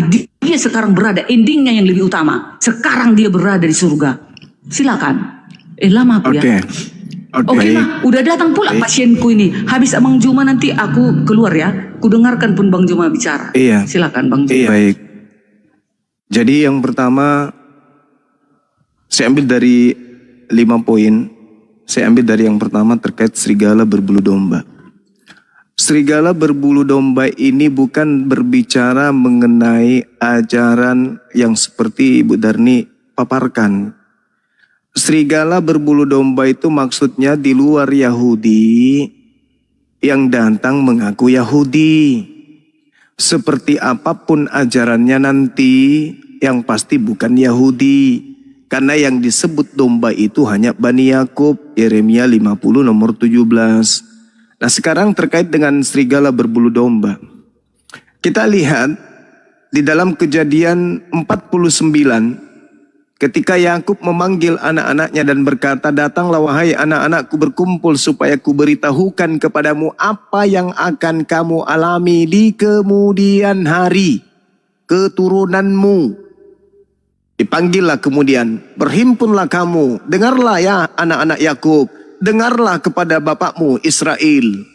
Ruben, kamu kelak nanti lakumu bla bla bla, Simeon dan Lewi bla bla bla bla. Dan kau Yehuda bla bla bla bla. Dan kamu juga matanya bla bla bla bla. kamu Isakar bla, Sebelon bla, Nat bla, dan seterusnya. Itu diterangkan. Tiba masa Benyamin, apa kata Yakub? Benyamin adalah seperti serigala yang menerkam. Ini Benyamin nih, lakunya nanti nih, keturunannya. Pada waktu pagi ia memakan mangsanya, dan pada waktu petang ia membagi-bagi rampasannya. Jadi dia merampok mangsa. Pada waktu pagi, pada waktu petang dibagikan rampasannya itu. Jadi serigala ini keturunan Benyamin. Paulus mengatakan di dalam Filipi 3 nomor 5, dia adalah keturunan Benyamin. Berarti dia menggenapi serigala tadi. Apa pembuktiannya ketika dikatakan merampas pada pagi hari dan membagikan pada petang hari? Dia merampas hukum Taurat, lalu membagikan kepada pengikutnya non-Yahudi. Itulah dia serigala itu. Dan kalau kita masuk ke dalam ranah dalil, nabi palsu itu satu. Di dalam 1 Korintus 12 nomor 28. Dan Theos telah menetapkan beberapa orang dalam jemaat. Pertama sebagai rasul, kedua sebagai nabi, ketiga sebagai pengajar, selanjutnya mereka yang mendapatkan karunia untuk mengadakan mukjizat, untuk menyembuhkan, untuk melayani, untuk memimpin, dan untuk berkata-kata dalam bahasa roh. Saya ulang, kata Paulus, di dalam jemaat Paulus ada rasul, ada nabi, ada pengajar, ada penyembuh, ada pemukjizat, ada kemudian yang melayan, ada pemimpin, ada yang berkata-kata dalam roh. Itu semua include di dalam jemaat pimpinannya, anaknya Benyamin sang serigala. Jadi jangan berbicara mengenai hal yang lain. Itu yang pertama. Yang kedua terkait nabi palsu. Buahnya menurut Yesus memanggil Yesus Tuhan, bernubuat pakai nama Yesus, mengusir setan pakai nama Yesus, bermujizat pakai nama Yesus. Kenapa ini nggak pernah disentuh oleh orang Kristen? Karena ditutup otaknya oleh Yesus yang datang kepada Paulus. Ditutup supaya dia nggak tahu. Padahal dalilnya tertulis, pada hari terakhir nanti tanda-tanda dari buah nabi palsu itu datang kepadaku, memanggil aku Tuhan, bernubuat, mengusir setan, bermujizat pakai namaku. Pada saat itulah aku Yesus akan berterus terang kepada pengikut nabi palsu, aku tidak mengenal kalian, aku tidak mengenal kalian, kalian semua adalah pembuat kejahatan, enyahlah daripadaku. Siapa yang diusir? Pengikut nabi palsu. Apa tanda-tandanya? Memanggil Yesus Tuhan, bermujizat pakai nama Yesus, mengusir setan pakai nama Yesus, nubuat pakai nama Yesus. Itu di mana? Di Aten. Itu yang kedua. Yang ketiga, terkait dengan yang datang kepada Paulus adalah Yesus. Bullshit. Di dalam kitab Ibrani 9 nomor 27 nomor 28, di situ dikatakan bahwa Yesus akan datang menyatakan diri sekali lagi. Menyatakan diri sekali lagi. Sama seperti manusia ditetapkan mati hanya sekali saja, demikian juga anak manusia, dia datang kemudian untuk menebus dosa. Menebus dosa hanya sekali saja katanya. Nah, kalau dia menebus dosa hanya sekali saja, maka pertanyaannya kemudian adalah siapa yang muncul kemudian setelahnya? Dan sama seperti manusia ditetapkan untuk mati hanya satu kali saja, dan sesudah itu dihakimi. Demikian pula Kristus hanya satu kali saja mengorbankan dirinya untuk menanggung dosa banyak orang. Sesudah mengorbankan diri, saya ulang, sesudah mengorbankan diri, Kristus akan menyatakan dirinya sekali lagi. Pada saat mana Kristus menyatakan diri sekali lagi? Pada saat hari kiamat. Ketika dia datang membawa tanda-tanda hari kiamat. Setelah dia menjadi kurban katanya, setelah dia menanggung dosa orang banyak, dia akan menyatakan diri sekali lagi. Setelah dia mengorbankan dirinya untuk menanggung dosa banyak orang. Setelah dia disalib, atau setelah dia korbankan dirinya untuk diangkat ke langit, maka dia akan datang menyatakan diri sekali lagi.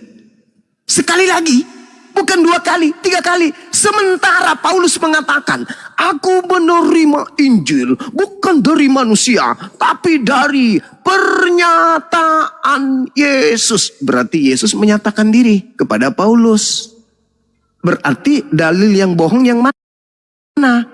Yesus mengatakan aku datang akhir zaman. Tanda-tandanya bla bla bla bla bla. Penyesat yang datang memakai namaku. Tidak ada tanda-tanda itu. Yesus mengatakan bahwasanya dia akan pergi, yang datang adalah penghibur lain. Paulus mengatakan Yesus menyatakan diri kepadaku. Filipus kemudian siapa? Yang di Pulau Patmos juga menyatakan Yesus kepada dirinya. Banyak yang datang menyatakan diri sebagai Yesus. Kata Yesus, kalau ada orang mengaku ada Kristus di sini, ada Kristus menyatakan diri kepadaku, apa kata Yesus? Jangan kau percaya, karena kalau aku datang cuma sekali lagi, dan itu kedatanganku untuk menyatakan kiamat. Nah, berarti bahwa ketika Paulus ini mengajarkan kebaikan, itu teori, belum terlihat endingnya. Endingnya nanti ketika Yesus mengusir. Endingnya nanti ketika Yesus datang kedua kalinya, menghakimi semua manusia. Silakan aja. Ketika Yesus menghakimi semua manusia, maksudnya orang datang semua melihat kedatangan Yesus. Bukan semua manusia itu kemudian mendapat hukuman dari Yesusnya. Ingat, Yesus datang hanya menghakimi orang-orang yang memanggilnya Tuhan, bernubuat, mengusir setan, bermujizat. Kenapa? Karena Yesus mengatakan dalam Yohanes 8:48 bahwasanya, Yohanes 12:48 bahwasanya barang siapa yang menolak aku, dia sudah ada hakimnya, yaitu perkataan yang pernah aku ajarkan, yang aku sampaikan selama aku penginjilan di tengah-tengah Bani Israel. Perkataan itulah kelak yang akan menjadi hakimnya di akhir zaman. Yang dihakimi Kristen. Islam tidak dihakimi. Karena Islam bukan kaumnya. Umat Islam tidak mengaku sebagai domba. Yang menjadi domba tapi ada serigala, ya Kristen, siapa lagi? Yang diusir, yang memanggilnya Tuhan, yang bernubuat, yang mengusir setan. Itulah yang dihakimi nanti kelak. Itu yang ketiga.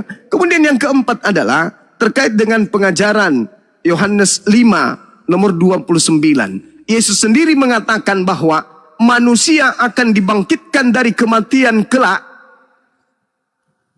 dan akan diupah berdasarkan perbuatan masing-masing. Berarti apa ini maksudnya? Yesus menguraikan bahwa keselamatan itu berdasarkan terhadap pekerjaan yang kita lakukan. Karena Tuhan akan datang menghukum manusia berdasarkan atas perbuatan. Bukan perbuatan orang, tapi perbuatan masing-masing. Gak ada itu perbuatan orang. Jadi ketika saudara Darni, Ibu Darni mengatakan bahwa bukan seperti itu, Paulus itu adalah kedatangan padanya adalah benar-benar inti ilahi, yaitu Yesus yang menyatakan diri. Ingat, kalau ada orang buta berdasarkan Bible, itu tanda orang kerasukan setan. Paulus buta kan? Nah, baca Matius 12 nomor 22. Kemudian dibawalah kepada Yesus seorang yang kerasukan setan. Orang itu buta. Orang itu bisu. Lalu Yesus menyembuhkannya sehingga si bisu itu berkata-kata dan melihat. Ingat sekali lagi, orang yang buta itu tanda-tanda orang kerasukan setan. Yang datang kepada Paulus itu kata Yesus dalam Lukas 10:18, aku melihat iblis turun dari langit ke bumi berupa cahaya. Yang datang kepada Paulus itu berupa cahaya. Nah, sedangkan matanya buta itu tanda orang kerasukan setan. Matius 12 nomor 22. Yesus datang dan kepadanya diberikan orang yang kerasukan setan. Orang itu buta dan bisu. Jadi orang buta itu menurut Bible adalah orang yang tanda-tanda, tidak semuanya orang buta kerasukan setan.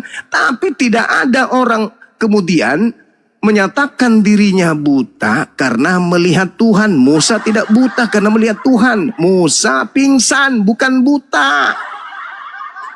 Jadi yang buta itu kerasukan setan. Jadi sekali lagi kepada Bu Darni, ketika Yesus mengatakan waspadalah kepada iblis yang datang kepadamu memakai nama Yesus Kristus.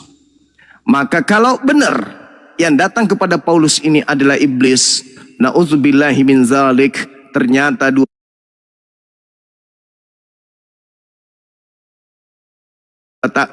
tahun lebih kemudian sesuai nubuatan Yesus, saatmu tiba, saatnya kuasa kegelapan tiba, saatnya bumi dihakimi, saatnya iblis dilemparkan keluar dari kubur. dan iblisnya setelah keluar ketika Anda mengatakan Matius 28 nomor 19, itulah iblisnya sang penguasa bumi yang mengajarkan agar ke seluruh dunia menjadi pengikutnya. Ingat, Yesus selama penginjilan tak pernah dia mengajarkan untuk menyetarakan dirinya dengan Elohim. Tak pernah mengajarkan dirinya kaumnya untuk Bani Israel menyembah dirinya, menuhankan dirinya seperti yang Anda imani sekarang. Tidak pernah menghakikatkan dirinya dengan hakikat pencipta langit dan bumi, dan tidak pernah menyetarakan dirinya dengan Bapaknya yang ada di langit. Tapi begitu Kristus menyatakan diri kepada Paulus, pengikutnya melantik Kristus yang adalah, kalau dia benar penyesat, menjadi pengganti Elohim. Dengan kata lain, Yesus tidak pernah ingin menyamai Tuhan. Yesus tidak pernah ingin dianggap Tuhan. Yesus tidak pernah ingin diibadahi. Tetapi iblis mau disetarakan Tuhan. Iblis mau disembah. Iblis menginginkan kemudian manusia, seluruh anak keturunan Adam, ditarik semuanya untuk bersama-sama ke dalam api neraka jahanam. Pertanyaan saya, siapa yang ingin disembah selain daripada Tuhan pencipta langit dan bumi? Yesus atau iblis? Saya ulang, siapa yang ingin disembah selain dari pencipta langit dan bumi? Yesus atau iblis? Adakah orang yang diberi akal ingin menyembah iblis? Tak ada. Adakah orang yang bisa diperdaya dengan ketika iblis datang mengaku sebagai Yesus? Tentu ada. Karena Yesus yang mengatakan, waspadalah kepada iblis yang datang memakai namaku dan berkata akulah Kristus. Dia akan menyesatkan banyak orang. Dengan kata lain, iblis berhasil memakai nama Yesus untuk banyak orang dia sesatkan, dengan orang-orang tersebut menuhankan dirinya, meninggalkan penyembahan kepada Bapa Elohim, Abraham, Ishak dan Yakub, yang mengatakan diri kepada Abraham, Ishak dan Yakub. Berhasilkah iblis menggiring manusia menuhankan dirinya dalam nama Yesus? Sesuai dengan pernyataan Yesus, waspadalah kepada iblis yang datang kepadamu memakai namaku dan dia akan menyesatkan banyak orang. Pertanyaannya, sampai 2025, berhasilkah iblis menggiring anak manusia menuhankan dirinya dalam nama Yesus? Sesuai dengan nubuatan Yesus, atau nubuatan Yesus gagal? Saya ulang lagi, kepada generasi Islam di bawah, berhasilkah sesuai dengan nubuatan Yesus, waspadalah kepada iblis yang datang kepadamu memakai namaku dan berkata akulah Kristus, dia akan menyesatkan banyak orang? Pertanyaannya, berhasilkah iblis memakai nama Yesus untuk menyesatkan banyak orang? Kalau berhasil, mana orang banyak yang menyembah Yesus? Kalau tidak berhasil, berarti Yesus pembohong, tidak tergenapi nubuatannya. Sekian. Banyak kali, tapi yang bisa ku jawab aja. Pertama dulu, pada saat mana Kristus menyatakan diri sekali lagi? Nanti, pertama dia datang, suatu dia jahir, ya, lahir, lalu disalib, lalu mati dan bangkit kembali. Dan akan datang kedua kali, yaitu nanti kelak di akhir zaman. Jadi kedatangannya kepada semua para nabi itu belum akhir zaman. Itu hanya dia memilih secara personal. Dia memilih khusus Paulus supaya menyatakan penginjilan. Itu belum kedatangan akhir zaman. Di situ aja Bang Juma nggak ngerti, ya. Kedatangan akhir zaman, semua mata memandang. Bayangkan itu, ya. Kilat memancar dari timur ke barat. Begitu. Hati-hati kalian. Kalau sudah seperti itu, masa kalian masih menolak dia Tuhan? Akhir zaman dia yang datang untuk mengumpulkan segala bangsa di hadapannya dari 4 penjuru bumi. Dia menyuruh para malaikatnya akan membalas setiap perbuatan manusia. Ya, setiap perbuatan pribadi lepas pribadi dihadapkan ke tahta pengadilan Yesus. 1 Korintus 5 ayat 10. Hai kalian umat Kristen yang di bawah. Kalian kadang ku tengok kalau Bang Juma menanya, pada saat mana Kristus menyatakan diri sekali lagi, lama kali kalian menjawabnya. Sangat susah. Kalau orang yang belajar gampang menjawabnya ini. Nanti kedatangannya kedua kali. Sewaktu kedatangan kepada Paulus, jangan di-framing guru-guru palsu seperti Bang Juma mengatakan, bohong, berarti yang datang kepada Paulus itu iblis, katanya. Itu pendapatmu Bang Juma. Kami tidak. Kami tidak menganggap waktu datang kepada Paulus itu iblis. Tidak ada satupun orang Kristen. Kalau ada orang Kristen yang menyatakan sewaktu kedatangan cahaya itu kepada Paulus ada iblis, itulah guru-guru palsu. Waspada terhadap guru-guru palsu. Kan kata Yesus, Sewaktu dia datang mendatangi Paulus, dia memilih secara personal Paulus sebagai penyebar Injil. Betullah banyak pengikutnya dan setia ya kepada ajaran-ajaran Yesus. Yang kedua, kata Paulus, aku menerima Injil bukan dari manusia. Memang betul, mana dari manusia Paulus mendapat Injil? Dari ilahi itu, ilahi Yesus itu. Makanya gak kelihatan waktu dia melihat, buta matanya. Jangan samakan dengan orang tadi, abang bilang buta matanya itu datangnya dari iblis, melihat cahaya juga buta matanya. Oh tidak, itu di dalam Bible ini tentang kedatangan Yesus kepada Paulus itu bukan manusia pada saat itu, Yesus. Itulah ilahi itu. Dia memilih, sukanya dong. Dia ilahi, berkuasa, suka hatinya mau siapa dia pilih. Kadang lebih cepat penginjilan itu kalau dipilih sangat membuat kejahatan atau seorang pesandal, ya orang langsung terheran-heran, si Diarni itu dulu pesandal loh, tapi sekarang kok bertobat ya, sekarang itu memuliakan Tuhan ya.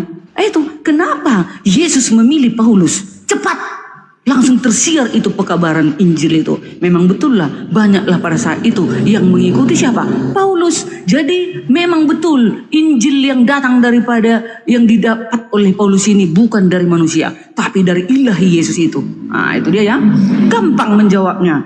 Itu pertanyaan receh itu. Kata Paulus, aku menerima Injil bukan dari manusia. Sudah aku jawab.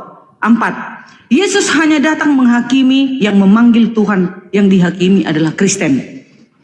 Oh aku tahu, Bang Juma, minum dulu, aku haus aku. Ya, aku tahu itu di dalam Matius 7 ayat 21 ya. Bukan setiap orang yang berseru, nggak ada dibilang siapa yang memanggil aku Tuhan akan kumasukkan ke neraka, bukan gitu maksudnya itu. Enggak setiap orang Kristen ini yang menyebut nama Tuhan akan masuk ke kerajaan surga, tapi yang melakukan kehendak Bapakku. Ada orang Kristen yang menyebut nama Tuhan, yang menyeru nama Tuhan, tapi setia dengan hukum-hukumnya. Masih ada umat yang sisa di antara Kristen ini. Jadi kalian di bawah yang mendengarkan ajaran ini, cepat kita bertobat. Ya, kalau sudah diarahkan kepada hukum, mari kita mengarah ke sana. Karena sabat berganti sabat, seluruh umat manusia sujud datang menyembah siapa? Yahweh.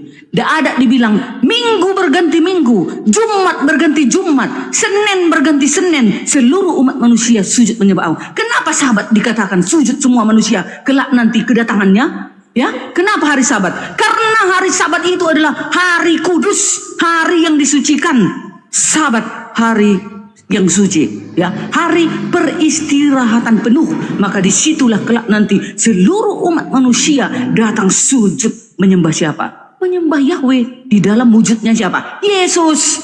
Oh, aduh, aku merinding, aku luar biasa ya. Lalu Yohanes 5 ayat tentang kebangkitan. Nah, itu tadi tentang Yohanes 5 ayat 39 itu tentang kebangkitan. Nanti ada yang dibangkitkan, yang percaya kepada Yesus dibangkitkan, tapi dibawa ke kerajaannya, ya. Yang percaya kepada Yesus dan setia kepada hukum-hukumnya, itulah yang dibawanya ke kerajaannya. Tapi yang tidak percaya kepada Yesus, dibuang dong. Wahyu 20 ayat 10. Iblis dan nabi palsu, ya, akan dibuang ke api neraka yang menyala-nyala. Barisan mana kita? Kalau mau menjadi pengikut iblis dan nabi-nabi palsu itu, ikutlah dia. Tapi yang mana ajaran Yesus? Yang setia kepada perintah-perintahnya di hukum yang sudah ditulisnya, pakai tangannya sendiri. Itu maksudnya.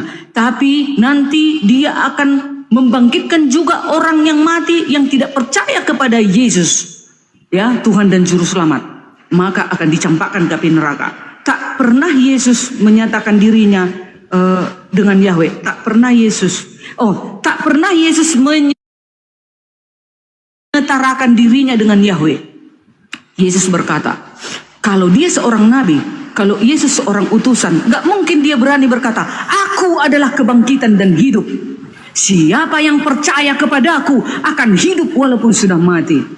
Bandingkan dengan perkataan Nabi Muhammad, maaf Bang Juma, walaupun aku Rasul Allah, tetapi aku tetap tidak tahu selamat atau tidak. Begitu juga dengan engkau. Kalau aku disuruh pilih, aku tentu memilih perkataan Yesus. Aku adalah kebangkitan dan hidup. Siapa yang percaya kepadaku akan hidup walaupun sudah mati. Haleluya. Mana mungkin aku mau memilih orang yang tidak tahu selamat atau tidak. Tentu Yesus yang mengetahui keselamatan. Itulah dia Tuhan.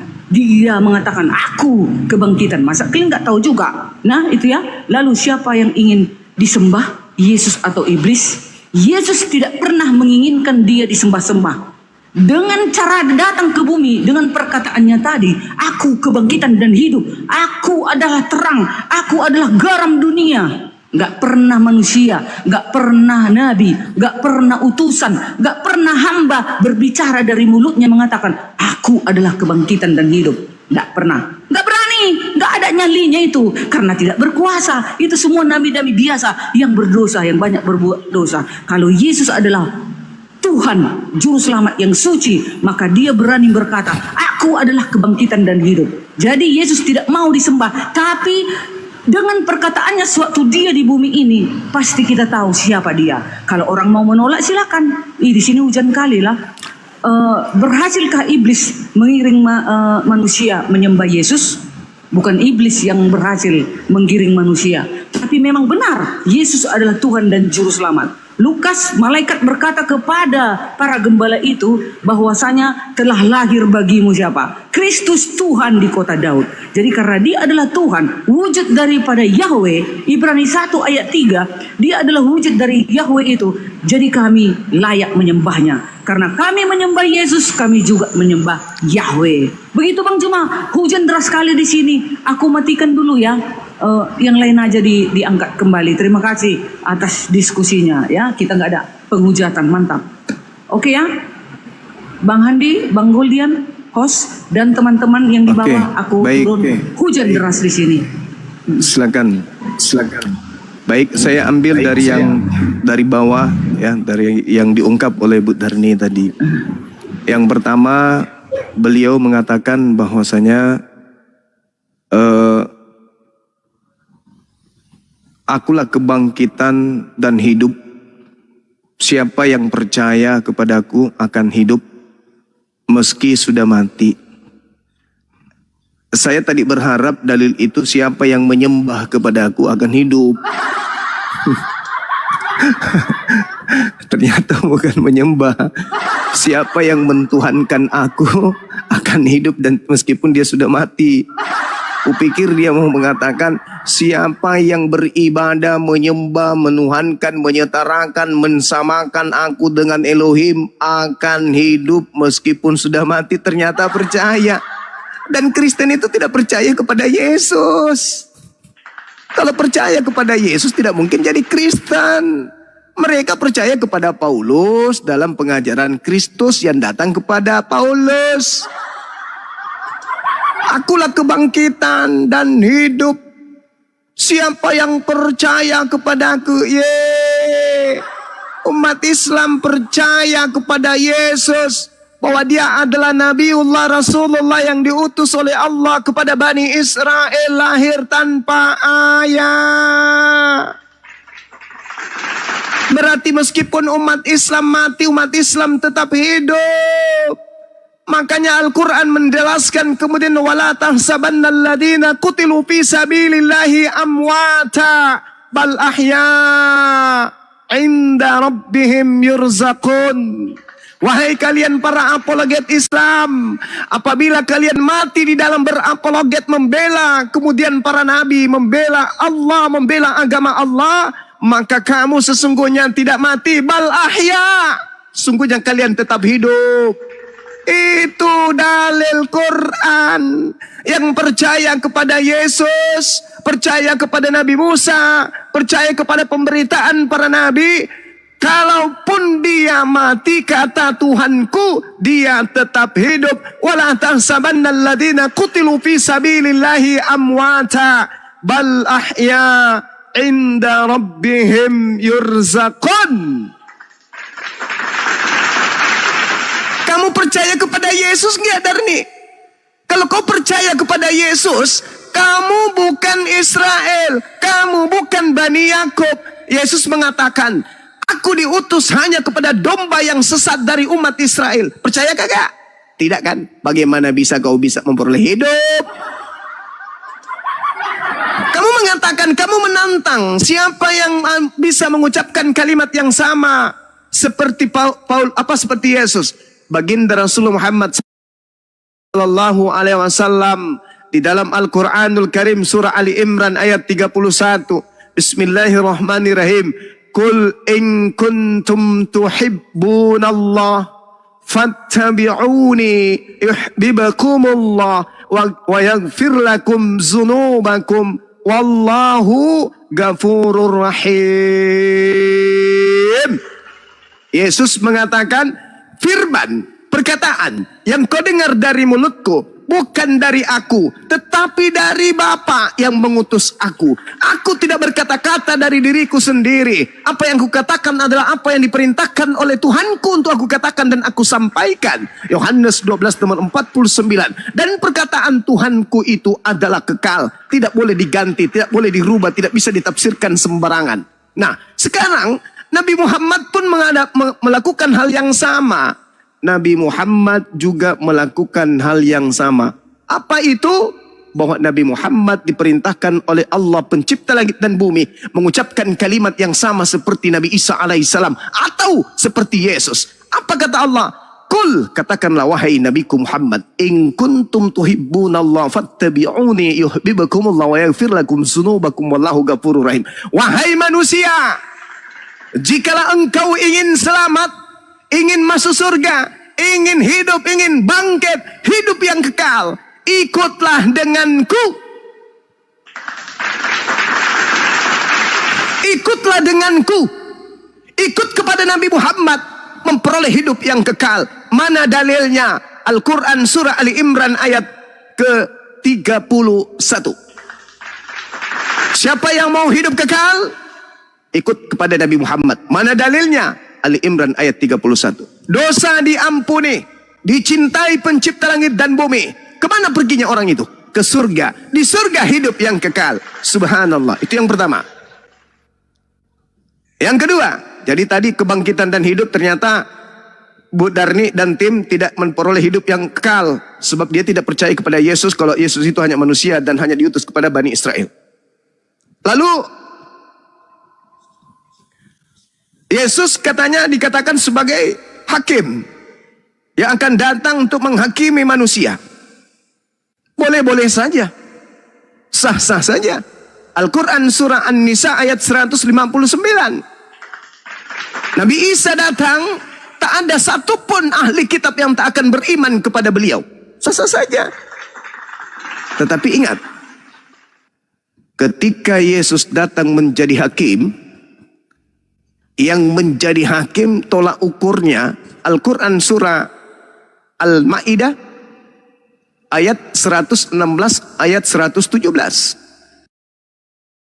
Siapa yang menyembah kepada Allah dan beriman kepadanya sebagai Rasul Allah, hidup, lolos, masuk surga. Saya ulang, siapa yang beriman kepada Allah dan mengimani kemudian Yesus sebagai utusan Allah, hidup masuk surga. Hidup kekal itu adalah mereka mengenal engkau satu-satunya Tuhan yang benar dan mengenal Yesus Kristus yang engkau utus. La ilaha illallah, Yesus Rasulullah. Penghakiman yang akan datang ketika Yesus, baca Al-Quran surah An-Nisa ayat 159. Semua ahli kitab akan beriman kepadanya. Dengan kata lain, sesuai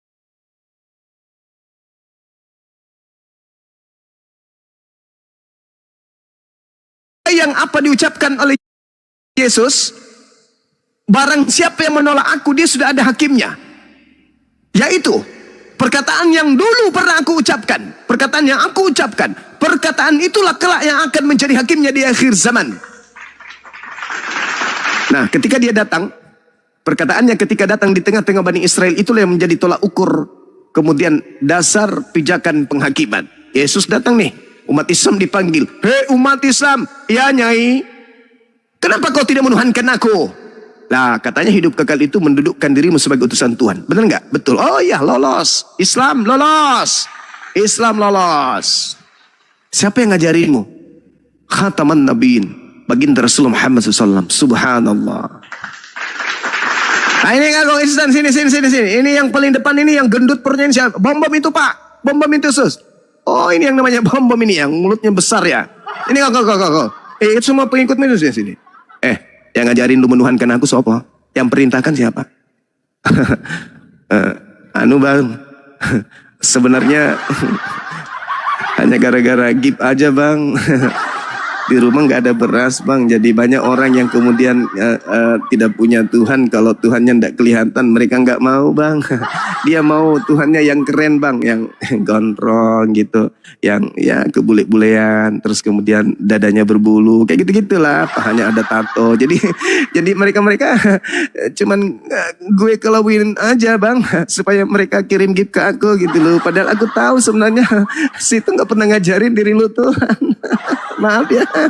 Sini ditariklah kumisnya bom sebelah kiri, ketepak, tercabut kumisnya yang hanya 13 lembar di kiri, 12 kiri, itu 12 lembar di kanan.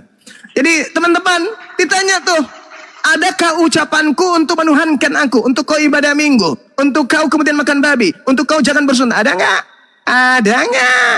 Tak ada. Nah sana ketepak, ditunjang semuanya masuk ke neraka. Itu benar nih. Jadi penghakiman yang datang kepada Yesus, Anda ditanya, ketika aku berkata di tengah-tengah kaumku masa itu, aku mengatakan aku rasul atau aku utusan Tuhan. Aku utusan Tuhan, atau aku Tuhan. Karena ucapanku yang menjadi tolak ukur penghakiman. Maka murid-muridnya maka bom dan pengikutnya akan mengatakan, kamu sih mengajarkan dirimu utusan Tuhan memang, tapi kalau saya mengajarkan kau utusan Tuhan, aku makan apa? Itu yang kedua Budardi. Kemudian yang ketiga, setiap orang yang menyeru aku Tuhan, kurios, atau Lord, atau Mar, ada enggak yang kemudian yang melakukan kehendak Bapa? Apa kehendak Bapa itu? Hukum Taurat. Itu kehendak Bapa. Bagaimana pandangan Paulus pendiri Kristen tentang hukum Taurat? Nah, masuk deh. Kata Paulus, jika kamu mengharapkan ada kebenaran dalam hukum Taurat, maka kamu keluar dari kasih karunia, kau lepas dari Yesus Kristus. Ayo. Jadi orang Kristen seperti di awal-awal tadi kita diskusi, jangan kamu sok paten, masih kemudian mengatakan, kami masih melakukan 10 hukum loh. Hukum yang lain tidak lagi loh. Kampret. Pendiri agamamu sendiri mengatakan, jikalau kau mengharapkan ada kebenaran dalam hukum Taurat, maka sia-sialah kematian Kristus. Sebab tidak ada orang yang dibenarkan karena melakukan hukum Taurat. Jadi kehendak Bapa menyebabkan orang bisa selamat. Bukan setiap orang yang memanggil aku Tuhan, berdemuat pakai namaku, mengusir setan pakai namaku, bermujizat pakai namaku, akan masuk ke dalam surga, melainkan mereka yang melakukan kehendak Bapakku. Apa kehendak Bapakku? Taati hukum Taurat atau anggap Taurat itu sampah? Apa kehendak Bapakku? Coba, ayo, kehendak Bapakku apa? Ayo, kehendak Bapakku lakukan segala hukum Taurat. Kalau kamu tak sanggup bertobat, kalau kau tak sanggup kau berkorban hewan. Atau kehendak Bapakku, hukum Taurat itu batal semuanya, jangan lagi kau taatin. Yang benar sekarang adalah kau percaya Yesus mati dan tertiak salib untuk menyembuhkan dosa-dosamu. Mana kehendak Bapa? Kehendak Bapa itu hukum Taurat. Yesus sendiri yang mengatakan itu. Matius 5 nomor 19. Barang siapa yang meniadakan hukum Taurat meskipun yang paling terkecil dan mengajarkan kepada orang lain, maka dia akan menempati tempat terhina dalam kerajaan langit. Dan barang siapa yang tidak meniadakan dan mengajarkan kepada orang lain untuk melakukan perintah-perintah, segala perintah yang ada dalam hukum Taurat, maka dia akan menempati tempat tertinggi dalam kerajaan langit. Itu kehendak Bapa. Yeremia 31:31-33 itu kehendak Bapa. Aku akan melakukan perjanjian baru kepada Bani Israel dan Bani Yehuda. Aku akan menanamkan dan menancapkan kemudian hukum Taurat ke dalam batin setiap Bani Israel dan Bani Yehuda. Itu kehendak Bapa. Sementara kalian menghilangkan itu semua. Jadi nggak ada alasan. Semua yang memanggil Yesus Tuhan itu jelas akan diusir oleh Yesus. Kemudian yang pertama, jadi saya ambil 4-3-2-1 yang terakhir. Yesus datang menyatakan diri sekali lagi. Hei, Bu Darni, kamu mengatakan bahwa yang datang kepada Paulus itu adalah sisi keilahiannya. Apa? Boleh kau ulang lagi, nanti kau bilang lagi sisi keilahiannya Yesus? Hei, ilmu dusta apa yang sedang kau perankan ini, Bu Darni? Ilmu apa yang sedang kau ingin sampaikan ini? Kau katakan yang datang kepada Paulus itu adalah keilahian Yesus. Sedangkan jangankan yang datang kepada Paulus, Yesus mengatakan kedatangannya yang kedua saja, dia tidak datang sebagai unsur ilahi. Dia datang sebagai manusia, kucluk. Yesus datang, menurut Yesus Anda bisa baca di dalam Matius 24 nomor 27, nomor 29, nomor 28, nomor 30. Aku datang sebagai manusia, bukan datang sebagai ilahi. Yesus datang hanya dengan bentuk cahaya dan suara. Syukran sahabat merpati. Hanya dalam bentuk suara, hanya dalam bentuk cahaya. Lantas Anda mengatakan itu cuma membimbing satu manusia, Paulus Anda katakan itu bentuk ilahi.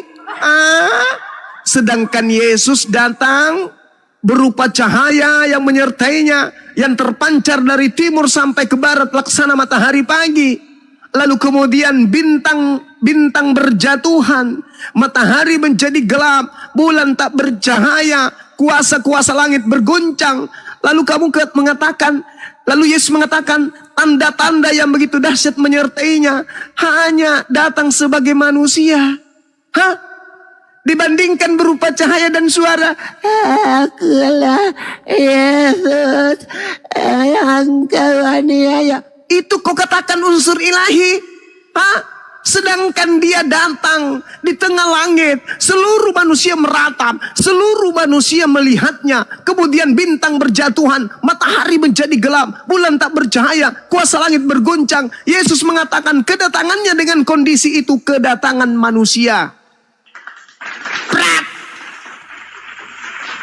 Hanya dengan suara, akulah Yesus yang aniaya. Oh, benar langsung. Unsur ilahinya menongol. Hale. Unsur ilahinya Kristus nongol. Hale. Sambil pakai baju daster yang sobek bagian bokongnya. Dari tepuk tangan di tengah lapangan. Hale. Unsur keilahian Kristus nongol. Mana. Itu Paulus bilang. Apa kata Paulus? Aku mendengarkan suara lo. Suara apa? Suara Yesus. Dari mana kau tahu? Karena suaranya apa ya? Kayak penyanyi dangdut mungkin. Oh ya? Apa katanya? Akulah Yesus yang kau aniaya. Terus kenapa kamu percaya itu Yesus? Ya karena nyebut Yesus. Oh, jadi karena nyebut Yesus kau bilang itu Yesus. Ya. Jadi kalau kau dengarkan dia mengatakan menyebut bom-bom, kau anggap itu bom-bom. Ya iya dong. Begitu. Hanya karena mendengarkan suara. Akulah Yesus yang kau aniaya. Habis itu kau sudah sebut dia Yesus, kau sebut lagi dia unsur ilahi.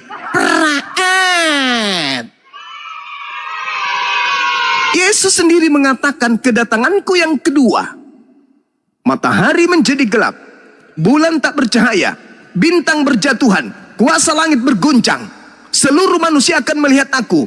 Tapi Yesus mengatakan aku datang sebagai manusia. Sudah kondisi seperti itu aja pun Yesus mengatakan kepada muridnya, aku datang sebagai manusia.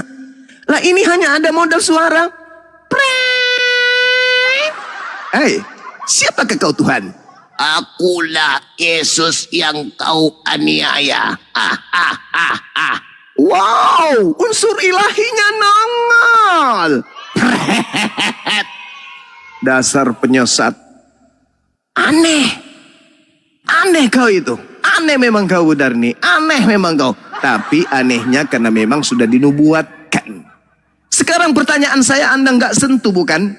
Anda nggak sentuh sedikit pun pertanyaan saya kan? Apa pertanyaan saya? Pertanyaan saya jelas. Berhasilkah iblis, sang penyesat, menyesatkan manusia dengan memakai nama Yesus berdasarkan Matius 24 nomor 4 sampai nomor 5? Berhasil kagak? Kalau tidak berhasil, Yesus berarti tidak sesuai dengan ucapannya. Kalau dia berhasil, mana orang banyak yang disesatkan iblis dengan memakai nama Yesus? Ketepak! Ketepak! Ketepak! Ayo, pertanyaan saya itu bawa sampai ke gereja, hadapkan kepada orang-orang terpintar di gerejamu, suruh datang ketika saya buka komal, hadapi saya. Pertanyaan saya titip. Matius 24 nomor 4 nomor 5. Waspadalah kepada penyesat yang datang kepadamu dengan memakai namaku dan berkata, akulah Kristus. Mereka akan menyesatkan banyak orang. Pertanyaan saya, berhasilkah sang penyesat ini menyesatkan banyak orang dengan memakai nama Yesus Kristus? Berhasil atau tidak? Kalau berhasil, Yesus hebat. Berarti tergenapi ucapannya. Tapi, awas. Mana orang banyak yang disesatkan dengan memakai nama Yesus itu? Tunjukkan sekarang ini mana. Tapi kalau tidak berhasil, berarti Yesus adalah pendusta. Kenapa? Di dalam ajaran Ulangan 18 nomor 20, 21, 22. Jika ada seorang nabi yang berbicara tentang namaku dan bernubuat, tapi nubuatannya itu tidak terjadi, maka nabi itu harus mati karena dia adalah penyesat pendusta. Ayo, benar nih? Anda masih mendengarkan di bawah? Ingat pertanyaan saya, berhasilkah iblis menyesatkan manusia dengan memakai nama Yesus di mana manusia itu banyak disesatkan? Berdasarkan Matius 24 nomor 4 nomor 5. Oke, saya kira begitu teman-teman sekalian. Mudah-mudahan apa yang kita sajikan pada sore hari ini menjadi acuan kita untuk menghindarkan anak keturunan kita dan diri-diri kita dari gerakan kristenisasi, gerakan pemurtadan yang menjadi program kemudian orang-orang di luar Islam dengan cara licik, dengan cara terstruktur, terencana dan masif, di mana mereka tampil ngaku-ngaku seorang murtadin, ngaku-ngaku sebagai mantan kiai, ngaku-ngaku kemudian masuk ke pesantren-pesantren membagikan Bible bahasa Arab. Dan kita sudah nonton itu semuanya. Bahkan Bang Suma sendiri menjadi korban pada saat itu ketika dia datang membawa baju kaos yang ajakan menjadi Kristen. Itu bukti nyata, real fenomena yang ada di tengah-tengah kita, bahwa gerakan mereka memang sangat terstruktur untuk memurtadkan orang Islam kemudian masuk menjadi pengikut Kristus yang mereka ajarkan. Ingat baru-baru ini Bang Suma mensyahadatkan satu keluarga. Setelah saya mensyahadatkan, kemudian saya menerima video. Setelah saya mensyahadatkan, saya menerima video bahwa orang yang saya syahadatkan itu didatangi oleh orang-orang yang tidak bertanggung jawab, memaksa untuk pindah ke agama Kristen dan meninggalkan agama Islam dengan mengatakan bahwa tidak ada keselamatan di Islam, satu-satunya jalan hanyalah Yesus. Itu ada di PT saya. Silakan Anda tonton bagaimana pemaksaan-pemaksaan mereka lakukan terhadap orang Islam, dikarenakan adanya pemaksaan dari yang dikatakan oleh Yesus adalah orang menggunakan nama Yesus untuk mengajak manusia lain kepada jalan yang bukan ditunjukkan oleh para nabi. Hati-hati, hati-hati. Silakan Anda perbanyak potongan-potongan video-video saya, khususnya video yang terkait dengan misionaris, dengan ucapan-ucapan atau kalimat-kalimat ajakan seperti ini untuk belajar apologet. Mudah-mudahan anak-anak kita bisa terhindarkan. Dan kepada masyarakat Makassar dan sekitarnya, insya Allah kalau saya sudah sampai di Makassar, saya akan menghadiri undangan dari teman-teman kita dari penggiat dakwah Al-Wahda kalau saya nggak salah. Mereka mengundang saya untuk memberikan kajian kristologi dasar kepada para mubalik muda yang ada di kota Makassar dan sekitarnya. Silakan hadir, saya akan hadir sana insya Allah untuk memberikan kajian materi kristologi kepada generasi-generasi para dai-dai muda untuk supaya selain mereka membahas tentang Quranul Karim, akidah Islam, mereka juga harus mengajarkan tentang kristologi dasar supaya mereka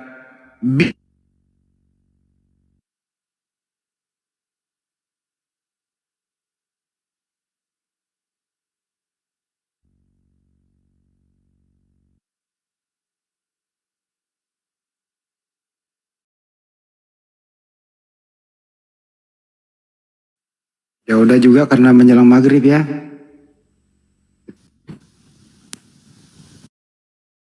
Oke. Maaf atas segala hilap. Bang Handi.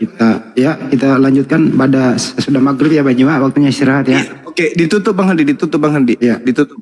Ya. Terima kasih buat semuanya. Awal video sampai akhir video apabila ada kata-kata yang tidak menyenangkan kami mohon maaf. Ini edukasi bukan provokasi. Semoga bermanfaat buat kita semua. Wabillahi taufiq wal hidayah. Assalamualaikum warahmatullahi wabarakatuh. Sampai jumpa. Waalaikumsalam warahmatullahi wabarakatuh. Dan terakhir sebelum saya tutup, ajakan untuk yang ingin umroh bareng sama Bang Suma di bulan Februari insya Allah untuk menghubungi Bang Handi dan juga menghubungi Kang Satria. Ini ada yang beberapa yang DM dan chat saya, dia katakan, aku mau Bang Suma, aku ikut umroh sama Bang Suma bulan Februari ya, tapi gratis kan Bang, aku dibayarkan Bang. Wah parah kali Bang, masa kamu dibayarkan umroh sama aku? Umroh itu yang mampu aja, masa mau dibayarin? Jadi yang teman-teman yang ingin umroh sekali lagi silakan, yang umroh bareng, satu pesawat, satu hotel, kita ngopi bareng di Tanah Suci. Ya insya Allah bulan Februari rencananya kita akan ke sana bareng-barengan ya.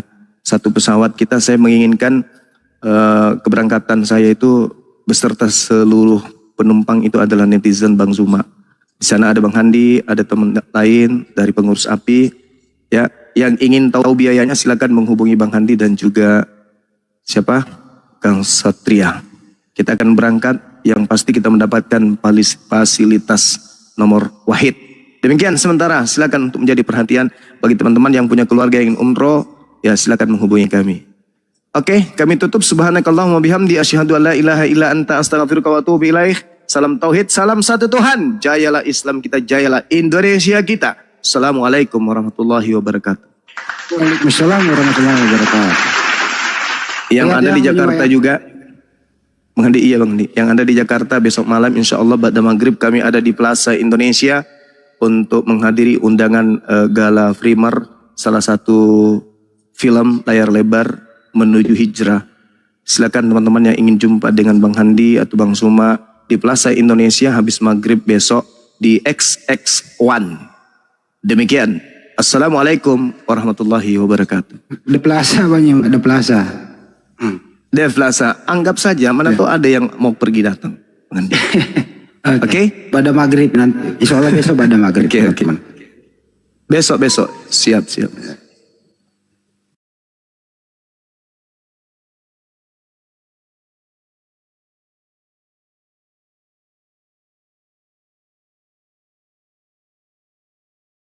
Quran, soal nanya-nanya Quran, Ridon. Taruh suruh baca ngebecus, Ridon. Nah itu ada. Kau juga kagak luar Quran. Aku baca itu ada ayatnya.